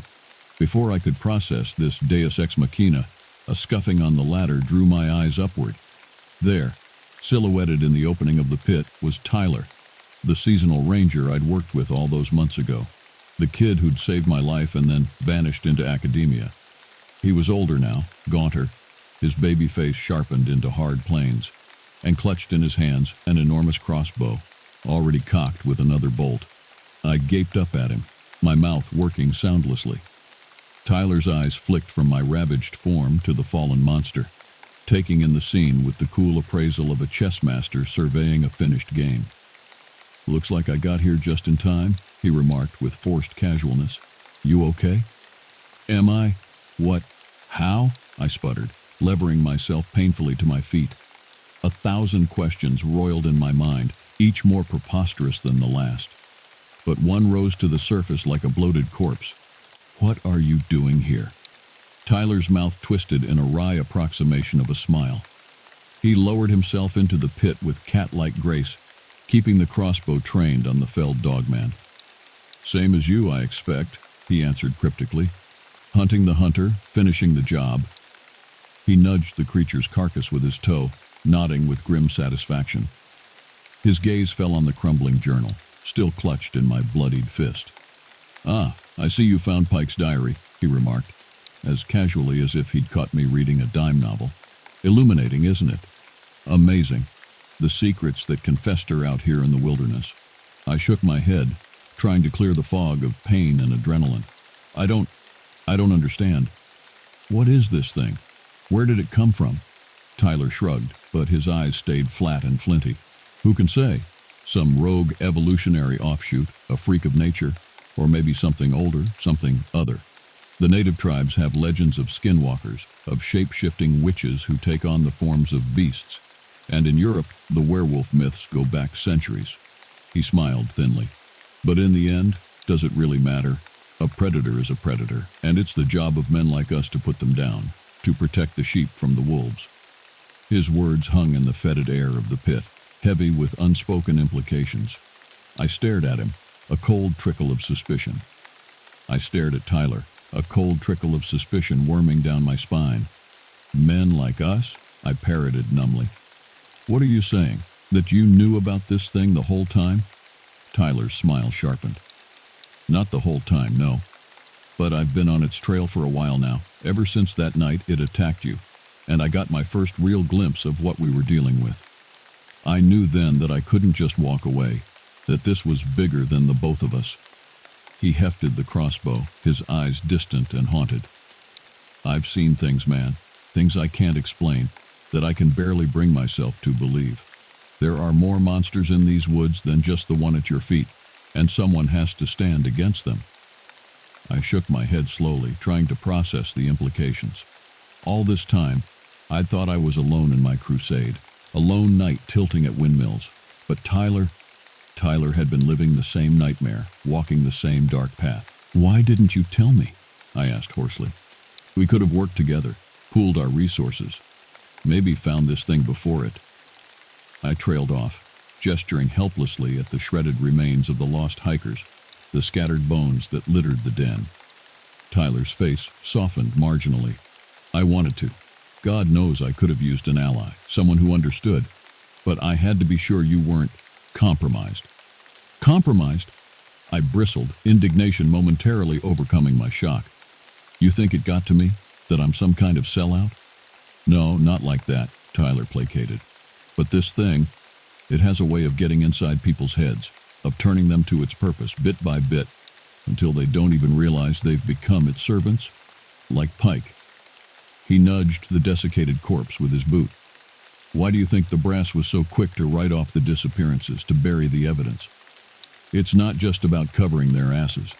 There are people in power, people we're supposed to trust, who know damn well what's out here, and they're content to let it keep feeding, as long as it doesn't get too greedy, as long as there's still plausible deniability.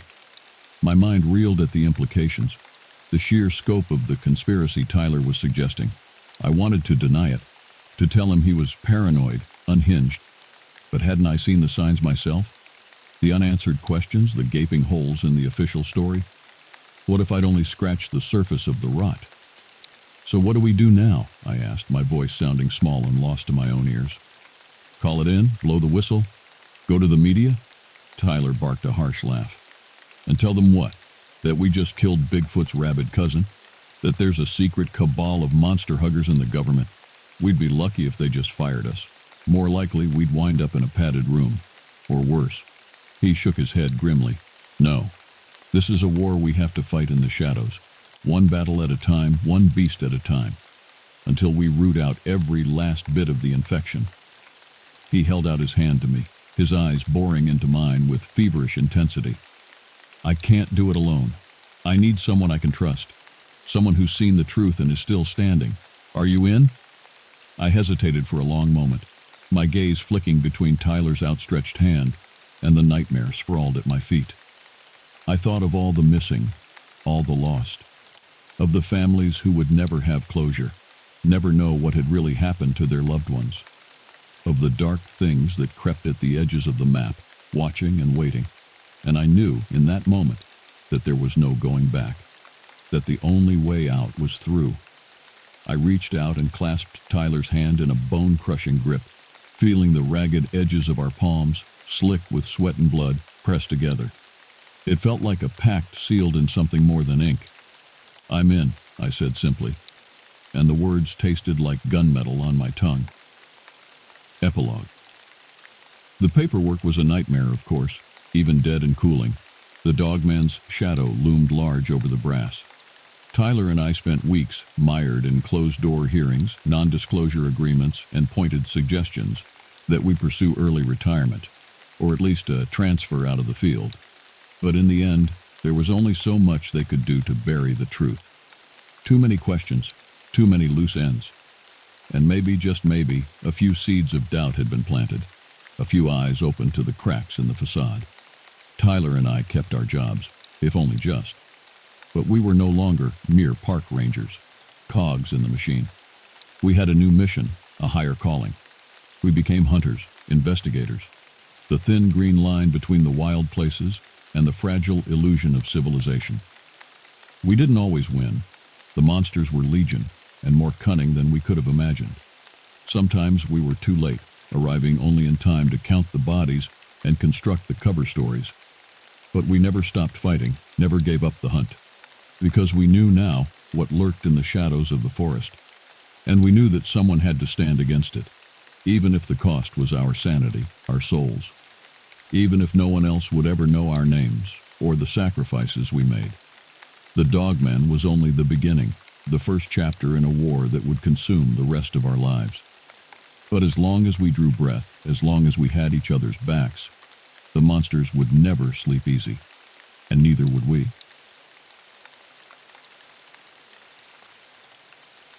When the Forest Service offered me a job as a park ranger in the remote wilderness of the Rocky Mountains, I jumped at the chance. I had been struggling to make ends meet, living with my parents in a cramped apartment in Denver at age 24. This would be an escape, a chance to put my forestry degree to use, breathe the fresh mountain air, and find some solace in nature.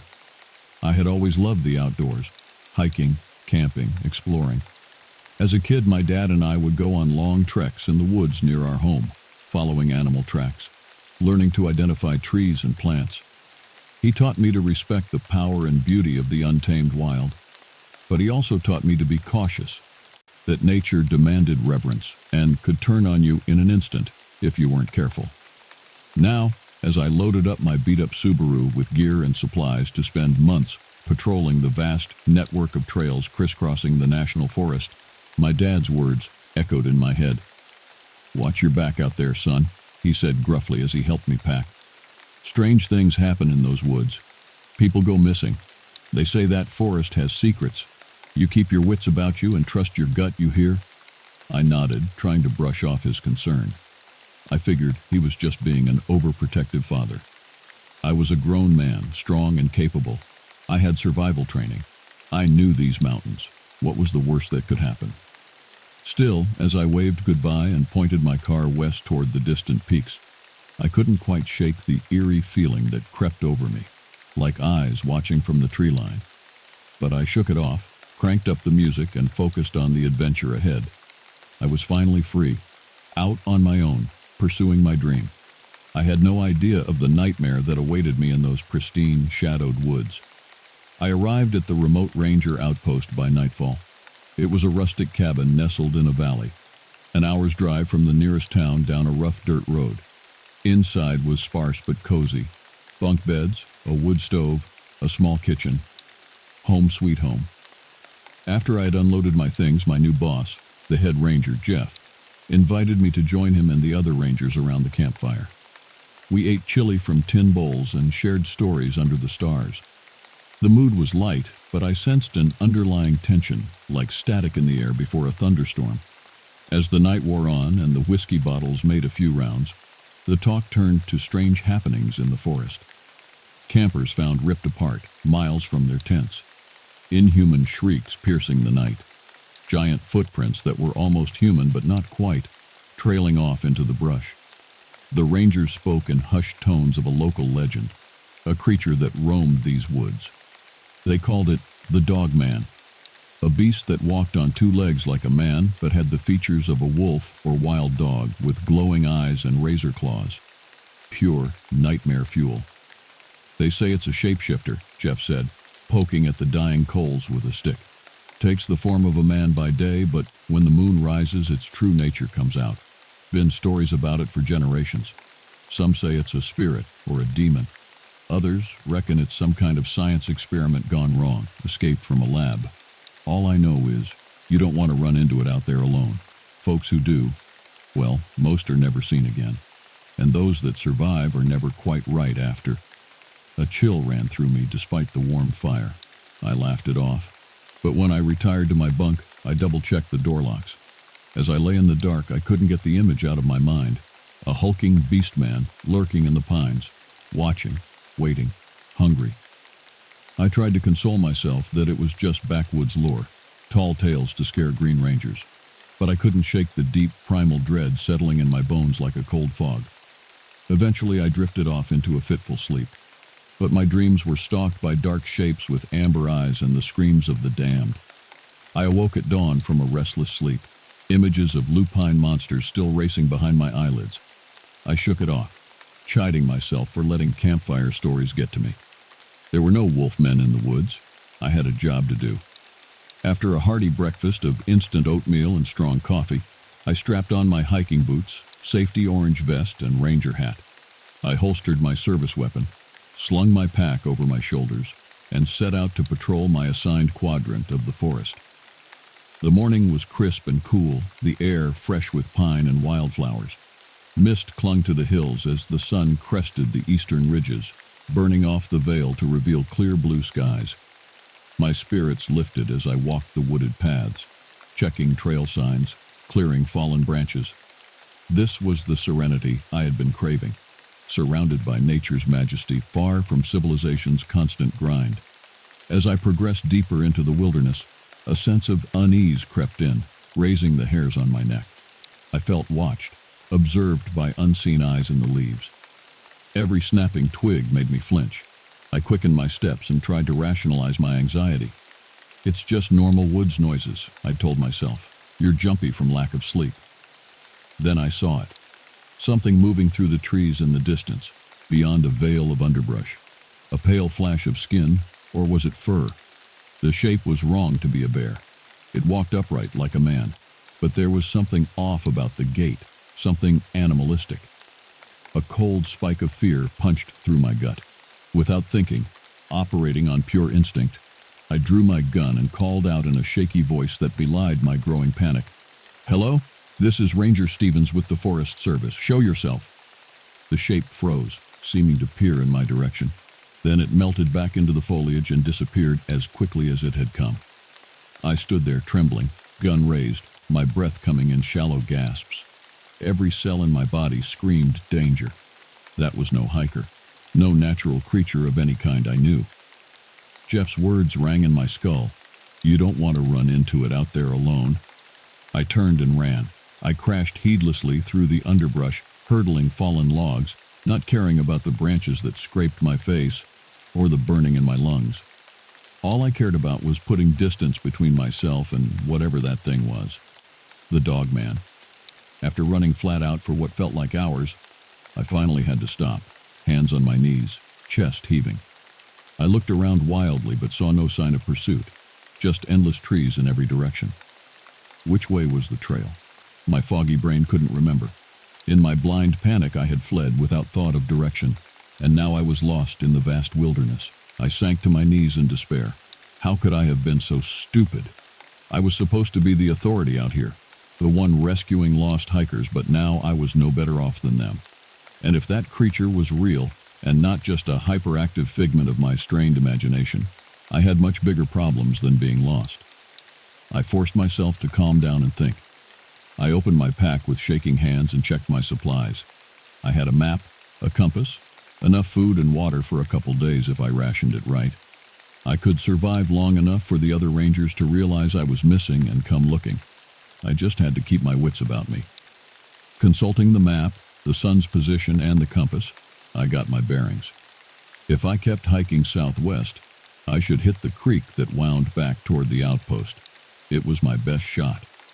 I hefted my pack with grim resolve and set off through the pines once more, constantly scanning my surroundings for any sign of unnatural movement. The shadows grew long as afternoon wore into evening. My stomach growled and my throat was parched, but I didn't dare stop to eat or drink, possessed by the overwhelming instinct to keep moving. I had to make it back before nightfall. I knew the stories. The beast hunted by the light of the moon. At last, as the first stars winked into view overhead and true darkness gathered under the canopy, I stumbled out of the tree line and nearly wept with relief. The blessed sight of the rustic cabin, a thin curl of smoke rising from the chimney, had never been so welcome. I staggered the last quarter mile to the door, body aching, mind stretched taut as a piano wire. I made it. I practically fell through the door, startling Jeff, who sat at the small table nursing a mug of coffee. He jumped up, registering my bedraggled, wild-eyed state with alarm. "My God, Eli, what happened to you, son? We expected you back hours ago." I collapsed into a chair, my whole body trembling now as the adrenaline crash hit. I opened my mouth, closed it, tried to collect my careening thoughts. Jeff pressed a tin cup of something warm and bracing into my hands. I gulped it, welcoming the burn. I saw it, I croaked finally, meeting his concerned gaze. In the woods, the dog man. Jeff's face drained of color. He gripped the edge of the table, knuckles white. "You're sure?" he asked hoarsely. "You saw it clear?" I nodded, fighting back the bile rising in my throat as I recalled that pale, twisted shape watching me from the trees. "I didn't want to believe," Jeff said heavily, rubbing a hand over his stubbled jaw. "Thought it was just ghost stories. But if you saw it too—" He trailed off, a haunted look in his eyes. I told him everything. Getting lost, the panic, the creature stalking through the underbrush. As I spoke, a grim resolve seemed to settle over Jeff. He stood abruptly. "I'll rouse the others," he said. "We'll lock this place down tight and patrol in pairs from now on, no one alone in the woods." I felt a rush of gratitude. I wasn't crazy. Jeff believed me. We would face this together, true to his word. By the time the moon rose and deep night claimed the forest, the outpost was a fortress. Every window barred, floodlights glaring, rangers with rifles at the ready. No one slept, too wired on fear and coffee. We waited for dawn, for the safety of daylight, jumping at every night bird call and rustle of leaves on the wind. The next days passed in a haze of exhaustion and anxiety. We hiked the trails in tight formation, weapons drawn, searching for any sign. Strange tracks, neither animal nor human. Scat laden with bits of bone and fabric. Eerie rock cairns like altars in moonlit glades, but no further sightings of the beast itself. Still, the atmosphere remained thick with tension. I was wound tighter than a coiled rattler, flinching at every twig snap. The creature was still out there. I could feel it, biding its time. Days turned to weeks. The air turned colder, leaves blazing into autumn glory, then fading to brown. The tourists dwindled, but the local hunters arrived, stalking deer and elk. We warned them of the danger. Most scoffed. A few went missing, adding to the uneasy whispers. It happened on a cold, moonsick night in late October. The thing I had dreaded, waking me from restless slumber. The crack of gunshots. Jeff's urgent shout. Then the scream, an ungodly howl of agony and rage like nothing of this earth. They were close, just beyond the ring of floodlights in the clawing dark. I leapt from my bunk, heart in my throat. I fumbled my rifle and burst into the frosty night. 2 rangers knelt in the blood-stained grass. Between them, Jeff sprawled, his throat a gaping crimson ruin. His eyes stared at nothing.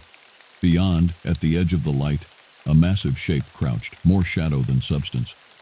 Pointed ears, broad hunched shoulders, burning ember eyes. Teeth like knives glistened with blood. It looked right at me, and I felt my sanity fray at the edges. Then with a roar, it reared up and vanished into the night, leaving only the copper stench of death and a single monstrous footprint as the only signs it had ever been there at all. After that night, after Jeff, something broke inside me. Maybe it was my mind, maybe my spirit, I don't know. I simply couldn't continue, jumping at shadows, dreading every venture into the woods, waiting for those blazing eyes and bloody teeth to emerge. As soon as I could, I turned in my badge and gun and fled those mountains, shaken to my core. No job was worth that terror. I would find another way to make a living, far away from the wild places where nightmares become real. I moved to the city, took a desk job, tried to lose myself in the bustle and noise and lights. But the memories remained, circling my head endlessly like hungry vultures. Did I really see the dog man, or did my stressed mind just conjure it? Was it truly some unnatural, demonic creature, or a normal wounded predator twisted by fear and moonlight into something monstrous? Was Jeff's death the fault of that abomination, or just a tragic but explainable cougar attack? I'll never know for sure, but I do know this. There's more to those dark primal corners of the world than modern man, in his arrogance, likes to admit. Call them spirits, monsters, hidden species. I believe there are things that stalk the shadows just beyond our firelight. Ancient things, hungry things, that have been content to leave us alone, until we push too far into their domain. I got a visit, a few months after I'd settled in the city. A weathered, rough-looking older man, the father of one of the other rangers. He sat me down and told me that others had seen it over the years. hardened hunters and woodsmen, not prone to flights of fancy. It was real, he said, had been for generations. He claimed it wasn't a creature of flesh and blood, but a spirit of the land itself, a manifestation of the untamed, resentful wild. And those mountains had been its domain long before our kind ever set foot there. He said it was a guardian, a protector, but also an avenger. When nature is in balance, it leaves us be, he rasped. But when we overstep, when we disrespect the old ways, take too much, sow disorder and disharmony, then it rises. It culls, a sacrifice to restore the balance, a blood price for our trespass. It's always been, it will always be. Best we can do is walk careful and hope it don't take a mind to us. His words stay with me, even now, years later. I still wake up shaking some nights, seeing those feral eyes staring back at me. I will carry the scars of that knowledge, the weight of that gaze, for the rest of my days. So I'm telling you, whoever you are, reading this, those deep woods, those lonely places, be cautious, tread lightly, don't go alone. The things that dwell there may tolerate us, even allow us to play at mastery for a time, but never, ever presume we are the top of the food chain. Because the dog man, it knows better. It's still there, watching from the tree line, waiting for the blood moon to rise, and it's hungry. My name is Ethan Sawyer, and for the last 5 years I've worked as a park ranger in the remote wilderness of the Pacific Northwest. It's a lonely, often dangerous job, but I love being immersed in nature, surrounded by towering Douglas firs and rugged snow-capped peaks as far as the eye can see. I grew up in Portland, Oregon, and spent my childhood exploring the lush forests around Mount Hood. Some of my fondest memories are of hiking and camping with my dad, learning to identify native plants and animal tracks. He taught me to respect the awesome power of the wild. After high school, I attended Portland State University and earned a degree in environmental science with the goal of becoming a park ranger. Landing this job was a dream come true, despite the meager government salary that barely covers my student loan payments and living expenses. But you don't become a ranger for the money. You do it for the love of the land, for the spine-tingling thrill of witnessing a majestic elk emerge from the mist at dawn, for the deep satisfaction of using your skills and knowledge to help park visitors stay safe. But what visitors don't see are the strange and terrifying things that can happen out here, far from civilization. The unsettling events and chilling mysteries that occur deep in the backcountry, with no one else around for miles. I've had my share of unnerving experiences as a ranger, but none that haunt me more than my encounters with the creature the locals call the dogman. It started with weird reports from hikers, glimpses of an unnaturally large wolf-like animal walking on 2 legs, rummaging through campsites, howling an eerie, almost human cry that echoed through the valleys. I'd always dismissed dogman sightings as silly urban legends, spooky campfire tales that morphed and grew in the telling. But then I came face to face with the beast myself, and my world hasn't been the same since. I'll never forget that fateful morning 3 years ago. Dawn mist swirled between the trees as I made my usual rounds through the park's most remote backcountry trails, areas we keep closed to visitors for their own safety. The forest was preternaturally quiet, without even birdsong to break the heavy silence. An icy prickle crept up my spine as I walked, the uncanny feeling of being watched by unseen eyes. Then a blood-curdling scream rent the air. It sounded human but warped and twisted and filled with feral rage. I froze, my heart pounding. My ranger training kicked in, and I sprinted toward the awful noise, ready to help whoever was in distress. I crashed through the underbrush into a small clearing. And that's when I saw it. The thing that couldn't possibly exist, but was somehow standing right in front of me. An unholy melding of man and beast, covered in matted gray fur, 7 feet tall, with the body of an enormous wolf. But hideously, the thing stood erect on 2 bowed legs, its front limbs hanging down like grotesque arms. The head was the worst part, a terrifying combination of wolf-like muzzle and strangely human features. Its eyes glowed red like embers as it fixed me with a baleful glare. For a paralyzing moment, the creature and I faced each other, no more than 30 feet apart. I fumbled for the bear spray on my belt with trembling hands, knowing it would likely be useless. The beast drew back black lips to reveal jagged yellow fangs, dripping with saliva. Then, to my amazement, it spoke, in a raspy, halting voice straight out of a nightmare. "Leave this place, Ranger," it growled, pointing one clawed finger at me. "The forest is mine." Behind me, I heard the crack of a branch snapping under heavy footfalls. I whirled around to see a group of hikers gaping at the creature in shocked disbelief. The dogman snarled angrily. Then it dropped to all fours, turned, and vanished into the trees with supernatural speed, leaving us stunned and reeling. I tried to calm the hikers, assuring them the danger had passed, but my words sounded hollow even to my own ears. I hurried them back to the trailhead before radioing the incident into my supervisor with shaking hands. He said I must be mistaken, that such a thing simply couldn't exist. But I know what I saw that day, and I know the dogman is still out there, somewhere, lurking in the old growth forest. Since then, I've encountered the beast twice more. Each incident is seared in my memory in terrifying detail. Whatever the creature is, a figment of folklore made horrifically real, a freak of nature, or something more sinister, I know now that I will never rest until I uncover the truth about the dogman and find a way to stop it, before it hurts someone. Because deep down, I'm sure that our next meeting will be our last, and only one of us will survive it. The second time I saw the dogman was about a year later. I was on a solo camping trip deep in the national forest, miles from the nearest road or trail. I'd hiked into a remote lake to get some time alone, clear my head, and do some backcountry fishing on my days off. Night had fallen, and I was settling into my small bivy tent after cooking dinner over the campfire. Suddenly, I heard a long, eerie howl echo across the still water, raising all the hairs on the back of my neck. It sounded close, and unlike anything I'd ever heard before. A primordial chill passed through me as I realized I recognized that warped cry. I scrambled out of my tent and scanned the moonlit shoreline, heart racing. There, a massive bipedal silhouette detached itself from the tree line across the lake. Even at that distance, there was no mistaking the creature's hulking, unnatural shape.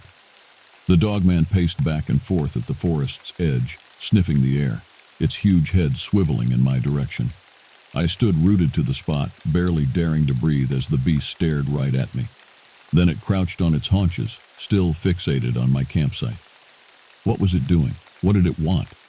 After what seemed an eternity, the creature turned and melted back into the pitch-black woods. But I couldn't shake the unsettling sense that this was no chance sighting. Did the dogman know I would be out here, alone and unprepared? Was it tracking me? Hunting me? I spent a sleepless night huddled by the dying embers of my fire, bear spray in one hand, pocket knife in the other, whirling around at every nighttime forest noise, until the sun finally rose. When I hiked out later that day, I couldn't shake the prickling awareness that I was being watched, followed, stalked through the trees. But I never caught another glimpse of the beast. Still, the incident rattled me deeply. It was as though the creature had sought me out intentionally. But for what purpose? What did it want with me?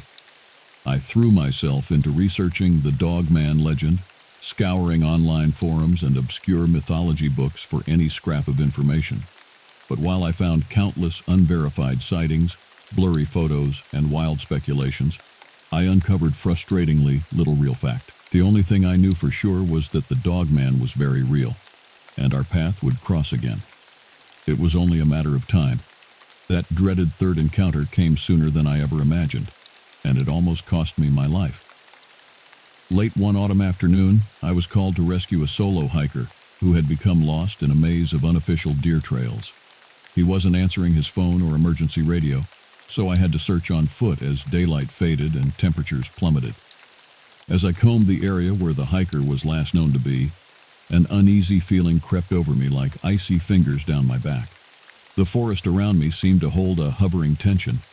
Every snap of a twig made me whip around, scanning for movement. I couldn't shake the overwhelming instinct that something was very wrong. Then I saw it.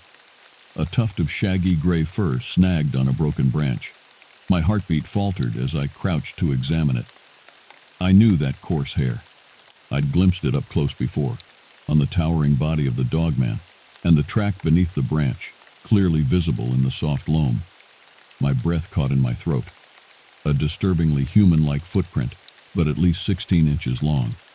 An ominous dread surged through my veins like icy floodwater. Suddenly, a hair-raising bellow erupted nearby, echoing off the ridges. A human scream of pure, mortal terror abruptly cut off. I charged toward the sound, adrenaline overriding my fears. I crashed into a small gully and stopped dead, taking in the horrifying scene in a single glance. The missing hiker sprawled face down and unmoving on the ground. Crouching over him was the hulking form of the dogman, all wiry muscle under matted fur, its taloned hands smeared crimson. The beast's burning eyes locked on mine as it rose to its full, horrifying height, blood dripping from bared yellow fangs. For a moment I stood paralyzed, certain my death had come. Then a jolt of self-preservation spurred me to action. I yanked the can of bear spray from my belt, aimed, and unloaded the entire contents right in the snarling creature's face. The dogman unleashed an ungodly shriek of pain and rage that sent birds erupting from the trees. Temporarily blinded, the beast staggered back, rubbing furiously at its eyes with clawed fists. I seized my chance to dart forward and check the fallen hiker. To my shock, he was still breathing, if barely. 4 deep, oozing slash marks scored his back, but it seemed the dogman hadn't yet finished the job. I hoisted the injured man over my shoulders in a fireman's carry, groaning under the dead weight, and started fleeing back down the gully as fast as my rubbery legs could manage. Behind me, I heard the creature bellowing in fury as it recovered. My heart nearly stopped when an angry howl went up, far too close, and then the unmistakable sound of heavy footfalls in pursuit. Time seemed to blur as I crashed through the underbrush in absolute panic, certain I could feel the beast's hot breath on my neck, waiting for the agony of sharp teeth to clamp down on me at any second. But as I half ran, half tumbled down the slope, I realized the sounds of pursuit had faded. By some miracle, I made it back to the trailhead. I radioed for an emergency medevac and got the hiker stable while awaiting the chopper. He remained unconscious, and I decided it would be futile to try to explain his wounds. I knew I would be met only with ridicule and disbelief. Or worse, accusations that I was responsible. Once the injured man was safely en route to the hospital, I sat shaking in my truck, trying to process the enormity of what had just happened. This hadn't been a mere sighting. The hiker's injuries were unassailable evidence that the creature was very real and very dangerous. And now, based on the dogman's ominous fixation on me in our previous encounters, I had an awful, crawling suspicion of why the beast had attacked this man. It was a message for me, a challenge, or a threat. I couldn't quite articulate the thought, even to myself, but I know the creature was watching for me, stalking me through the wilderness that it clearly sees as its territory. It will not stop until it gets what it wants, and what it wants is me. I know now what I have to do. I can't wait for the dogman to find me again. I can't risk another innocent hiker getting hurt, or worse, because of the creature's vendetta against me. I have to confront the beast, on my own terms this time. I have to end this. So I've made my preparations. I'll hike back into that remote lake where I camped a year ago. I suspect it's the heart of the dogman's territory. I'm bringing my rifle this time, and I've modified some rounds with silver jackets, just in case the old folklore holds any truth. I don't know if I'll be able to bring myself to shoot the creature, but one way or another, only one of us will walk out of that forest. I know it in my bones. If you're reading this, it means I didn't make it back. I'm leaving this document on my computer, in case I become another mysterious, unsolved disappearance in the long, strange history of these woods. Maybe it sounds crazy to believe in a monster straight out of legend. Maybe I am crazy, driven mad by isolation and the encroaching wilderness. But I know what I've seen.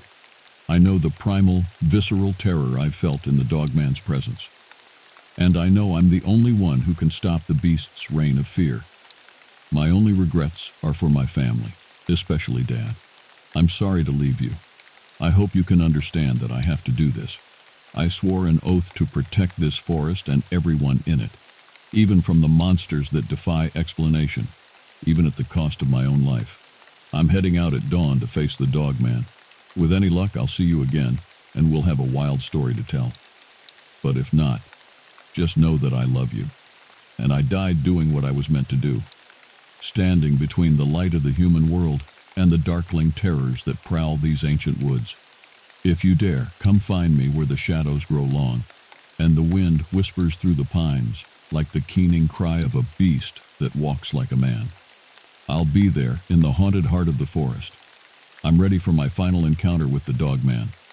I go now to meet my fate, one way or the other. May God have mercy on my soul.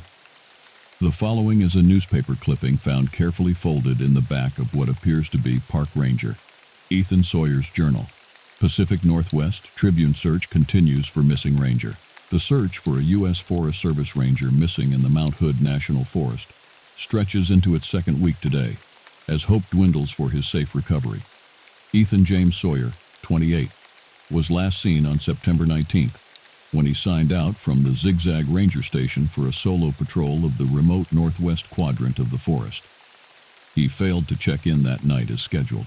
His vehicle was later found abandoned at the Lake Tipsu trailhead. Ranger Sawyer is a highly skilled outdoorsman with an exemplary service record, said Dale Foster, spokesperson for the Mount Hood National Forest. For him to vanish like this is highly out of character. We're exploring all avenues in our search and are committed to bringing him home safely. Sawyer's family issued a tear-filled plea for his return. Ethan, if you can hear this, we love you so much. We just want you to come home, said his mother Karen in a televised statement yesterday. And if anyone knows anything about where our son might be, please come forward. Help us find him and bring him back to us. But as each day passes with no sign of the missing ranger, officials quietly admit the outlook is grim. With nighttime temperatures dropping into the low 30s, if Ranger Sawyer is lost or injured out there, time is running out, said a Forest Service coordinator who asked not to be named, citing the ongoing investigation. We're facing the difficult probability that this may now be a recovery mission, not a rescue. Yet searchers continue combing the forest, with dogman sightings adding an eerie wrinkle to the mystery. Shane Tanner, a volunteer on one search team, reported a frightening close encounter with a creature he described as something straight out of a nightmare, a werewolf walking on two legs, during a late evening sweep of a remote forested valley. Similar reports have surfaced from other searchers, fueling wild speculation. The Forest Service dismisses such accounts as products of fear and fatigue, noting no evidence of the alleged creature was found. Officials reiterated that Bigfoot myths have no place in the serious search for a missing ranger. Anyone with information on Ethan Sawyer's whereabouts is urged to contact the Clackamas County Sheriff's Office. The Forest Service is offering a $10,000 reward for any details leading to his recovery. As the desperate search stretches on, hopes fade with each frigid night that passes. But searchers vow to keep looking, and a family and community pray for a miracle, refusing to give up on bringing their missing ranger. Living alone in a rustic cabin deep in the remote forests of northern Minnesota, the life of a park ranger suited me well. I've always been drawn to nature's untamed beauty and solitude. As a kid growing up in the suburbs of Minneapolis, I spent every spare moment exploring the trails and lakes of nearby state parks, imagining myself as a rugged outdoorsman protecting the wilderness. But dreams of adventure don't pay the bills, and after high school I found myself drowning in student loan debt from a half-finished forestry degree. Desperate for a steady paycheck, I applied for seasonal park ranger positions all over the country. When Voyageurs National Park offered me a full-time backcountry patrol job, I jumped at the opportunity. I sold most of my possessions, packed up my old pickup truck, and headed north. The first few months were idyllic. I loved the quiet mornings canoeing across vast, mist-shrouded lakes and hiking through ancient pine forests. Most visitors were friendly families and retirees in RVs who needed occasional directions or first aid. But as the summer crowds thinned and the days grew shorter, an uneasy feeling crept over me. The isolation that once attracted me to the job now felt oppressive. Strange sounds echoed through the night. Not the usual wolves or loons, but guttural snarls and heavy footfalls that made the hair on my neck stand up. In the morning, I sometimes found large dog-like tracks circling my cabin. When I reported it to my supervisor, he shrugged it off as a lone wolf displaced by logging. But something felt unnatural about the prints, almost human. As the leaves turned and the first snows dusted the ground, the sightings grew more frequent. Hikers reported fleeting glimpses of a massive furry creature lurking in the underbrush. Campers complained of a foul stench and eerie howls around their tents at night. Pets and livestock at the perimeter of the park began to go missing. I started to dread my backcountry patrols, watching the tree line nervously as I hiked overgrown trails and checked permit boxes at remote campsites. Every shadow and snapped twig made me reach for the bear spray on my belt. At night, I lay awake, clutching my grandfather's old hunting rifle, wondering what I had gotten myself into. This was no longer the benign wilderness of my childhood fantasies. This was a flickering frontier where mankind's dominion ended, and older, darker forces still held sway. As the bizarre incidents mounted, I dug into old newspapers and historical archives at the local library, trying to find some precedent for what was happening. What I found sent a chill up my spine. The Dogman, a bipedal canid creature with the strength of a bear and uncanny intelligence, had haunted voyageurs and the surrounding areas for generations. Native Ojibwe tribes had long told stories of the Wendigo, a malevolent spirit that could possess humans or animals, grotesquely morphing them into an insatiable predator. French fur trappers in the 1700s recorded run-ins with loup-garou, wolfmen who prowled the boreal forests. In the 1970s, a rash of dogman sightings around a nearby town had ended in a gruesome series of unsolved murders. At first, I scoffed at the old legends, dismissing them as backwoods superstitions and tall tales. But alone in my isolated cabin, poring over grainy photos of mangled livestock and historical woodcuts of wolfmen, I felt my skepticism slipping. The Dogman sightings had surged every 30, 50 years, almost like clockwork, going back centuries. Now it seemed to be happening again, and I was stuck in the middle of it. The trickle of reports turned into a flood as fall turned to winter. Ravaged deer carcasses, garbage strewn through ransacked campsites, a bear ripped to pieces as if by another massive predator. The few hikers I encountered looked haggard and skittish, jumping at every noise in the gray skeletal woods. Most took one look at the fresh tracks in the mud and fled. I didn't blame them.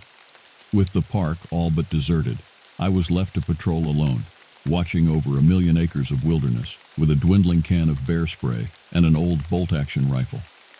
Each day, I found more signs of the creature's passage: broken branches, clawed trees, shredded bits of fur and bone, growing ever closer to my own cabin.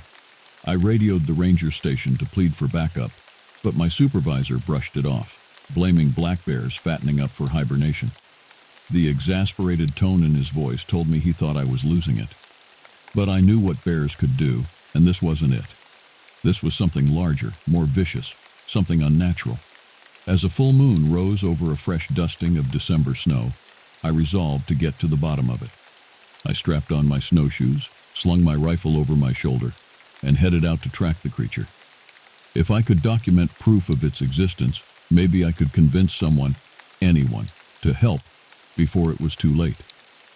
Little did I realize I was walking into a confrontation I was woefully unprepared for. The full moon illuminated the snow-draped forest in a ghostly blue pall as I set off from my cabin, following the creature's meandering tracks. The heavy footprints, easily twice the size of a man's, wove between the trees and plunged down ravines with unsettling agility. No natural animal moved like that. As I slowly stalked through the woods, the normal night sounds, the hoot of an owl, the skitter of small animals, faded to an oppressive silence. Even the wind seemed to hold its breath. The only sound was the soft crunch of my snowshoes and the hammering of my own heart. After what felt like hours, navigating the lunar landscape, I reached a small clearing and found a scene of carnage. A bull moose, A massive animal that could weigh over 1,000 pounds lay disemboweled in a pink spray of snow. Huge bite marks scored its thick neck, nearly decapitating it. Clumps of shaggy fur and torn flanks steamed in the icy air. Nothing left behind to kill like that. Elation and terror warred within me as I fumbled in my pockets for a camera. I had to document this, to prove I wasn't just another unhinged, over-imaginative ranger. But my shaking hands dropped the camera into the trampled, gore-streaked snow. As I bent to pick it up, a guttural growl shattered the silence behind me. I spun, drawing my rifle, and found myself face to face with the dogman. It was humanoid, but on all fours, its heavily muscled limbs too long and misshapen to be a man in a costume. Wiry fur was matted with blood and detritus. Its elongated head tapered to a wolf-like snout lined with jagged teeth. But the eyes were the worst part. Amber and intelligent, almost sentient, and blazing with malevolence. For a paralyzing second, we stared at each other, the creature's hot breath clouding the air between us. Some feral instinct screamed at me to run, but I knew it would be on me in an instant. With a shaking hand, I aimed at the grotesque head and fired. The shot went wide as the creature lunged, hitting it in the shoulder with a spray of blood and fur. But it barely slowed the beast down. I was hit with a wall of hot breath and ripping claws, my rifle torn from my hands as I fell backwards into the churned-up snow. The creature roared, baring its teeth in a vicious, rictus grin as it reared up to its full height, preparing to disembowel me just like the moose. In desperation, I grabbed a handful of snow and flung it at the creature's eyes, taking advantage of the split second of blindness to roll away. I plunged into the skeletal tree line in as a wild, directionless sprint, snow-laden branches lashing my face. A bellowing howl echoed behind me, a promise of relentless pursuit and certain death. My snowshoes were in tatters, and my lungs burned as I crashed through drifts and deadfall, trying to put as much distance as possible between myself and the creature. Every shadow seemed to conceal a loping silhouette. Every snarl of the wind mimicked a predator's heavy breathing behind me. Reason devolved into animal panic. After an interminable adrenaline and terror-fueled flight, the ground dropped out from under me, and I was sent tumbling down a steep ravine, snapping branches and pulverizing my ribs until the deep snow at the bottom arrested my fall. A stabbing pain in my side told me something was broken. I lay still for a long moment, trying to quiet my ragged breathing and listen for sounds of pursuit over the high keening of the wind. Silence. As I struggled to pull myself upright against the searing agony in my side, I slowly realized where I was. The abandoned Ojibwe camp, at the base of a towering limestone bluff reputed to be a physical doorway between this world and the spirit realm. Crumbling birch-bark longhouses and ominous petroglyphs of monstrous entities had unnerved me since my early scouting missions, and I had given it a wide berth ever since. Now here I was, injured and unarmed, at the foot of this spiritual locus that I had been subconsciously avoiding. Lightning split the sky, illuminating the cliff face in a flash of teeth and eyes and antlered silhouettes, there and gone in an instant. The building storm made the forest groan and wail, deadfall creaking as if loaded with malicious weight.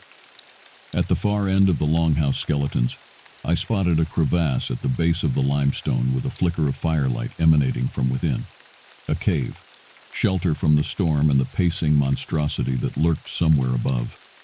With a groan of pain, I dragged myself through the decaying remnants of the Ojibwe structures, trying not to imagine the dogman bursting forth from the shadows of the longhouses like an ancient legend made manifest. Welcoming firelight spilled across trampled snow at the mouth of the cave, and as I limped closer, a wizened voice called out in greeting, "So, he has chased you here as well, Ranger?" A hunched Native American figure emerged, his face a map of creases and his eyes dark and limitless with resigned wisdom. "The doorway grows restless. Come, there is much to discuss if you hope to survive the hunger of the Wendigo." The old man introduced himself as John Redtail, an Ojibwe elder and shaman who had spent his life studying the cursed history of the dogman. As he tended to my wounds with poultices and chants, he wove a grim tapestry of the centuries-long blight upon his people and the land. The dogman, he explained, was an ancient spirit of hunger and wintertime famine, a wendigo that could possess animals or men through dark sorcery or acts of cannibalism. It had decimated the Ojibwe since their arrival in the forests, at times wiping out entire villages, and French trappers had named it the loup-garou, the werewolf that hunted the colonists. Now it seemed to be focusing its predations around Voyageurs Park and my cabin. The wendigo grows stronger with each cycle, a malevolence building across generations, Redtail said gravely. Its hunger is insatiable, its bloodlust unquenchable. Bullets and fire only incense it. Only powerful magic and ritual can hope to defeat it. He motioned to the petroglyphs and cave paintings that adorned the walls, flickering in the firelight. Shamans brandishing fetishes and charms. A great horned figure with an X slashed across its chest. A series of concentric circles like a vortex. The doorway has opened between worlds. The dogman passes freely now, corporeal and unstoppable, no longer confined to spiritual realms. The balance has been broken. We must put it back while there is still time. Redtail rummaged in a pouch and withdrew a small graven stone on a rag cord. It was inscribed with the same glyph of a horned figure with an X marked over its heart, and hummed with a strange, unearthly power. Take this talisman, Ranger. It has shielded my lineage for generations. You must be the one to confront the beast at the height of its power. At moonrise, we will invoke the ancient banishment rituals at the doorway above. You must bring the Wendigo here, and whatever happens, do not let it pass the threshold to the spirit world unopposed. He pressed the necklace into my trembling hand with an air of finality, his eyes sorrowful and steadfast. There was no refusing this quest. I had been drawn to this confrontation all my life, in every yearning for untamed places, in every nightmare of dark forests and glowing eyes. It was my obligation to the land and those I had sworn to protect from the ravenous hunger howling in the night. I rose unsteadily, the talisman a lead weight against my chest. There was no more running. I could only hope I had the strength and courage to defeat this primordial evil, or die trying at the edge of worlds both physical and spiritual. The fate of everything I held dear hung in the balance. Night fell like a death shroud over the forest as I emerged from the cave, Redtail's chants echoing behind me. The moon hung gravid and baleful, casting long shadows that writhed like living things. In the distance, a rising howl ululated across the treetops, emanating hunger and cruel, ancient intelligence. The dogman knew the hour of reckoning was at hand. I climbed the path to the top of the bluff with the fatalistic resolve of a man ascending a gallows. The claw-marked glyphs and carvings undulated in the moonlight as if possessed of their own eldritch life. At the center of the limestone shelf was a wide, shallow depression ringed with standing stones, filled with brackish water that steamed in the icy air. The doorway between worlds, the spirit gate that I had to defend at all costs. A guttural roar shook the cliffs, and the dogman emerged from the tree line, far more massive and distorted than it had appeared in the clearing. It trod on its hind legs like a man, its body a grotesque fusion of animal and human attributes, a furred barrel chest, a protruding wolf-like snout, clawed hands flexing with cruel dexterity. Its eyes flared green and otherworldly, drilling into me with ancient hunger. I raised the shaman's talisman before me, the stone thrumming with power in my grasp.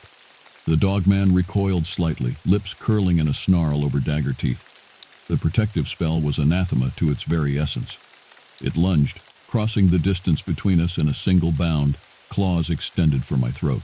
I rolled away at the last instant, the claws screeching against stone where my head had been.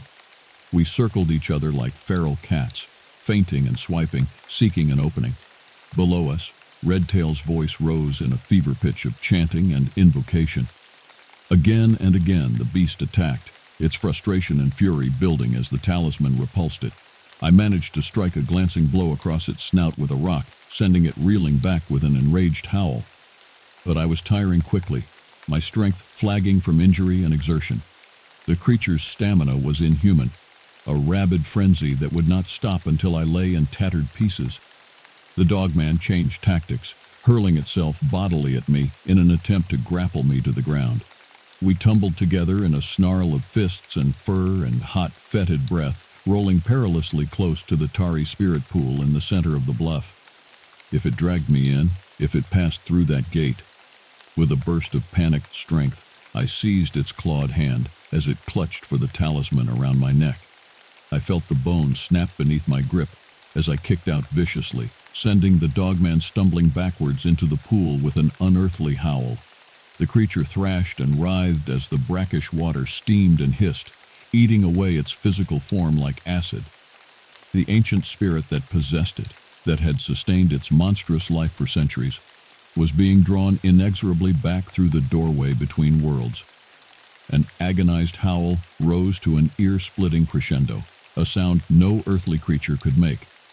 The thing that had been the dogman shrank and deflated, its furred bulk sloughing off in reeking sheets to expose pulsing red musculature and yellowed bone. Still it fought, clawing for purchase at the stone rim of the pool, its baleful eyes fixed on me with undiminished malice, even as its essence drained away. "Begone, Wendigo!" Redtail's voice rang out, echoing from the cliff walls with otherworldly force. "You have no place in this realm. The balance will be restored." With a final, tortured wail, the creature slipped beneath the surface of the roiling pool, its claws scrabbling futilely as it was dragged into the depths. The water churned and bubbled, then fell eerily still, a placid black mirror reflecting the merciless moon. An overwhelming silence descended, broken only by my own ragged breathing and the staccato drum of my heart. The night felt different, the air lighter, as if a smothering shroud had been lifted from the land itself. Distantly an owl hooted, and leaves skittered across stone, mundane sounds that had been swallowed by the dogman's malevolent presence for so long. I slumped to my knees in exhaustion and relief, clasping the shaman's talisman that had been the instrument of the beast's downfall. The stone felt cool now, quiescent, its purpose fulfilled. Far below, I heard Redtail's approaching footsteps and joyous ululations in the language of his ancestors. It was over. The dogman was banished, cast back to the spirit world from whence it came.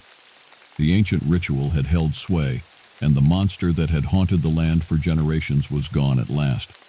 But the scars it left behind would linger, on the landscape, on the people, and on my own psyche.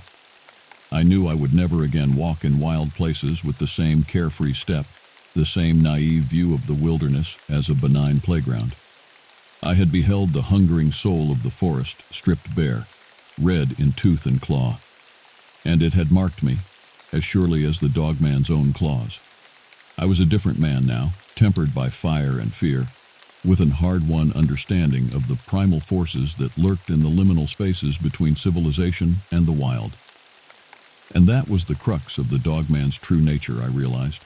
Not just a physical creature, but an embodiment of the untamed savagery that modern man had tried so hard to lock away and deny. It could never be destroyed, not completely, only pushed back to the fringes and kept in check by rights and resolve. As Redtail helped me to my feet, his face etched with solemn pride and vindication, I knew my work as a ranger had only begun. I would remain here, watching over this sacred threshold, guarding against the day the dogman's fell spirit rose from murky depths to prowl the north woods once more. For the wild still called to me, even cloaked as it was in blood and shadow. I had to walk between those worlds and make peace with the hungry ghosts that roamed the marches. I was the watchman against the Wendigo now, and I could only pray I would be up to the task when it returned, stalking the borderlands between the natural and the supernatural, where mankind's dominion crumbled to dust and darkness, and only the strong and wary survived. But for now, the moon shone cold and clear. The night belonged to mortal creatures once more, and I welcomed its austere peace like an old friend. I took the job as a park ranger in the Olympic National Forest for the solitude and to get away from my troubles back home in Seattle. Saddled with student loan debt and unable to find steady work with my degree in forestry, escaping to the vast green wilderness seemed like the perfect solution, at least for a while. The pay was meager but included rustic cabin housing deep in the old-growth forests and craggy peaks of the Olympic Mountains. I would be stationed at the Ho Rainforest Ranger Outpost, over an hour drive from the closest hint of civilization. An introvert by nature who loved hiking, camping, and being immersed in nature, it seemed ideal. After a 2-day drive from the city, I arrived at the remote ranger station. The log cabin structure looked to be at least 50 years old, with moss and lichen covering the weathered timbers. Inside was sparse but functional. A potbelly wood stove for heat, a small propane fridge and stove. No electricity, no cell service, no internet. Perfect. Ranger Simmons, a gruff bearded man in his mid-50s, gave me a terse orientation. Your job is to patrol and maintain the trails, keep campsites clean, provide information to hikers, and generally keep an eye on things out here. HQ checks in by radio once a day at 0800. Keep that radio charged and with you at all times. Lots of black bears and cougars in the area. Make noise. Keep food sealed up tight. You'll be fine. Any questions? Nope. Seems straightforward, I replied. Anything else I should know? Simmons fixed me with a level gaze, a flicker of something I couldn't interpret in his eyes. He hesitated, then said, Nothing really. Oh, if you see anything strange out there, just let HQ know. And with that, he hopped in his Forest Service Jeep and rumbled off down the dirt road, leaving me alone in the quiet wilderness. I fell into a peaceful routine at the Ho Ranger Station, rising with the sun, doing trail maintenance and campsite checks, greeting the occasional backpacker, and relaxing in the evenings with my well-worn copy of Thoreau's Walden. After 2 uneventful weeks, I was making coffee one morning when the radio crackled to life. Olympic dispatch to Ho Station, come in. Over. I grabbed the handset. Ho Station, go ahead dispatch. Ho, we've got a report of an overdue hiker, solo female, late 20s. Left Ho Visitor Center 3 days ago, headed for Mount Tom Creek campsite. Was supposed to hike out yesterday, but her car is still at the trailhead. Can you go check the campsite and see if you can locate her? Over. Ho copies. I'll head out shortly to search. Will advise when located. Over. I had a quick breakfast, loaded up my pack, and set off on the trail. It was a 12-mile hike, gaining over 3,000 feet of elevation through dense forests and alpine meadows to reach the remote Mount Tom Creek backcountry site. Arriving in the late afternoon, winded from the climb, I approached the cluster of campsites along the burbling creek. Right away, something seemed off. I noticed shredded scraps of bright blue fabric snagged on a blackberry bush. Upon closer inspection, I recognized it as part of a backpack. Further searching nearby revealed more torn pieces of clothing, an abandoned tent collapsed on its poles, and a canister of bear spray lying in the dirt. But no sign of the missing woman. I pulled out my radio. Ho, to Olympic Dispatch, I've reached Mount Tom Creek campsite. It appears to be abandoned, but I found the missing hiker's gear, no sign of the individual herself. Numerous torn articles of clothing in the area. I'm going to do a wider search. Will advise if and when hiker is located. Over. Dispatch copies. Ho, keep us informed out. I felt the first tingle of unease as I surveyed the abandoned camp and eerie quiet of the forest. What could have happened to this woman? Animal attack? Accident? I shook off dark thoughts and began methodically searching. For the next 2 hours until dusk, I combed the area, calling out for the hiker with no response.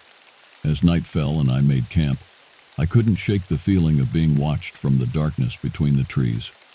I spent a restless night in my tent, plagued by strange dreams of being pursued through the forest by some unseen beast. The next morning, groggy and unsettled, I radioed dispatch to advise them I hadn't located the missing woman and would expand my search. Setting off at first light, I bushwhacked through dense underbrush, scanning the ground for any sign of human passage. After about an hour, I reached a small clearing near the creek and immediately noticed a putrid stench. Dread rising in my gut, I spotted a telltale smear of blood on a fern at the clearing's edge. Following the crimson trail with rising horror, my eyes fell upon a grisly scene. Torn flesh and clothing were strewn about, barely recognizable as human. A mauled arm here, a mangled leg there. The hiker had clearly met a violent end. I stumbled back, retching, trying to process the carnage. Then I noticed the footprints in the muddy creek bank. Massive prints with splayed, elongated toes. twice the size of any bear track I'd ever seen. No animal indigenous to the Olympics, that was for certain. The sight chilled my blood. Hands shaking, I radioed dispatch and reported the kill site and strange prints. They advised me to document the scene and extract myself carefully in case the animal was still in the area. After photographing the tracks with trembling hands, I numbly bagged some tissue samples and began hiking back to the ranger station. My mind churned as I walked, trying to make sense of what I saw. By all evidence, the hiker had been brutally torn apart and partially consumed by an unknown creature. I've seen the aftermath of bear attacks, cougar kills. This was something far more savage, something unnatural. Upon reaching the cabin, I uploaded and emailed the photos to headquarters, then sank onto my bunk in shock. What in God's name was I dealing with out here? The next few days were a blur of activity as a team of rangers and wildlife officials combed the area around the kill site. The strange tracks had disappeared by the time they arrived, washed away by the frequent rains. The off-the-record general consensus was that the woman had likely fallen victim to an unusually vicious cougar or bear attack. Her remains were gathered up and sent off to the coroner. The whole incident was kept carefully quiet, the public story being that she had died from a fall while solo hiking. Another sad but unremarkable tale from the wild, untamed Olympic backcountry. I knew better. I had seen those footprints. Twice the size of a human, with hideously elongated and splayed toes. Profoundly unsettling and undeniably real. Despite racking my brain, I could come up with no reasonable explanation. In the days following the discovery, I became aware of furtive, hushed conversations between the older rangers, speaking in low voices, glancing over their shoulders. I caught snatches here and there. Just like the Wilson case back in '92. Never found all of him neither. Called it the Dog Man. The name sent a chill up my spine. Dog Man. Some kind of cryptid man-beast? Local legend I hadn't been made privy to? The other rangers clammed up quickly when I tried to casually probe for details. There was a palpable blanket of fear and denial. I threw myself into researching old archives and microfiche on my next trip into town. I discovered a handful of other suspicious, fatal animal attacks and disappearances in the area spanning decades, often with the same unsettling details. Brutalized remains, gigantic unknown footprints, and a silently terrified population of rangers and locals. Upon returning to the host station, I began to feel a growing sense of dread and unease, like a constant prickling at the back of my neck. The looming trees that had once brought me such peace now seemed dark and menacing, full of lurking threat. Every nighttime rustle outside my cabin set my heart racing. What had I gotten myself into out here in these woods? I was determined to find out, even as the rational part of my mind screamed to flee and never look back. It happened on a misty gray morning 1 week after finding the hiker's remains. I was out on a trail doing routine maintenance about a mile from the ranger station. My mind wandered as I worked, still puzzling over the mystery. A series of snapping twigs in the underbrush to my left made me glance up sharply. I scanned the dense wall of green and brown, expecting to see a deer or raccoon. For a long moment, nothing moved. Then, something shifted in the shadows between the hemlock trunks. In a patch of dappled sunlight breaking through the canopy, I saw it. A huge, dark, fur-covered shape, vaguely humanoid but grotesquely disproportioned. Jutting canine-like muzzle and ears, massive clawed hands hanging past bowed knees. It stood motionless maybe 50 yards away, staring directly at me. Every hair on my body rose in atavistic terror as I met its red-rimmed gaze through the morning mist. There was something hideously intelligent and aware in its eyes, a brutal cunning totally at odds with any normal forest creature. Adrenaline surging, I slowly and deliberately began backing down the trail, never taking my eyes from the thing in the trees. After I'd gone back maybe 20 paces, it shifted, turning its massive head to track my movement. That was enough for me. I spun and crashed off the trail, sprinting recklessly through the underbrush toward the cabin with a speed born of unadulterated fear. Low-hanging branches whipped my face and arms as I pelted through the forest, expecting at any second to hear the creature crashing through the brush behind me, to feel its hot breath and snapping jaws at my back. By some miracle, I reached the ranger station unaccosted, slamming through the door and collapsing trembling onto the rough-hewn floor, my lungs heaving.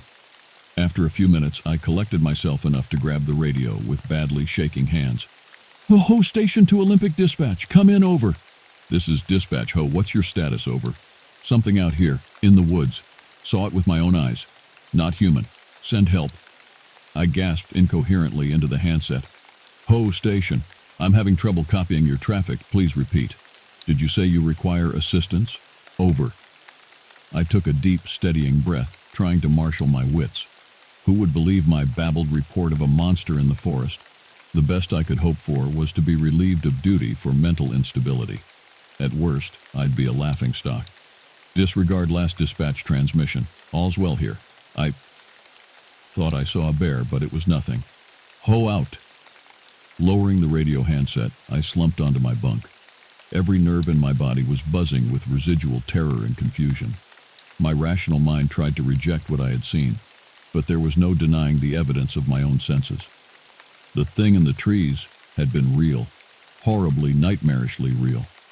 As evening fell, I paced back and forth in the tiny cabin like a caged animal, shotgun clutched tightly, jumping at every creak of timber and gust of wind through the eaves. What now? Make a break for civilization and abandon my post? Continue my research and try to obtain proof of this unthinkable creature's existence? Lure it in somehow and destroy it? The fading light outside the grimy windows provided no answers, only a growing sense of isolation and vulnerability. I had never felt more alone and exposed in my life. I didn't sleep at all that night, shotgun cradled and kerosene lantern burning until dawn, despite the wasteful expense. A dull, exhausted terror suffused me, momentarily spiking into heart-pounding adrenaline with every nighttime noise outside. Anticipating claws punching through the walls, jaws bursting through the window at any moment. By morning, I felt strung out and twitchy, but resolved. I needed answers, and no one was going to provide them but me. Grim determination overrode my fear as I geared up and set off toward the creature's last known location, aiming to track it by the light of day. Reaching the spot on the trail where I'd had my chilling encounter, I cast about until I located a clear print in a patch of mud. The same unsettling splayed shape I'd photographed at the kill site.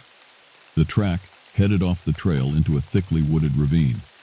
Taking a deep breath, I plunged into the brush, following the faint, meandering game trail of snapped twigs and disturbed vegetation. The canopy overhead grew more dense as I descended into the draw, blocking out the sun. An old logging road, abandoned and overgrown, snaked along the bottom. Then I saw it. Maybe 30 yards ahead, the creature loped across the old road and into the trees on the other side. My breath caught in my chest, and I froze, but it seemed not to notice me, continuing on until it vanished into the foliage. Heart hammering, I crept forward, scanning constantly and clutching my shotgun ready. There in the soft earth of the old roadbed was a line of fresh tracks, weaving back and forth but headed generally east. For the next 2 hours, I tracked the thing, catching glimpses here and there between the trees, always keeping what I hoped was a safe distance. The rational part of my brain screamed that this was insanity, that I should break off and get the hell out of these woods. But I was in too deep. I had to know. Eventually, the game trail opened up into a small clearing dominated by a tumble-down shed, the remnants of some long-ago logging camp. The creature's prints led directly inside through a half-collapsed doorway. I darted into the cover of a giant fir and waited, peering through my binoculars. Movement in the shadows of the shed. A clawed hand, a canine snout, a flash of red eyes. So the creature had made this its lair. No wonder there had been so many kills and disappearances over the years in this area of the park. How many had this thing dragged back to this den of horrors to meet a grisly end? Suddenly, its bulky head swung around, and I could have sworn its malevolent red gaze settled directly on my hiding spot. Shaking, I lowered the binoculars. Snap! The sharp crack of a branch behind me, very close. I spun, raising the shotgun. Too late. An impact like a battering ram smashed into my chest, knocking me to the ground. Claws raked fire across my face. Hot, rank breath roared in my nostrils. I screamed and twisted, trying desperately to bring the muzzle of the gun to bear as a gaping maw filled with jagged teeth descended toward my throat. I woke convulsing in the dirt, alone. Ragged clouds scudded across the cold moon overhead. My face and chest burned. I reached trembling fingers to my shredded shirt, expecting to find my skin rent to ribbons, my life's blood gushing out.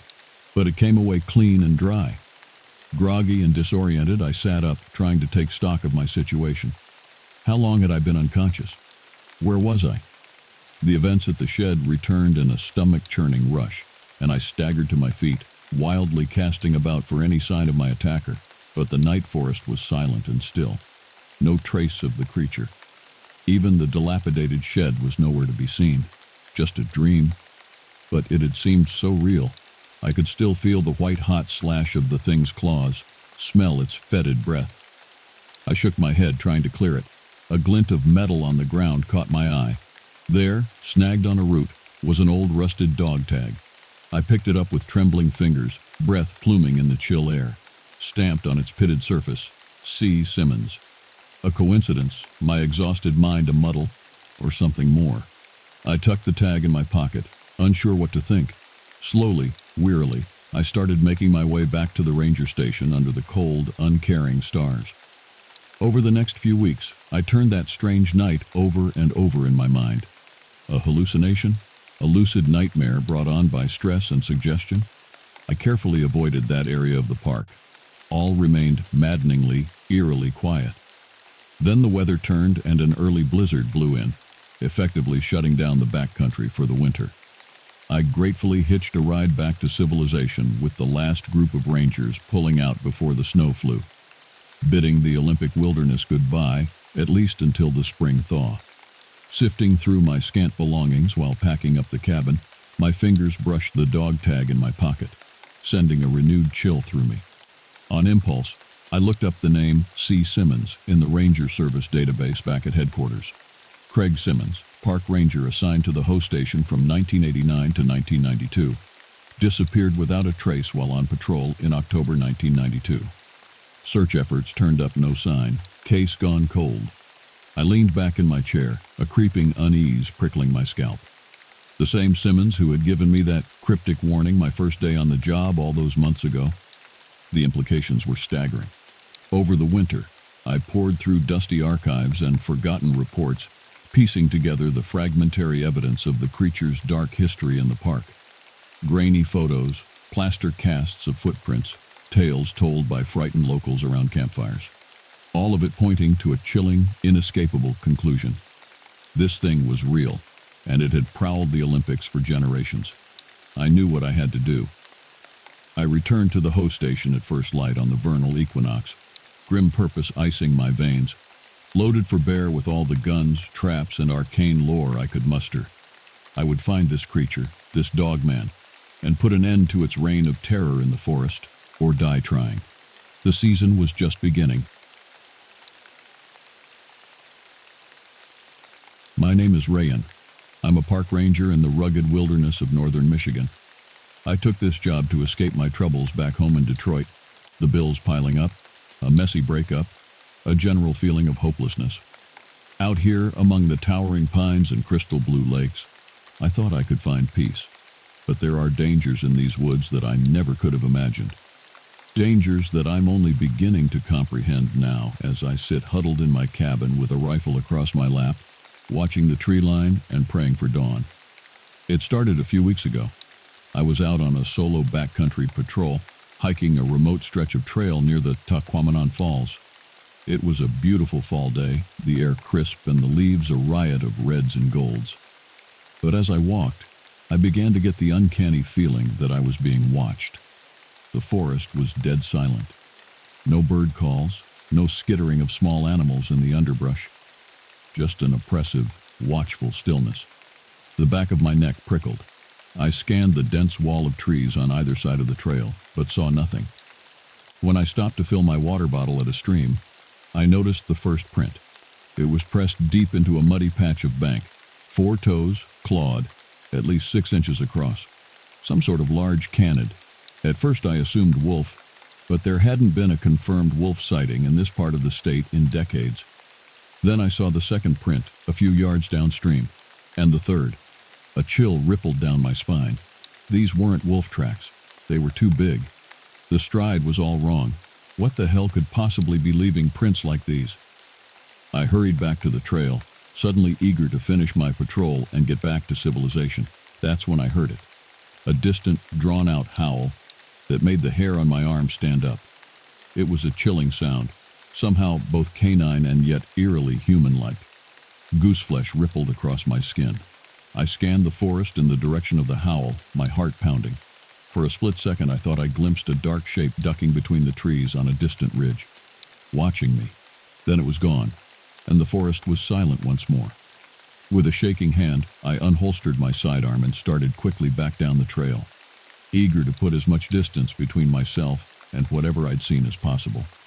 Little did I know that this was only the beginning of my nightmare, the beginning of my obsession with what I've come to know as the Michigan Dog Man. In the days following my encounter on the trail, I couldn't shake the feeling of unease. I was jumpy, on edge.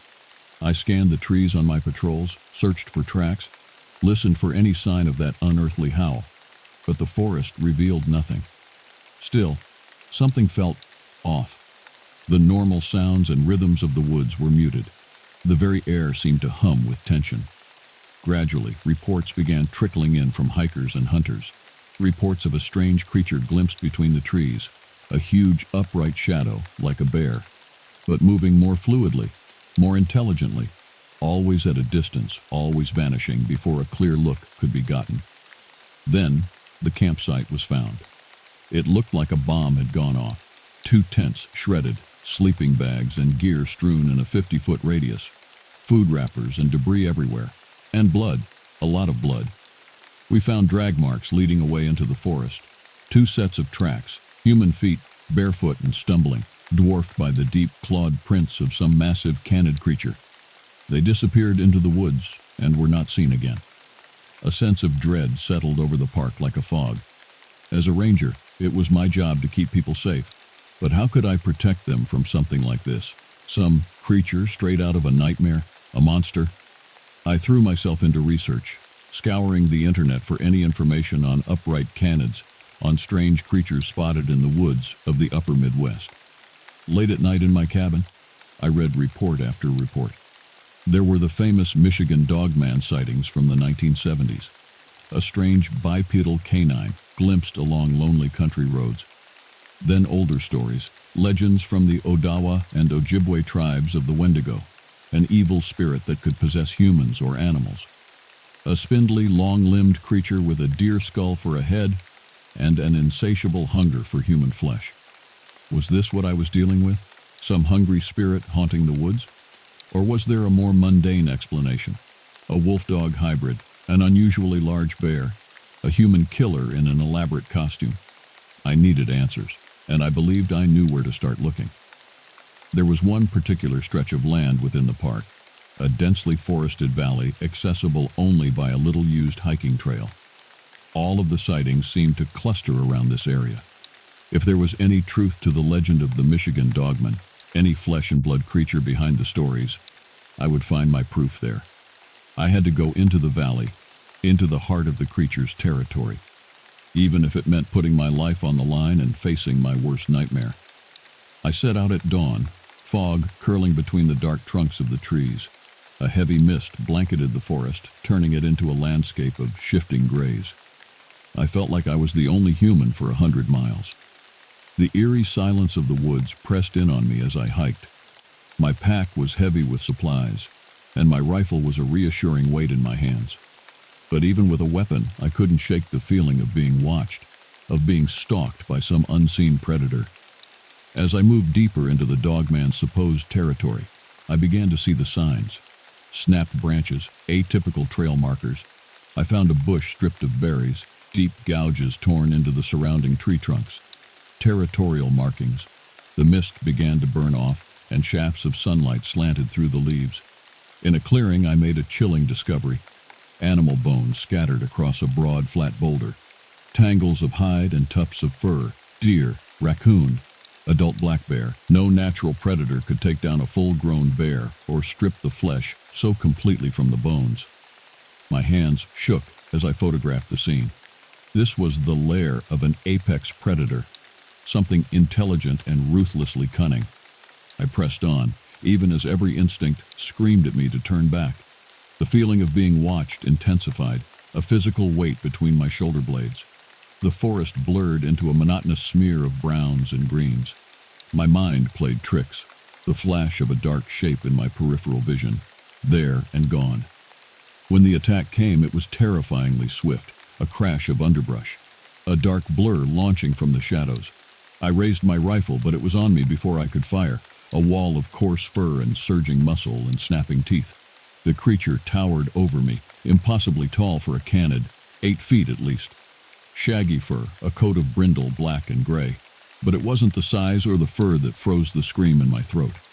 It was the eyes, glowing amber and horribly human in their gaze.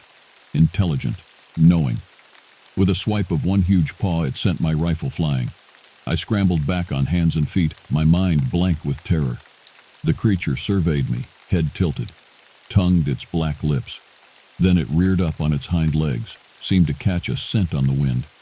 It shot me one last, unreadable look, a disturbingly human gleam in its eyes. Then it loped off on 2 legs into the trees, vanishing as suddenly as it had appeared. I lay there shaking, scarcely breathing. Blood trickled from my leg where its claws had grazed me. Those eyes burned in my mind. That knowing, almost mocking gaze. There could be no more doubt. The Michigan Dogman was real, and I had just come face to face with it and survived. But for how much longer? The gash on my leg pulsed with pain. First blood had been drawn. Out here, miles from civilization, I was easy prey. The hunt was on, and this time I had the terrible feeling I was the quarry. I ran, fled blindly through the woods, imagining I could hear the creature's panting breath behind me, the thud of its paws. Bitter adrenaline flooded my veins. I thought I knew these woods, but panic turned the trees into a disorienting maze. My lungs burned and my damaged leg throbbed.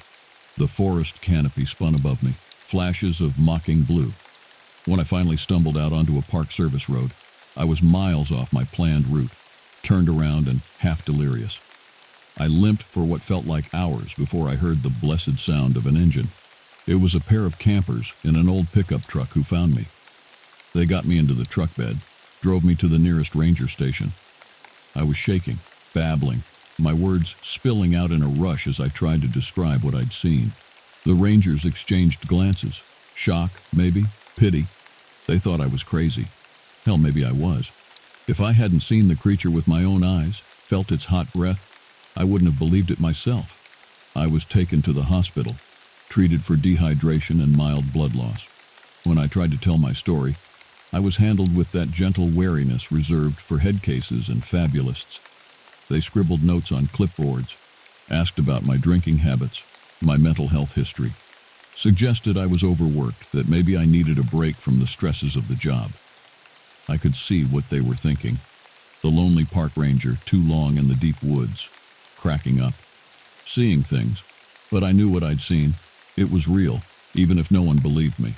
I bullied the doctors into releasing me, loaded up on medical supplies and headed back to my cabin, my leg hastily stitched and bandaged.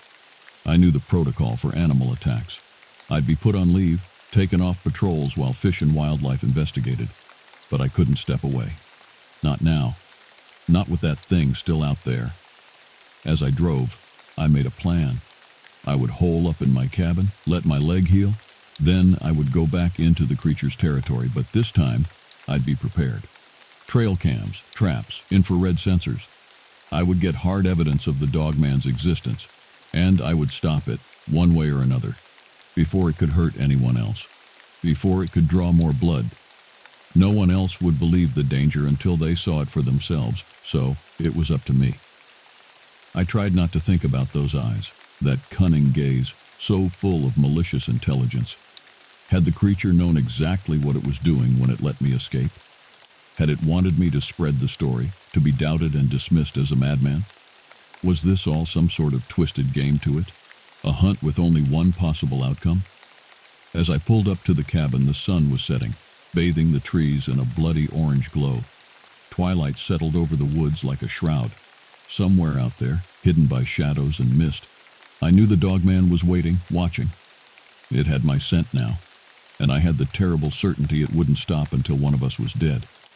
The days blurred together as I healed, a haze of pain and paranoia. I installed my makeshift security system. Cameras pointed at the tree line, fishing line tripwires rigged with bells, a police scanner crackling quietly in the background. Sleep came in ragged snatches. I jolted awake at every nighttime sound, the hoot of an owl, the creak of a branch. My dreams were plagued by flashes of brindle fur and glowing eyes. Food tasted like ashes. Silence yawned around me like a living thing, the absence of human voices turning the world hollow and unreal. It was just me, and it, the dogman, lurking beyond the circle of light cast by the cabin, biding its time. During long sleepless nights, I compulsively scoured the internet for information on the creature. Sightings across the state going back decades, mostly dismissed as hoaxes or cases of mistaken identity. But what if it wasn't a local legend? What if the Michigan dogman was part of something larger? I followed shaky threads, the Bray Road beast, the Ozark howler, the beast of 7 chutes. Scattered reports of creatures like the one I'd seen, stretching back beyond recorded history. An ancient primal fear stitched into our collective subconscious. What if these creatures were the evolutionary remnants of some prehistoric divergent canid species, surviving in the shadows of civilization, rarely seen, taking humans only when the opportunity arose, cunning predators biding their time until their prey made a fatal mistake? The thoughts clawed at my mind, made my skin itch with a constant sense of being hunted, watched. I jumped at shadows. Hands shook as I checked and rechecked my cameras, my traps. At night, beyond the salt line I'd poured around the cabin's perimeter, I imagined I could hear it, a rustle of underbrush. The pad of paws circling, patient and inexorable as dusk. When would it come for me? The waiting was almost worse than the knowing. I cleaned my rifle over and over, an apotropaic ritual. Counted bullets, planned for the inevitable. But even I wasn't prepared for it that night. The moon was a bone-colored sliver, the air heavy and portentous. I was lying awake, staring at shadows, when I heard the telltale creak of the porch stairs. A soft whine, almost a whimper. Some animal in distress? Despite myself, my ranger instincts kicked in. I rose, took my gun, moved to the window, and saw it. Not the dogman. Something smaller, more pitiful. It took a moment for my brain to process what I was seeing. A dog, a ragged German shepherd, horribly thin, fur matted with blood and burrs. It limped up the steps, favoring one paw, leaving dark streaks behind. For a moment, just a moment, I let myself relax. Some half-wild dog, injured and starving, seeking shelter. There was my rational explanation, my mundane answer to all of this. But then it raised its head, looked right at me through the window, with eyes that glowed amber in the moonlight. Eyes horribly knowing and human and gleaming with sly, predatory intelligence. The dog grinned, tongue lolling between yellow teeth. And in that moment, in that awful glinting of eyes and teeth, I knew with a blind, bowel-watering certainty. It had found me, it was here. The dogman had come for me at last. I stumbled back from the window, suddenly clumsy with terror. The dogman's grin stretched impossibly wide, its form rippling and distorting in the moonlight. The porch groaned under its weight as it stalked closer, growing larger with each step, until it filled the window, too big, far too big to be any earthly dog. It reared up on its hind legs and its form seemed to unfurl, that brindle fur shaggy and bristling. I grabbed for my gun with numb hands, tried to remember how to breathe. This was it. This was the moment of truth, the final confrontation. The creature had toyed with me long enough, drawn out the game, and now it had come to finish the hunt. I raised my rifle, sighted down the barrel with shaking hands. Center mass. Aim for center mass, just like my training. But when I met the dogman's eyes over the iron sights, my finger froze on the trigger. There was something in those eyes, not just intelligence but understanding, a horrible knowing amusement. as if it could sense my fear, savor it like a fine wine. It knew I couldn't pull the trigger, knew I was paralyzed, caught between fight and flight. It threw back its head and howled, a chilling, ululating cry that shattered the night. In that moment, I felt a horrible kinship with the creature. Because beneath the fear, beneath the revulsion, there was a part of me that wanted to howl too, to give in to the wildness, the savagery. The dogman lunged, faster than thought, faster than should have been possible for something that size. It crashed through the window in an explosion of wood and glass. I felt the recoil of the rifle butt against my shoulder, heard the blast of the shot thunderous in the small space of the cabin, smelled the acrid stink of gunpowder, but it just kept coming. A tidal wave of blood-matted fur and snapping jaws. It slammed into me with the force of a battering ram, sent me flying. My head cracked against the wall and stars exploded across my vision. The gun skittered away, useless. The creature loomed over me, its bulk filling my blurring eyesight. Hot carrion breath blasted my face. I could feel the heat of it, the solidity, so much more terribly real than the half-glimpsed shadow in the woods. This was it then. This was how I died. I thought of all the times I'd walked through the forest and felt so small beneath the ancient, baleful glare of the trees. Now I was small again, so terribly small and fragile, and utterly at the mercy of the wildness I had foolishly thought I could tame. The dogman's jaws opened wide, strings of drool webbing between dagger teeth. I braced for the crunch of bone, the bright flare of pain. But the bite didn't come. It just stared down at me, pinning me with that amber gaze. And in the depths of those alien, too human eyes I saw, what? Not bloodlust, not even animal hunger, but something colder and far more terrifying. I saw recognition, a horrible sentience. I saw cunning, cruel in its intensity. I saw the weight of centuries in that feral stare, an ancient malice that mocked everything I was, everything I had ever hoped to be. The stink of its breath made me gag, but I could not look away. It could have killed me in an instant, but it didn't. Instead, it leaned close, lips pulling back over its teeth. Almost a smile, if such a thing could be said to smile. It huffed a breath, blisteringly hot against my cheek, gave a low, chuffing growl that in my delirium almost sounded like laughter.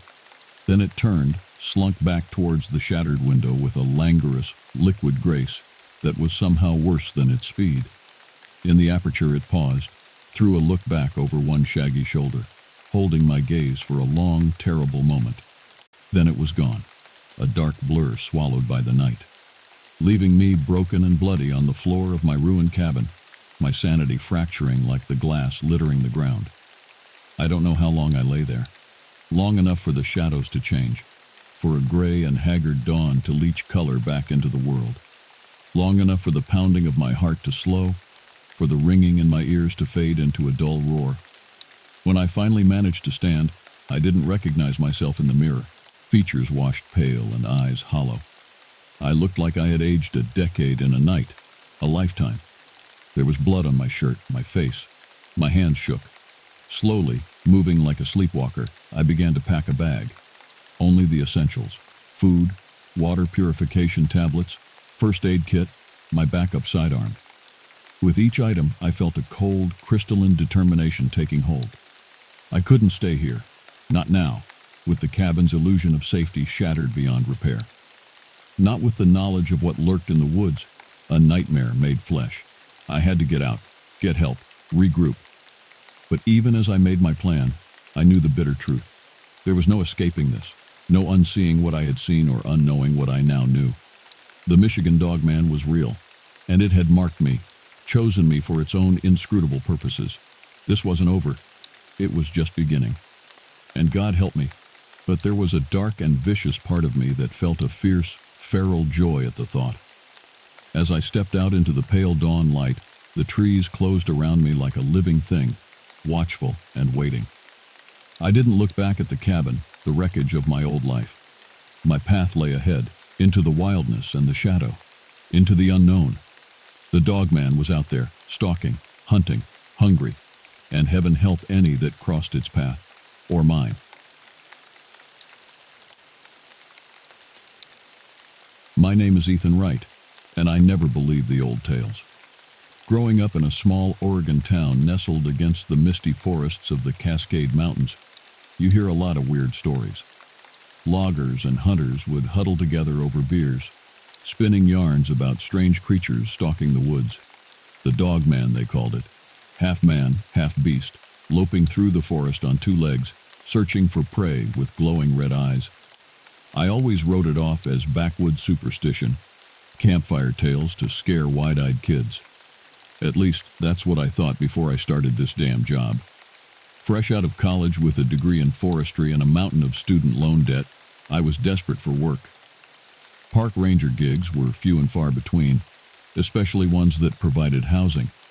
So when I landed a post at a remote wilderness area deep in the Cascades, I jumped at the chance. I'd be living alone in a small ranger cabin, responsible for monitoring trails and campsites scattered across thousands of acres of rugged forest. On paper, it sounded perfect. Quiet, solitary work in the great outdoors, a chance to put my education to use while chipping away at my loans. I loaded up my trusty old Subaru with gear and headed into the mountains, the scent of pine needles and petrichor beckoning me through the open windows. But that first night alone in the cabin, listening to the ancient trees creak and groan in the darkness, a shiver ran down my spine that had nothing to do with the cold. There was something otherworldly about how the moonlight filtered through the branches, how the blackness between the tree trunks seemed to ripple and writhe. I chalked it up to my overactive imagination, stoked by one too many Reddit horror threads binged late at night. Plus, the joint I'd smoked on the drive up probably didn't help. As I drifted off to sleep in the narrow wooden bunk, I told myself this was the start of an adventure. If only I knew then just how right I was. My first few weeks as a ranger passed uneventfully. I fell into a steady rhythm.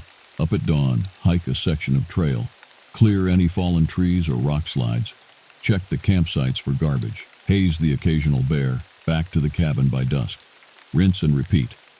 It was grueling work, especially for a city kid whose idea of exercise was walking to the corner bodega.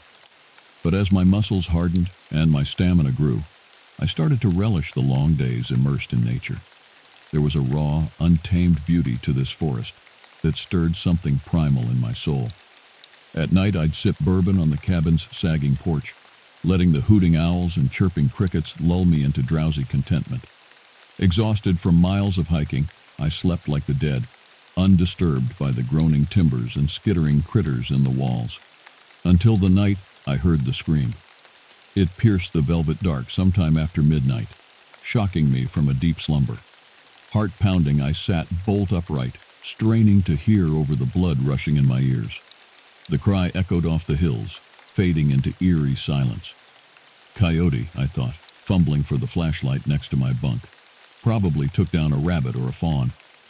As I padded on shaky legs to the front door, a small voice in the back of my head whispered that no coyote had ever sounded so human, so anguished. I stepped onto the porch, the old boards protesting under my bare feet. I swept the flashlight beam over the clearing, but saw only swaying pines and impenetrable shadow. The forest had fallen unnaturally still, even the crickets shocked into silence. In the distance, an owl hooted a forlorn warning. Skin prickling with goosebumps, I dove back inside the cabin, slamming the door behind me as if to barricade myself against the night. I didn't sleep a wink after that, lying frozen in my bunk until the first pale fingers of dawn crept through the windows. I know how crazy this all sounds. If I hadn't lived through it myself, I'd think it was just another creepypasta dreamed up by some basement-dwelling neckbeard. But I swear on my grandpa's grave that every word is true. Strange things started happening after that night. On my daily hikes, I'd find trees gouged with deep claw marks, the scars oozing sticky sap like blood. Campsites that I knew had been empty the day before suddenly looked like a tornado had ripped through. Tents shredded and coolers overturned, the ground churned up by massive paw prints, but no tracks leading in or out, as if whatever made them had simply materialized and vanished into thin air.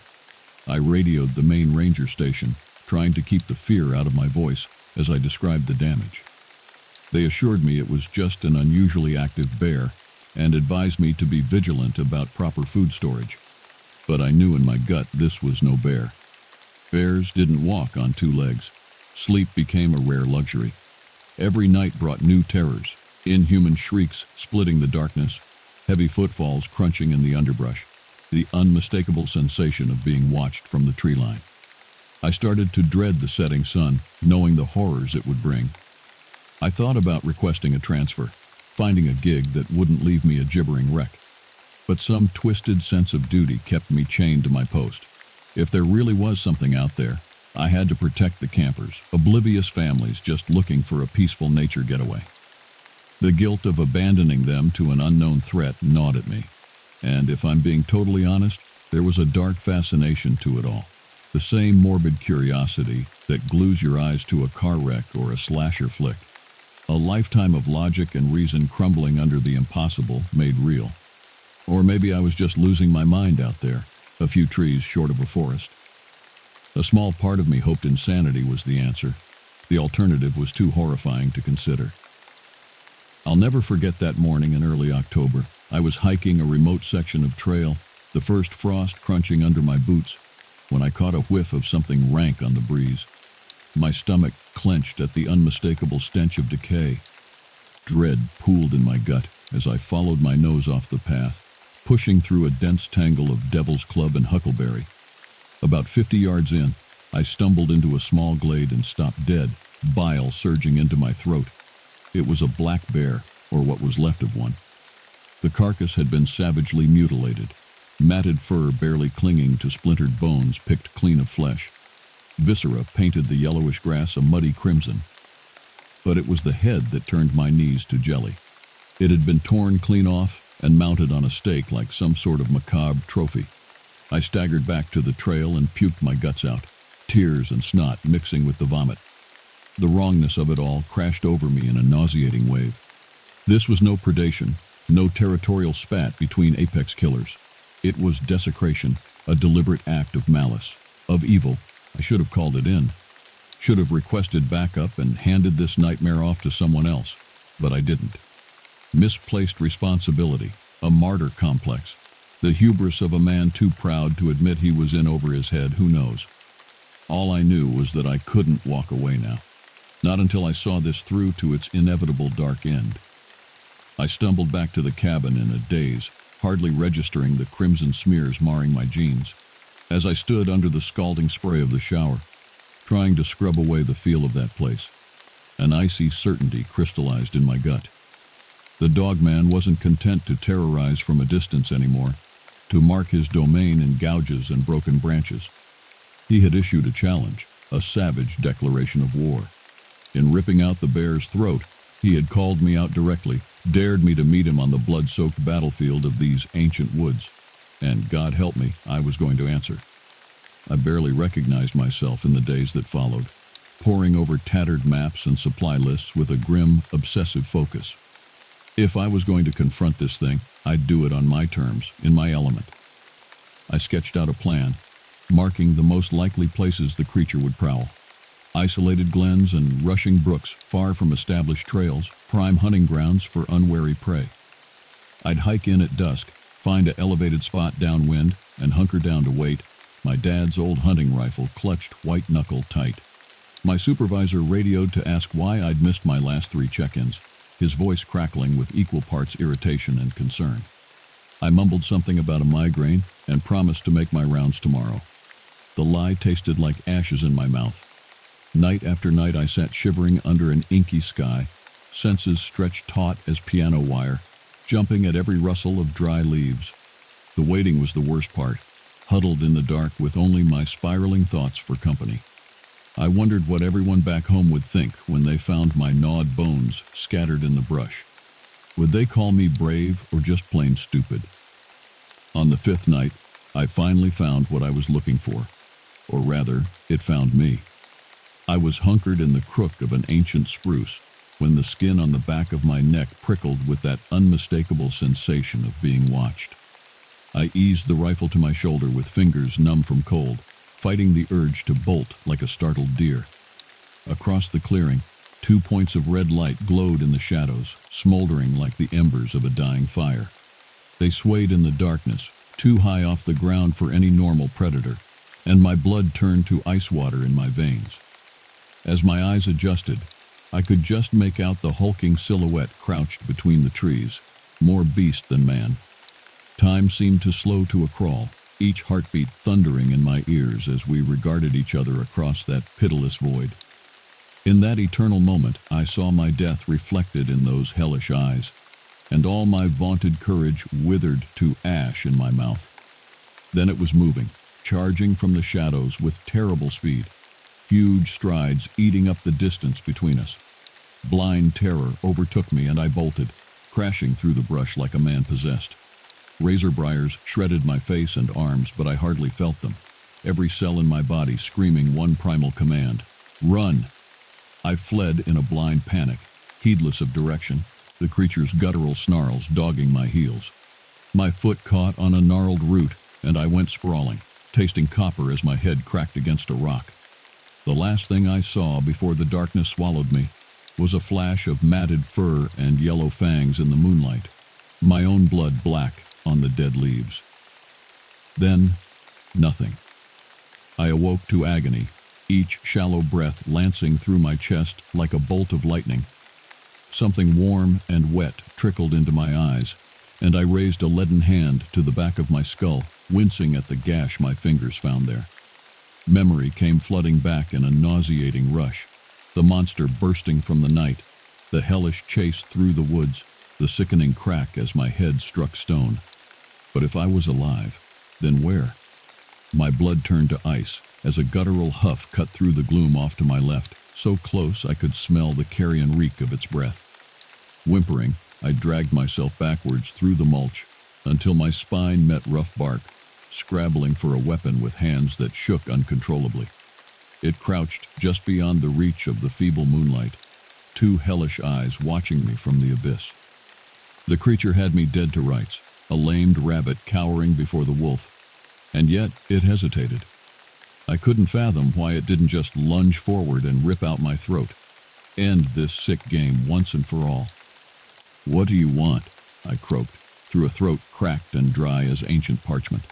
A sob hitched in my chest as those red eyes flared, and I squeezed my own shut, certain my last moment had arrived. "Please," I choked out beyond all reason or pride. "Please, God, no." A pregnant beat, the forest holding its breath, then the soft crunch of dead leaves fading into the dark. I risked a glance and nearly wept at the empty clearing, no trace of the beast save a few broken twigs. It took hours for me to limp back to the cabin, each step a small eternity of torment. In the thin gray light of dawn, the night's events took on a hazy quality, more fever dream than reality. Only the egg-sized lump on my skull and blood crusting my clothes stood as testament to the truth of it all. I spent that day in a fog, trying desperately to square the impossible with the undeniable evidence of my senses. But one thought crystallized with perfect clarity: this thing, this dog man, could have killed me, should have killed me, and yet it hadn't.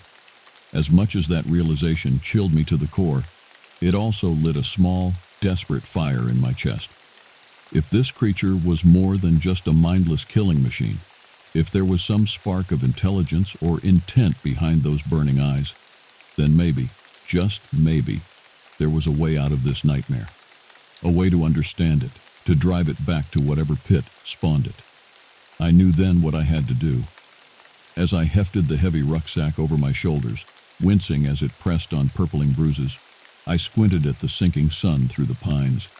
Those woods had become my whole world these past months, my tormentor, my muse, and now my salvation or my doom. I shrugged off the last tendrils of fear, grim determination settling over me like a mantle. There could be no half measures anymore, no more cowering behind locked doors and jumping at shadows. The dogman had thrown down the gauntlet, a challenge primal and pure. As I melted into the darkening trees, one thought beat a steady tattoo inside my skull, drowning out all others. Let the hunt begin. My name is Peter Walker, and I've been a park ranger for the past decade. It's a lonely job, patrolling vast swaths of remote wilderness, but I've always felt a connection to nature, and a drive to help others. Growing up in rural Montana, I spent most of my childhood exploring the dense pine forests and rugged mountains that surrounded our small town. While other kids were glued to their video games, I was out tracking animals, learning survival skills, and dreaming of adventure. But adventure doesn't pay the bills. After high school, I floundered for a few years working odd jobs to make ends meet. College was too expensive and nothing else really called to me. That is, until I stumbled across a flyer for seasonal park ranger openings. It felt like destiny.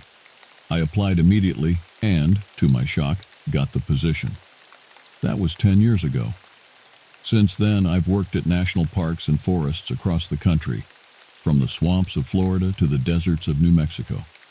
I love the work, even if the pay is meager.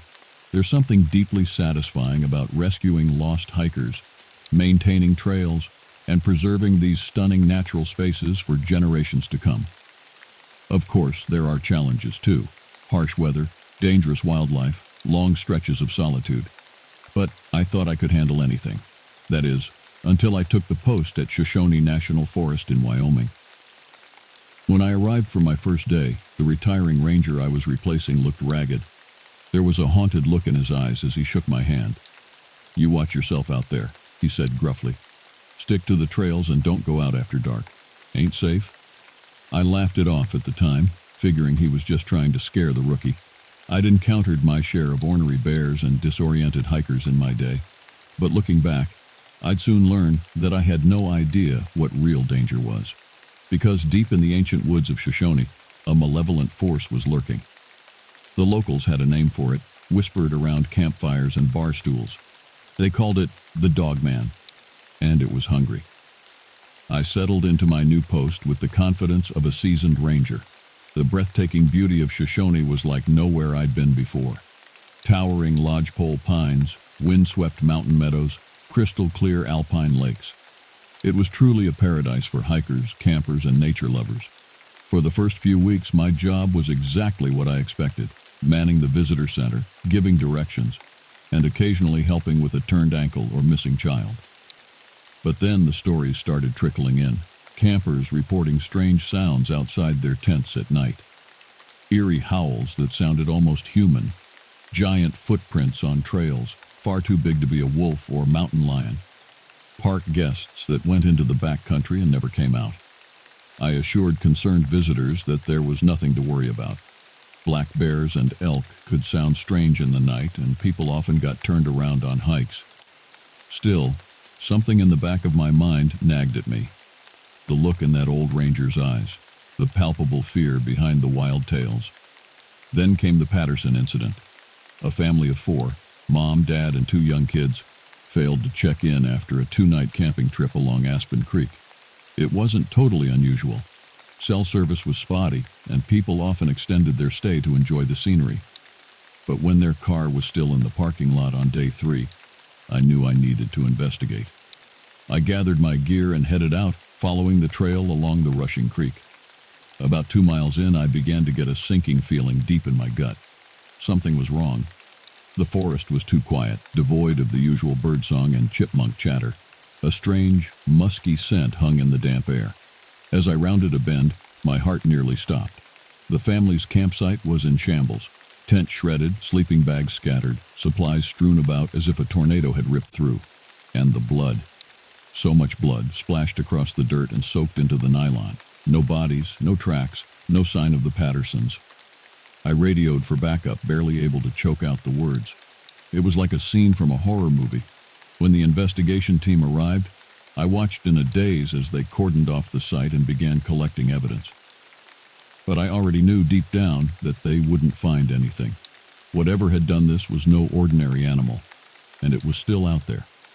That night, as I tried in vain to sleep in my cabin, the howls began, rising from the darkness of the forest like a macabre symphony, howls that sounded like the cries of a man and the snarls of a beast. After the Patterson disappearance, everything changed. The forest no longer felt like a sanctuary to me. It had become a place of primal terror, where an unspeakable creature roamed free. I threw myself into the search, scouring miles of dense wilderness for any sign of the missing family. But as the days turned into weeks with no leads, a grim reality set in. The Pattersons were gone, vanished into thin air, and I feared that the thing responsible would soon strike again. Local tribes had long spoken of a creature they called the Wendigo, a malevolent spirit that could possess humans and turn them into cannibalistic monsters. Another name whispered was Skinwalker, a shape-shifting witch of Navajo lore. But the one that sent chills down my spine was Dogman, a beast that was half human, half wolf, with a taste for human flesh. I delved into the history of Shoshone, trying to uncover any clues about this alleged cryptid. What I found only deepened my unease. Stories of mysterious disappearances and grisly killings stretched back decades, even centuries. Fur trappers that never returned, a family of settlers brutally slain in their cabin. More recently, a few scattered missing persons reports, explained away as bear attacks or lost hikers. But I knew there was a pattern. A predator that had stalked these woods for generations, never caught, never stopped. As the summer wore on, sightings and encounters grew. Hikers reported being stalked by an enormous bipedal creature covered in dark fur. A biology researcher claimed she saw glowing red eyes staring at her from the forest at night. And the howls continued, blood-curdling, almost intelligible, like a mockery of humankind.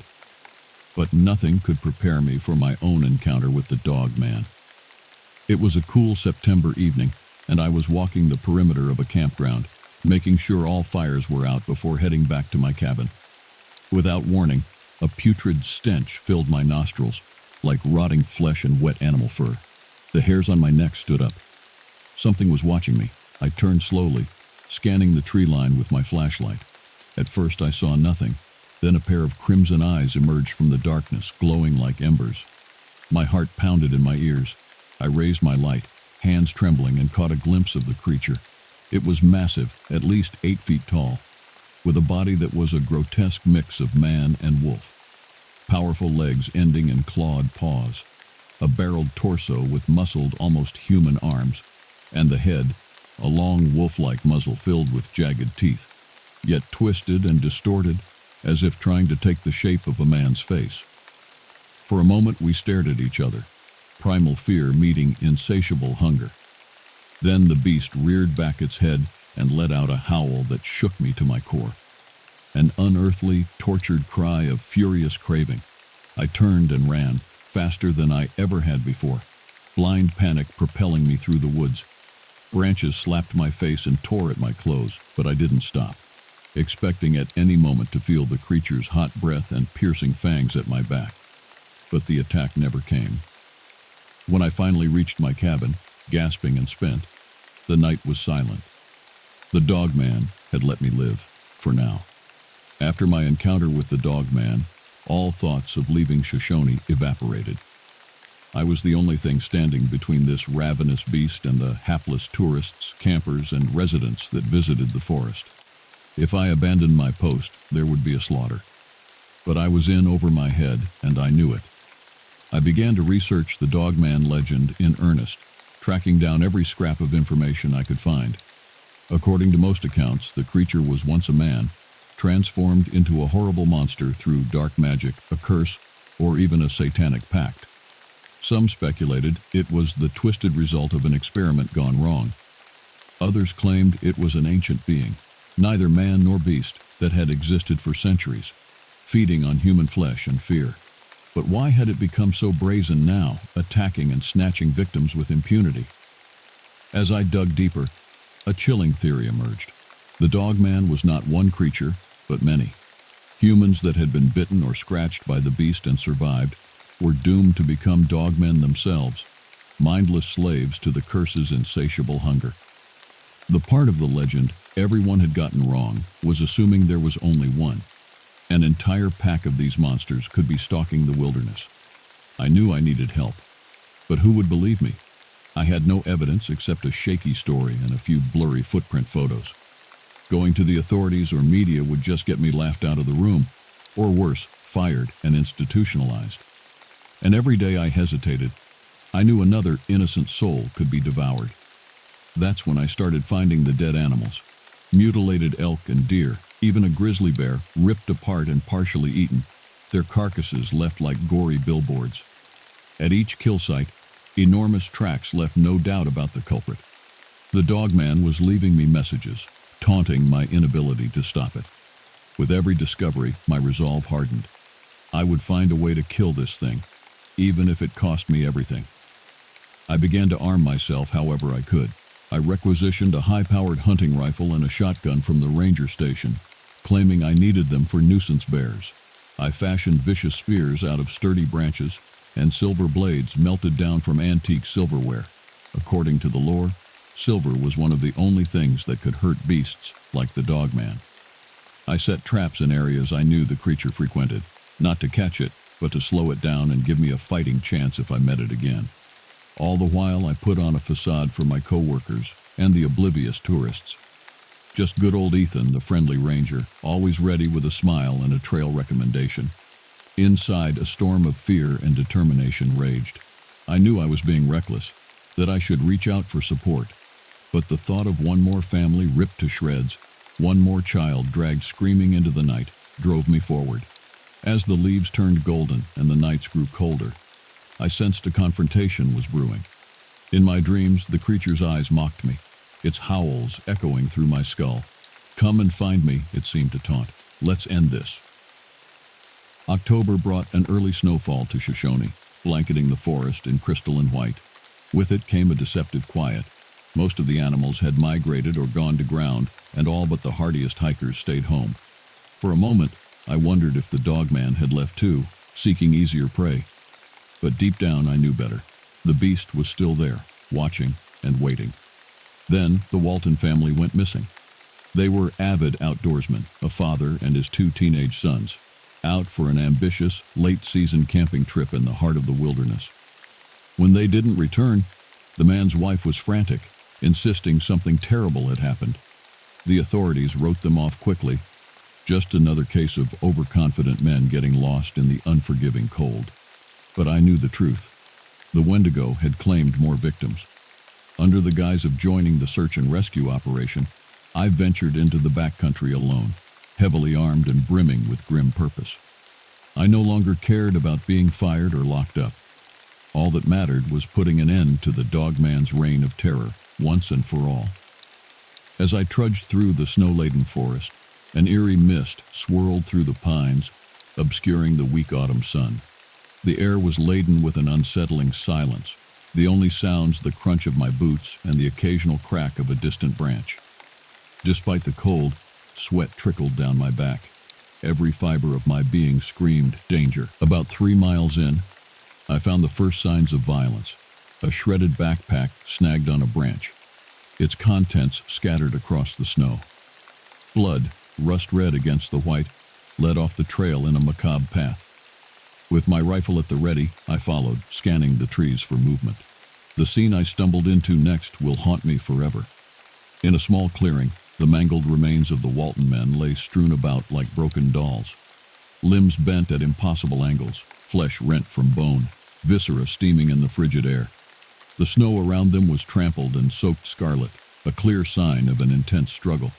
They had fought to the last, but it was the smallest detail that sent ice through my heart. Jutting from the torn remnants of a jacket, white as the snow and razor sharp, was a shard of bone.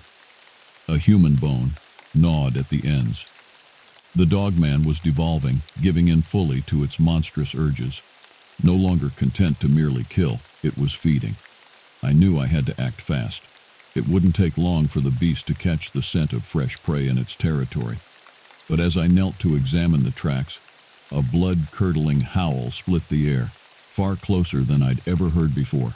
I spun, raising my gun with shaking hands. There, at the edge of the clearing, stood the dogman, but not as I had seen it before. Its form was twisted and grotesque, bulging with unnatural muscle, its fur matted with blood and viscera. Those hellish red eyes bore into me, alight with malice and insatiable hunger. And in its clawed grip, still feebly struggling, was a small, blood-soaked child, the youngest Walton boy, no more than 8 years old. The creature's jaws split into a wretched approximation of a grin, needle-like teeth dripping crimson.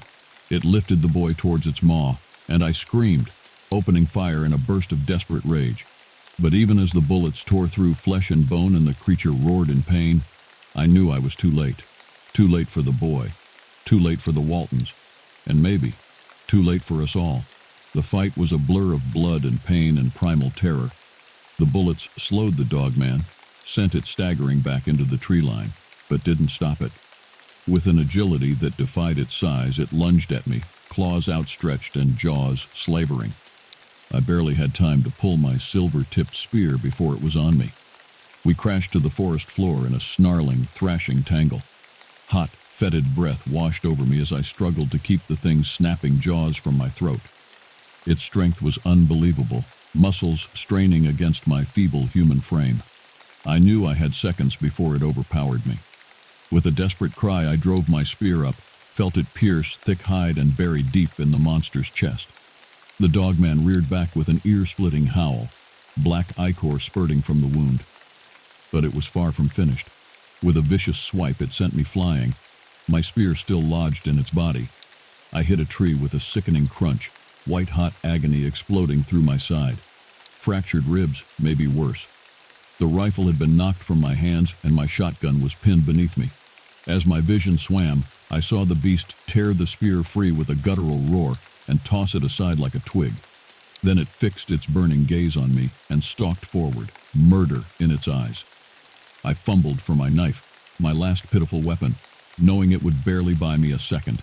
This was the end, the brutal, bloody finale to my long hunt. But as the dogman loomed over me, jaws dripping, a strange thing happened. From the forest all around, more howls arose, but not the unearthly cries of the beast before me. These were deeper, more resonant. Howls of challenge and fury. The dogman paused, Hey-D cocked as if listening. Then, to my shock, it backed away, a whine of what almost sounded like fear escaping its throat.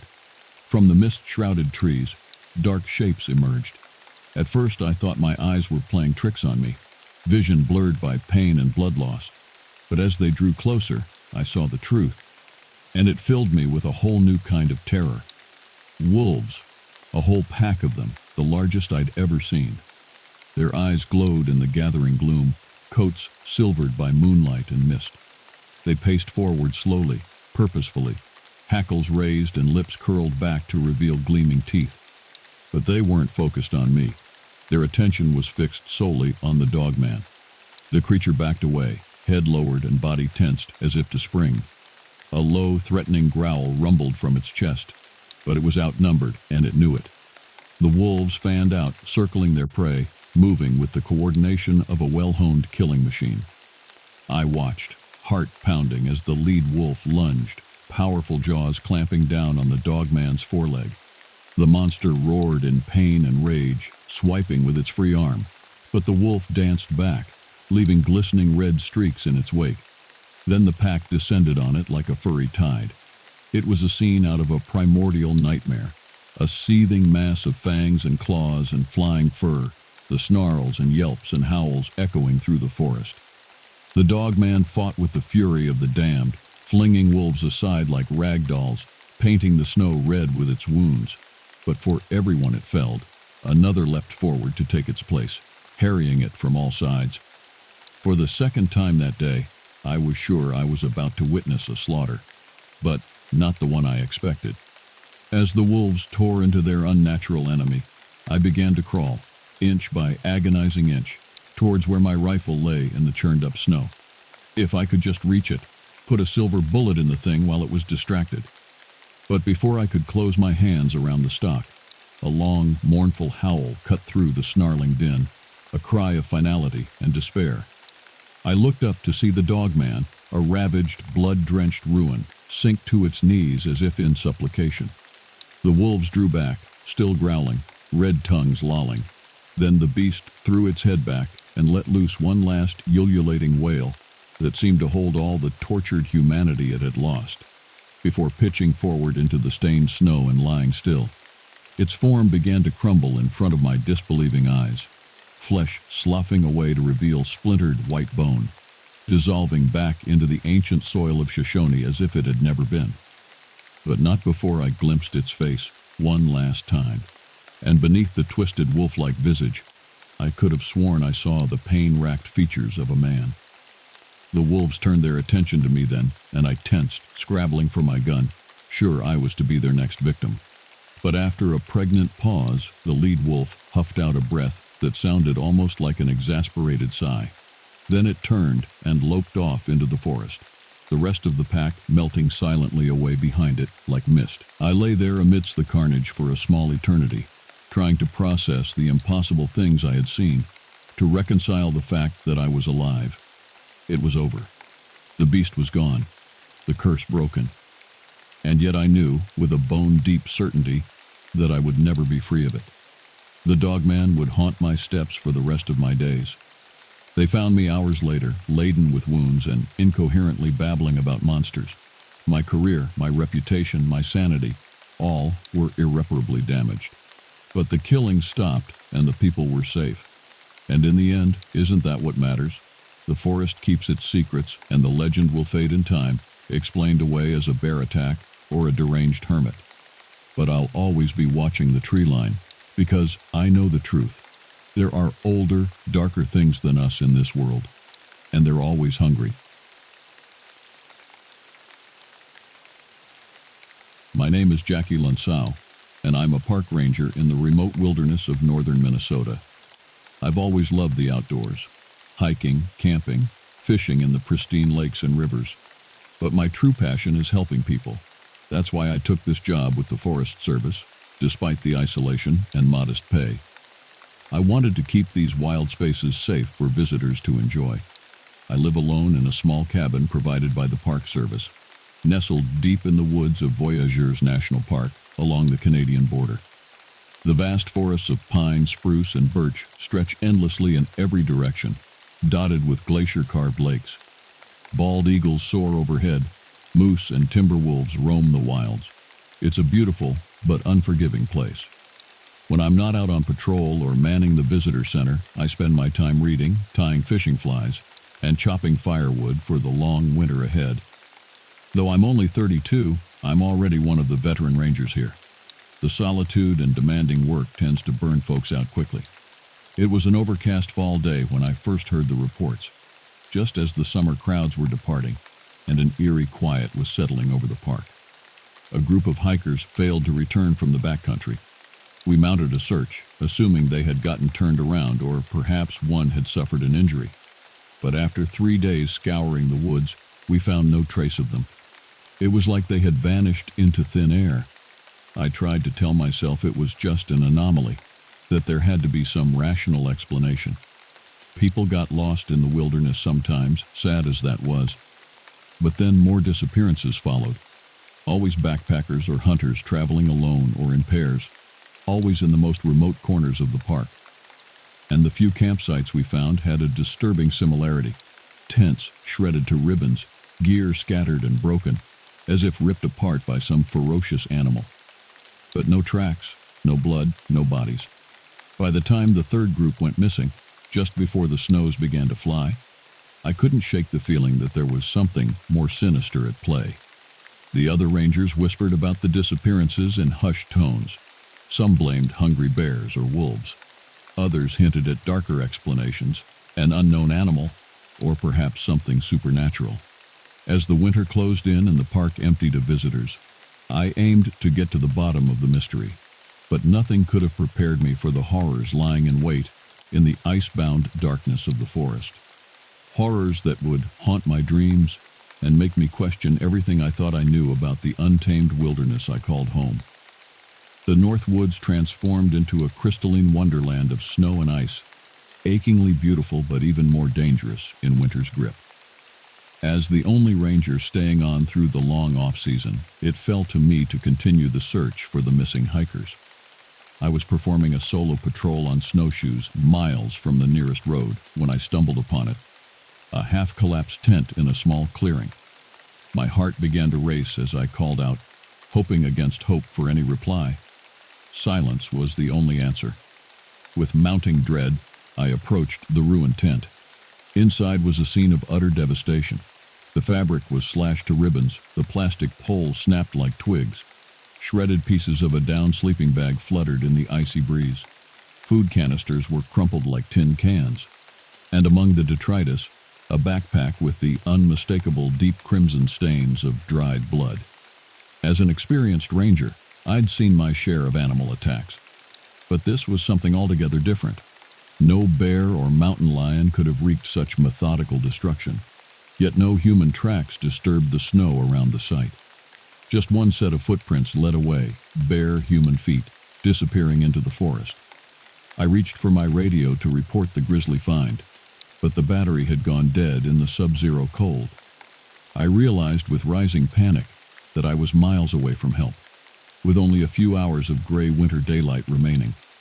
I would have to follow the tracks, see if I could find this individual, clearly in dire straits, before nightfall and deadly hypothermia set in for us both. The footprints wove erratically through the trees, as if whoever left them was lost or delirious. The unsettling wrongness of it all prickled at the back of my neck. A few hundred yards from the tent, I found strips of bloody fabric, torn pieces of clothing. Then one of the boots from the dismembered backpack, gnawed and mangled. My heart pounded in my ears as I swept the beam of my flashlight through the lengthening shadows. That's when I heard it. A distant, mournful cry that was not quite human and not quite animal.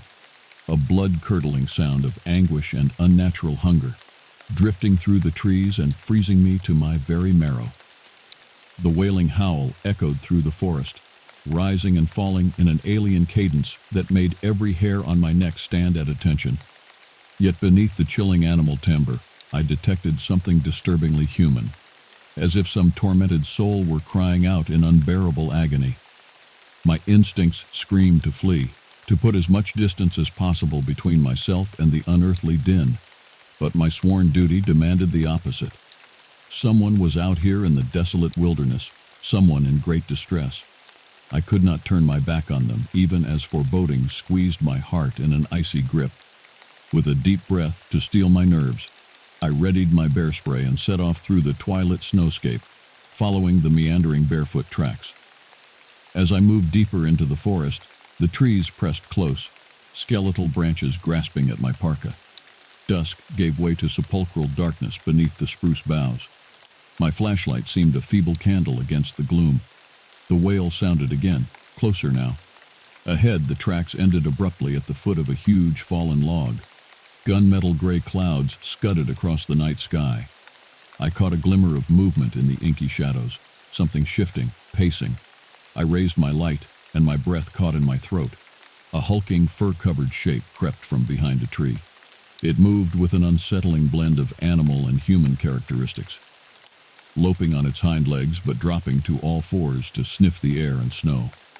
As it swung its head in my direction, eyes flashed in the darkness, fierce, intelligent eyes that sent an arctic chill down my spine. Slowly the creature stalked into the open on powerful, digitigrade legs. In build it reminded me of a great bear, but no bear had ever stood so tall, or had limbs that tapered into almost hand-like paws. And the face, no animal had a face like that. Elongated jaws lined with jagged teeth, pointed ears, a wrinkled brow and snout covered in patchy, mangy fur. And those glowing eyes, flickering with feral madness and a terrible human awareness. Mother of God, I breathed. For I knew the name of the abomination that stood before me, heretofore nothing more than a dark legend whispered around rangers' campfires. Dogman, werewolf, a creature that was neither man nor beast but some cursed amalgam of the two. And it had the scent of human blood on its muzzle. The beast and I faced each other across the frozen glade, the only sound the hammering of my heart. My hands trembled on the bear spray, but I held my ground, knowing it likely offered scant protection against this creature of myth and nightmare. The dogman's eyes bored into mine with a terrifying fusion of animal ferocity and human calculation. Strings of saliva dripped from its bared fangs, and its breath puffed in the frigid air. The stink of wet fur, urine, and rotten meat rolled off it, the unmitigated reek of a predator. Yet I saw something more in those hellish eyes. Torment, confusion, a trapped intelligence that knew itself as an abomination and hated what it had become. In that moment, I realized the truth. This was no mere animal.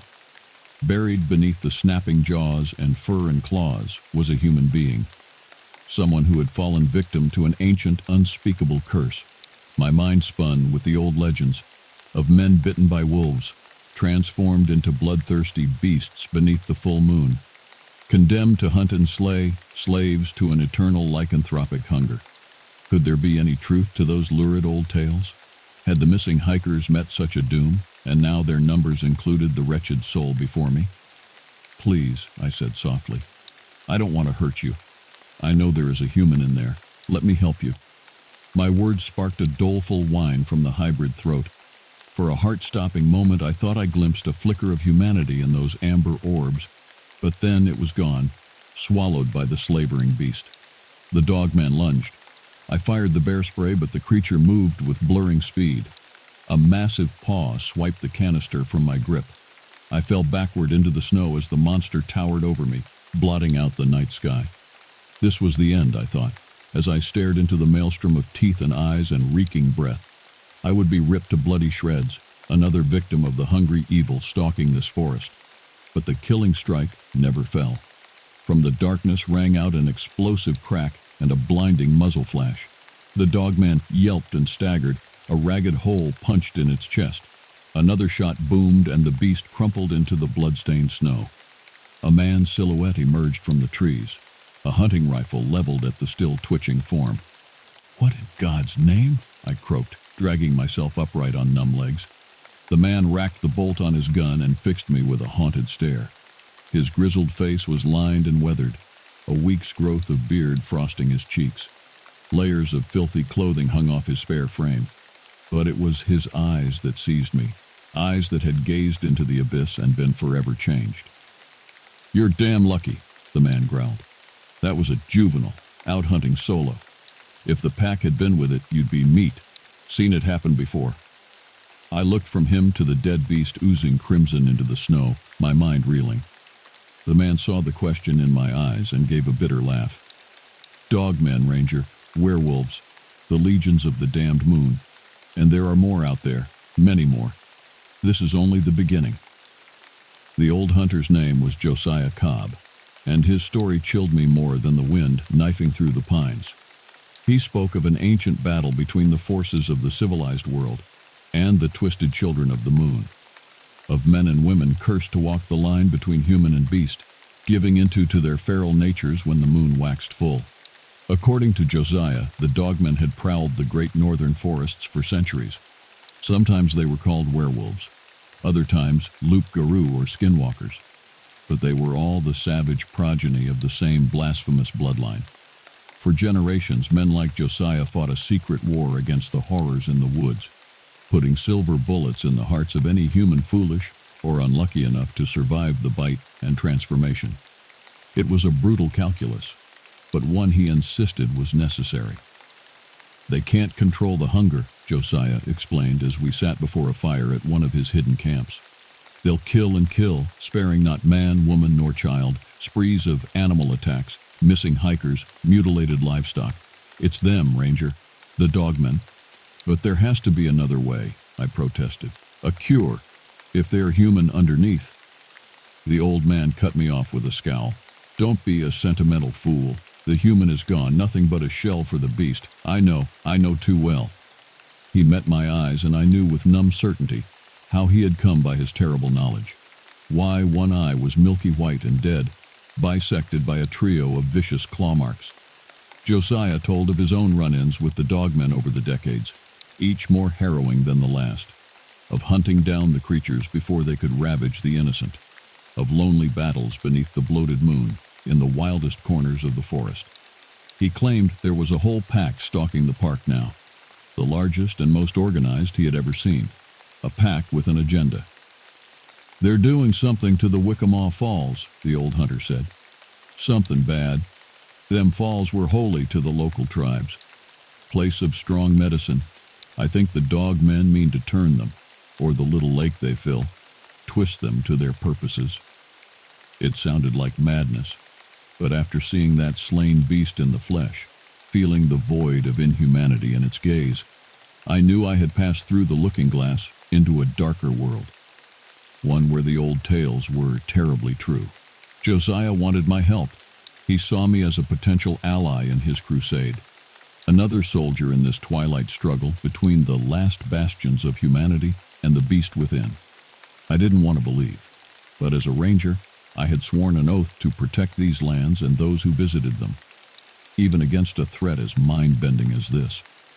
So as that long winter night pressed close with all its primal menace, I found myself agreeing to stand against the legions of the damned moon, no matter where that twisted path might lead. The snow lay thick and silent over the wilderness. The night pressed close, gravid with a sense of gathering malice. Clouds churned across the swollen face of the moon, at times plunging the forest into Stygian gloom. The lights of civilization seemed a faint and fading dream. Out here, in the untamed heart of the land, older laws held sway. I crept after Josiah on our snowshoes, the drifts muffling our passage. We were clad in winter camouflage, faces darkened with grease paint. The old hunter had armed me with a heavy revolver, the chambers loaded with hand-cast silver bullets. The gun felt strange and deadly in my palm. We had abandoned all pretense of my duties as a ranger. Tonight we were soldiers in a more primal war. Our destination was a box canyon in the remotest reaches of the park. There, the Wickamaw Falls plunged over a high cliff into a bone-chilling pool before draining into Wickamaw Creek. In summer, the falls were a paradise of mist and verdant life. But now, in the depths of winter, they had the frozen aspect of a Norse underworld. As we drew closer, the hackles on my neck began to prickle. Though the night lay frozen and still, some nameless threat charged the air. I recalled the old hunter's dire words. The dogmen were enacting some twisted ritual at the falls, tainting the sacred place with their wanton savagery. Snowflakes swirled on a sudden fitful breeze, carrying a charnel scent. We reached the cliff tops overlooking the falls, and Josiah motioned me down. Peering through a screen of snow-laden pines, I beheld a sight that would forever haunt my most fevered nightmares. The frozen falls were shrouded in flickering auroras of corpse light, eldritch colors that belonged to no wholesome spectrum. The trees below were hung with obscene fetishes, animal bones, dead birds, coils of intestines. A profane altar of blood-stained stone stood before the plunge pool. Upon it was bound the hideously mutilated corpse of an enormous bull moose, its throat slit from ear to ear. Dark figures capered and howled around the altar, their voices lifted in a fever-dream cacophony. In the guttering light I could make out their twisted forms, amalgams of man and wolf, their bodies contorted in the agonized metamorphosis of the change. Here, muzzles elongated from human faces, their talons burst from gnarled fingers. Eyes flashed like jack-o'-lanterns in the night. It was as if a gateway to hell had yawned open in the depths of the forest, vomiting forth its nightmares. Two figures dominated the mad dance. A pair of dogmen loomed over the rest, one black as pitch and one white as bone. They had the look of humanoid dire wolves, massively muscled and furred. Unlike the others, which seemed lost to their animal savagery, this duo moved with a terrible sentience. I knew then I looked upon the alpha pair. The ebon beast dipped a crude chalice into the steam-wreathed pool, lifted it to the bloated moon, and howled. The pack answered in kind, a atavistic chorus chilling in its intensity. The ivory monster raised a gleaming knife carved from some obsidian stone and plunged. The ivory monster raised a gleaming knife carved from some obsidian stone and plunged it into the steaming guts of the moose. With guttural incantations, it worked the blade in arcane signs, painting occult sigils in blood and gore. As it did so, the cavorting horde grew ever more frenzied, yowling and groaning like the damned. The air pulsed with a palpable sense of wrongness, as if the very fabric of reality strained at the seams. Suddenly, the white wolf threw back its head and bellowed. The air rippled, and a seething gateway of whirling shadows coalesced above the stone altar. Noxious mists poured from the void, and I felt the first lethargic pull of the growing portal, like the undertow of some black cosmic ocean. The dogmen howled in savage ecstasy. "God help us all," Josiah breathed. "They're opening a way to loose their damned kind on the world." "We have to stop them," I said through the bile rising in my throat. "Close that thing." The old hunter's grim visage hardened into a mask of resolve. He unslung his rifle and chambered around. "I reckon this is it then, Ranger. The hour of the wolf, the final battle. You with me?" I met his eyes and nodded, steeling myself against the black tide of horror and despair that threatened to drown my mind. With trembling hands, I checked the load in the unfamiliar revolver. Side by side, we rose, Josiah's rifle and my pistol seeking targets in the maelstrom below. As one, we opened fire. Muzzle flashes lit the night like the strobe of a lightning storm. Silver bullets whined and ricocheted among the rocks. Yelps and snarls of pain rewarded our efforts. Black blood sprayed the virgin snow. But it wasn't enough. Even as their fellows fell, the alpha pair continued their ministrations.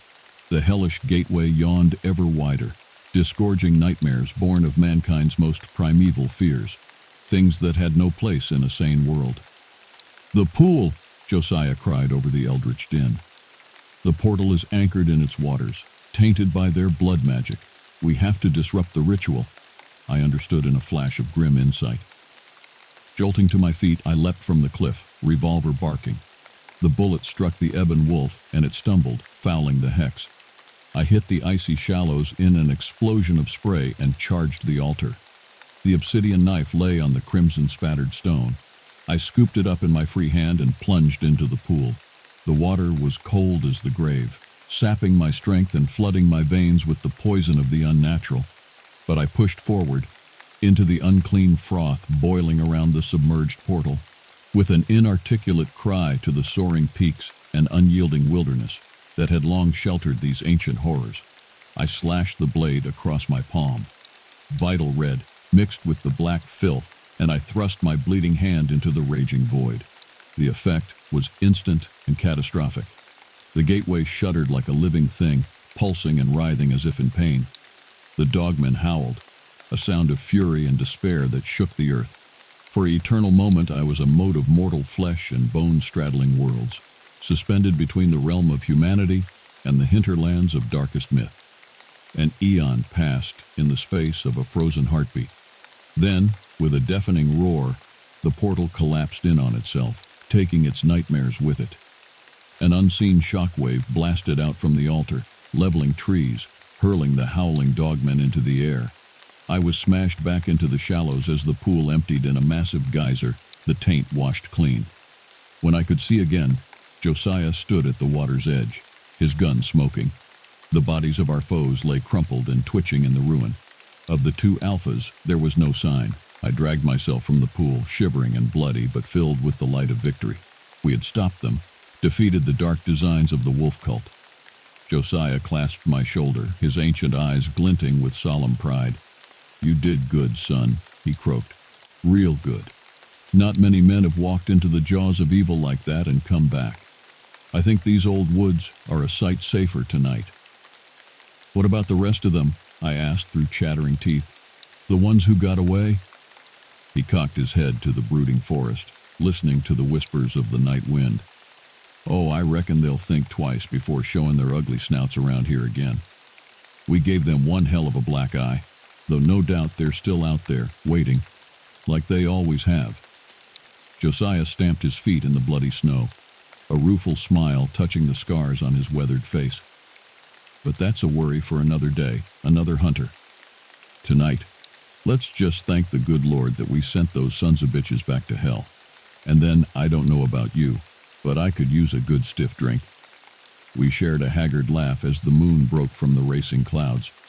But as I followed the old man back into the forest, I couldn't help a last glance over my shoulder to the dark hills and the darkling trees. Somewhere out there, I knew, the ancient evil of the dogmen lurked still, licking their wounds and dreaming of vengeance. The words of the old song my Irish grandmother used to sing came to me then, in that moment of exhausted elation and lingering dread. Even a man who is pure in heart and says his prayers by night may become a wolf when the wolfbane blooms and the moon is full and bright. I shivered from more than the cold and turned away into the sheltering trees. In the years ahead, there would be time to ponder those words and their dread import. But for that one night at least, the forces of light had held back the tide of darkness. The good folk of the world could sleep safe in their beds. But as for me, the park ranger who had gazed upon the true face of the untamed wild. I knew my nights would be forever haunted by glowing eyes and lupine howls drifting on the north wind. For I had learnt the truth so many seek to deny, that we are not alone in the deep woods and the dark beyond the circle of our fires. And I would never forget.